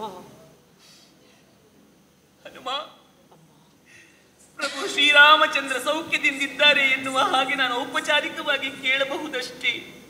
ಆದರೆ ಒಂದಂತೂ ಸತ್ಯ ಮಗನೇ, ರಾಮನನ್ನು ಬಿಟ್ಟು ಬೇಕಾದರೂ ಸೀತೆ ಬದುಕಿಯಾಳು. ಆದರೆ ಸೀತೆಯನ್ನಗಲಿ ಪ್ರಭು ಶ್ರೀರಾಮಚಂದ್ರ ಸೌಖ್ಯದಿಂದಿದ್ದಾರಂತೆ ಹೇಳಿದ್ರೆ ನನಗೆ ನಂಬುವುದಕ್ಕೆ ಸಾಧ್ಯವಿಲ್ಲ ಮಗನೇ, ಸಾಧ್ಯವಿಲ್ಲ.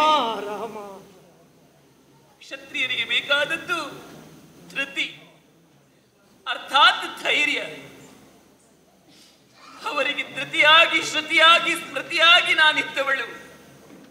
ಹನುಮ, ನನ್ನನ್ನು ಕಳೆದುಕೊಂಡ ಮೇಲೆ ಪ್ರಭು ಶ್ರೀರಾಮಚಂದ್ರನ ಧೈರ್ಯ ಒಂದಿಷ್ಟು ಕಡಿಮೆಯಾಗಲಿಲ್ಲ ತಾನೇ?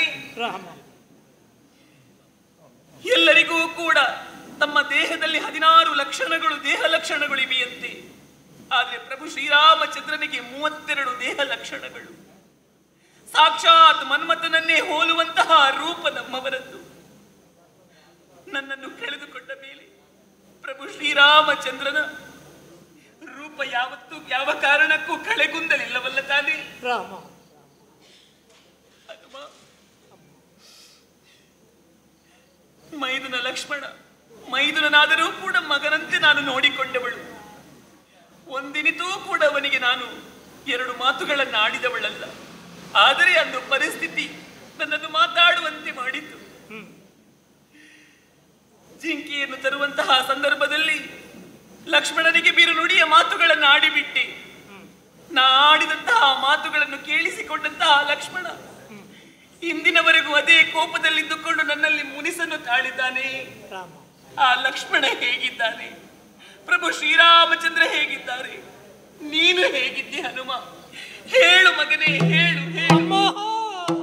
ಮನಸ ಏನೆಂಬೆ ನಮ್ಮ ಯಾವಾಗಲೂ ನೆನೆಸುವ ಗುಣದಿ ನಿಮ್ಮ ಕನಸು ಮನಸ್ಸಿನಲ್ಲಿ ಹಗಲಿರುಳೆನ್ನದೆ ಕನಜುದ ಬೀಳುವುದೇನದ ಅನ್ನಾಹಾರವನ್ನು ಆರೊಡನೆಯು ಮನ್ನಿಸಿ ಮಾತಾಡಲು ಕಣ್ಣಿಗೆ ನಿದ್ರೆ ಬಾರದೆ ಕಂಡ ಕಡೆಯಲ್ಲಿ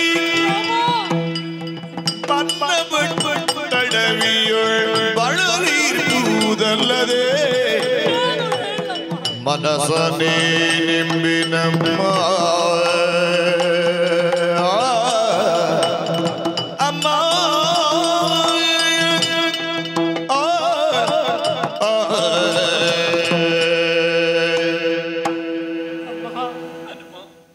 ಕೊನೆಗೂ ನನ್ನನ್ನು ನಿನ್ನ ಮಗ ಅಂತ ನೀನು ಒಪ್ಪಿಕೊಂಡಿಯಲ್ಲ ತಾಯೇ.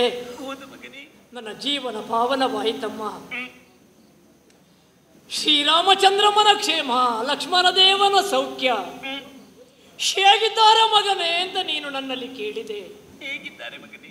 ಕೇಳುವುದಕ್ಕೆ ನಿನಗೆ ಸುಲಭವಾಯಿತೆ ತಾಯೇ. ಹೇಳಬೇಕಾದವ ನಾನಲ್ವೇ ತಮ್ಮ? ಏನು ಅಂತ ಹೇಳಬೇಕು, ಹೇಗೆ ಹೇಳಬೇಕು, ಯಾವುದನ್ನು ನಾನು ಹೇಳಬೇಕು ತಾಯೇ? ಸೀತಾದೇವಿಯನ್ನು ಬಿಟ್ಟಂತಹ ರಾಮದೇವರು ಸೌಖ್ಯದಲ್ಲಿ ಇರುವುದಕ್ಕೆ ಸಾಧ್ಯವೇ ತಾಯಿ? ಪಂಚವಟಿ ಕ್ಷೇತ್ರದಲ್ಲಿ ನೀನು ಚಿನ್ನದ ಬಣ್ಣದ ಮೃಗವನ್ನು ಆಶಿಸಿದೆಯಂತೆ. ರಾಮದೇವರಿಗೆ ಬೇಕಾಗಿ ಅಯೋಧ್ಯೆಯ ಸೌಭಾಗ್ಯವನ್ನೇ ಬಿಟ್ಟು ನಾರುಮಡಿ ಇಟ್ಟು ಸೀತೆಯಾದಂತಹ ನೀನು ರಾಮದೇವರ ಹಿಂದೆ ಬಂದವಳಂತೆ.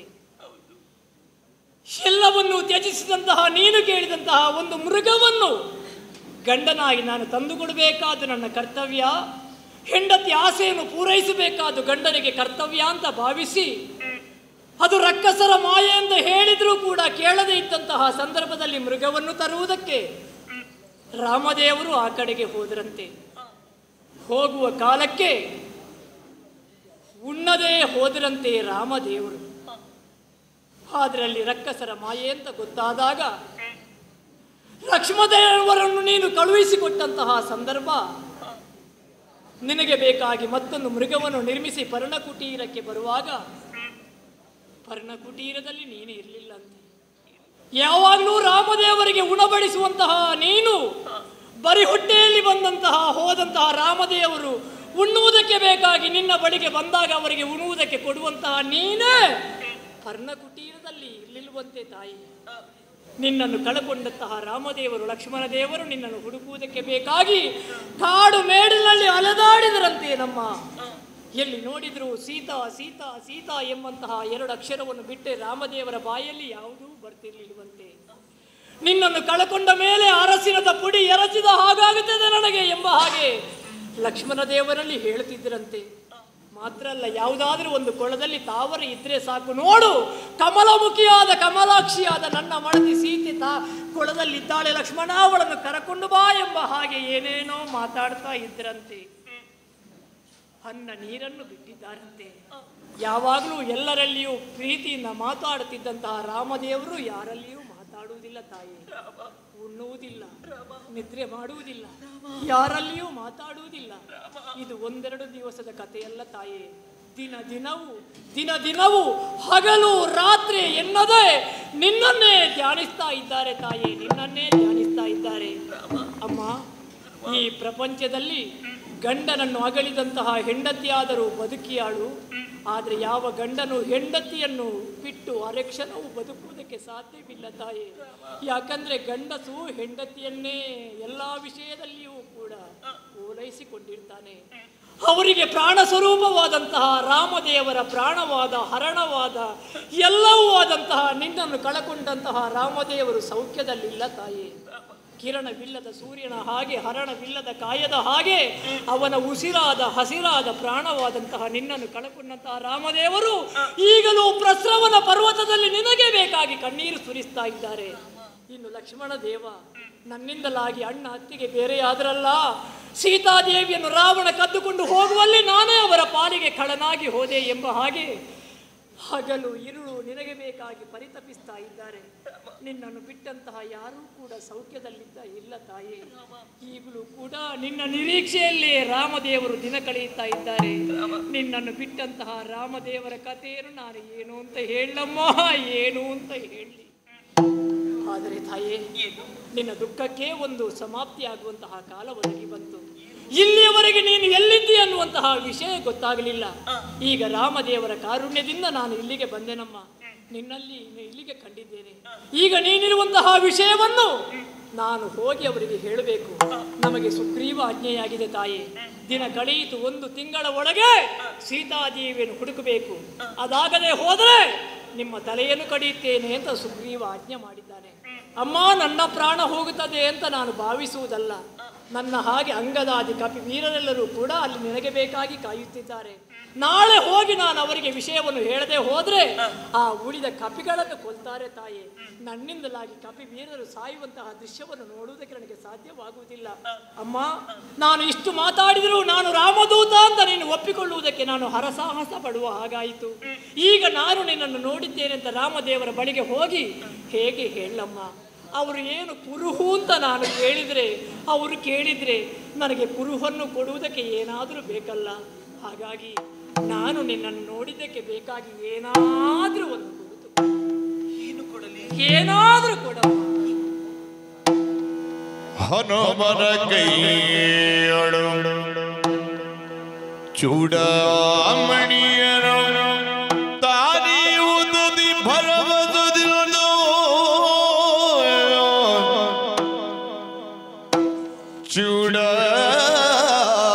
ಚೂಡಾಮಣಿಯರು ತಾನೇ ಉದದಿ ಭರವಸದಿರುವುದು ಮನಸ್ಸಿನೊಳಿತುದ ಎಲ್ಲವ ನೆನೆಸುತ್ತ ಪೇಳ್ದಳು ಕಾತೆ ಮಾರುತೆಯೊಡನ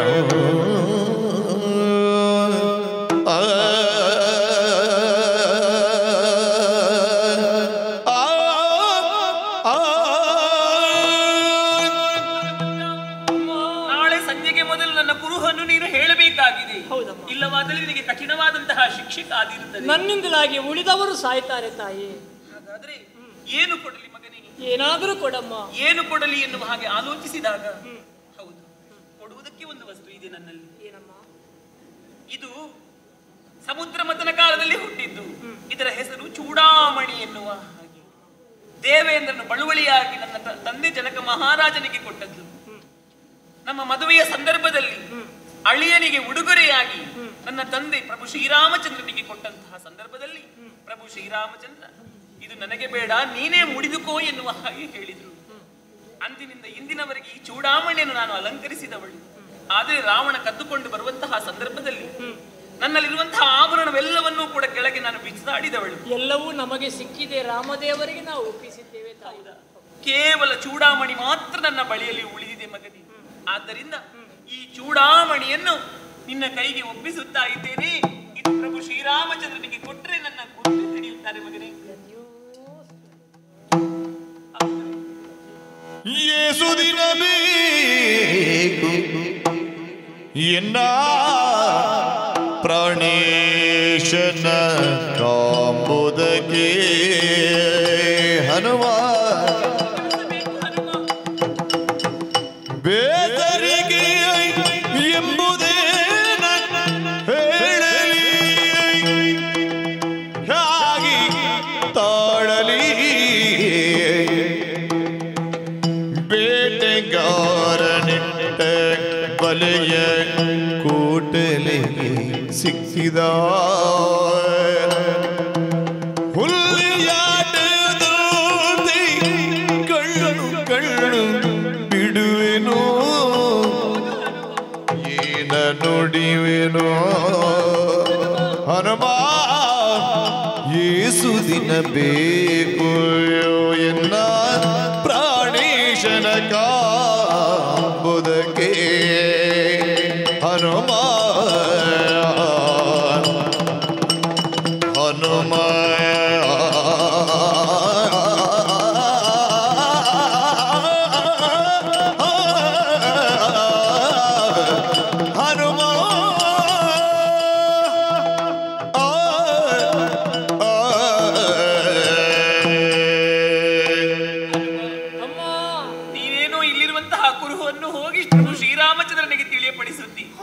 ನಾನು ಕೊಟ್ಟಂತಹ ಚೂಡಾಮಣಿಯನ್ನು ಪ್ರಭು ಶ್ರೀರಾಮಚಂದ್ರನ ಕೈಗೆ ನೀಡುತ್ತೆ ಎನ್ನುವಂತಹ ಭರವಸೆ ನನಗಿದೆ. ಆದರೆ ಎಷ್ಟು ದಿವಸ ಅಂತ ನಾನಿಲ್ಲಿ ಕಾಯಬೇಕು ಮಗನೇ? ಪ್ರತಿನಿತ್ಯವೂ ಕೂಡ ಕಣ್ಣೀರಿನಲ್ಲಿ ನನ್ನ ದಿನವನ್ನು ನಾನು ಕಳೆಯುತ್ತಾ ಇದ್ದೇನೆ. ನನ್ನ ಪ್ರಭು ಶ್ರೀರಾಮಚಂದ್ರ ಇಂದು ಬರುತ್ತಾರೆ ನಾಳೆ ಬರುತ್ತಾರೆ ಎನ್ನುವ ಹಾಗೆ ಕನಸನ್ನು ಕಟ್ಟಿಕೊಂಡವಳು. ಇಷ್ಟು ದಿವಸಗಳಾದರೂ ಪ್ರಭು ಶ್ರೀರಾಮಚಂದ್ರನ ದರ್ಶನ ಭಾಗ್ಯ ನನಗಾಗಲಿಲ್ಲ. ನನ್ನ ಸ್ಥಿತಿ ಹೇಗಿದೆ ಗೊತ್ತುಂಟ ಇಲ್ಲಿ? ಆ ದುಷ್ಟರು ಅವರು ನೀಡುವಂತಹ ಕಿರುಕುಳವನ್ನು ಸಹಿಸಿಕೊಳ್ಳುವುದಕ್ಕೆ ನನ್ನಿಂದ ಸಾಧ್ಯವಿಲ್ಲ. ನೋಡಿದೆ ತಾಯಿ, ಬೇಟೆಗಾರರೊಬ್ಬನ ಬಲೆಗೆ ಸಿಕ್ಕಂತಹ ಹುಲ್ಲೆ ಮರಿಯಾಗಿದೆ ನನ್ನ ಬದುಕು. ಗಿಡುಗನ ಕೈಗೆ ಸಿಕ್ಕಿದಂತಹ ಹಾವಿನ ಹಾಗಾಗಿದೆ ನನ್ನ ಬದುಕು. ಪಂಜರದೊಳಗಿರುವಂತಹ ಹಕ್ಕಿಯ ಹಾಗಾಗಿದೆ ನನ್ನ ಈ ಜೀವನ. ಹಾಗಾಗಿ ಇದಕ್ಕೊಂದು ಮುಕ್ತಿ ಯಾವಾಗ ಮಗನೇ, ಯಾವಾಗ ಹೇಳು? ದೇವಿ ಚಿಂತಿಸ ಬೇಡ ಬೇಡ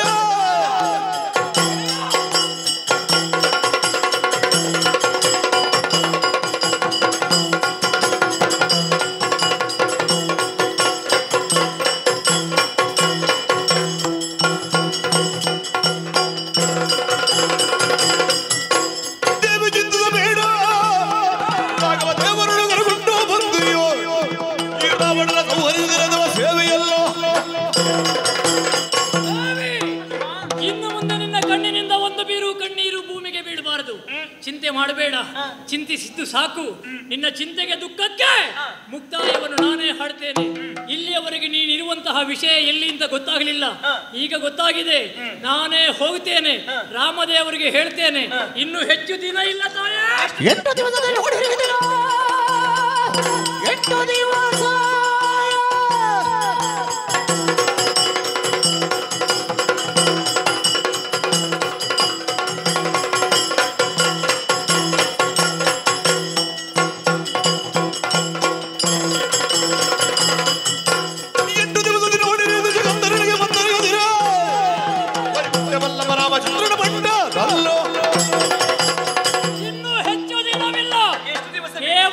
8 ದಿವಸದಲ್ಲಿ ದಶಕಂಠನಿಗೆ ಮದ್ದರೆಯದಿದ್ರೆ ವೈಕುಂಠ ವಲ್ಲಭನಾದ ರಾಮದೇವರ ಭಕ್ತನಲ್ಲ. ಮಾತು ಸಡಿಯಲ್ಲ ರಾಘವನಿಲ್ಲಿ ಬರುವುದು ಕಂಬಲಿರುತ್ತ ಹಗಲಿರುಳು ಬರುತ್ತದೆ ಎಂಬ ಕತ್ತಲೆಯೊಳಗಿರ ನಿನ್ನ ನುಡಿಯು ದಿಟವೇನೋ ಹನುಮ.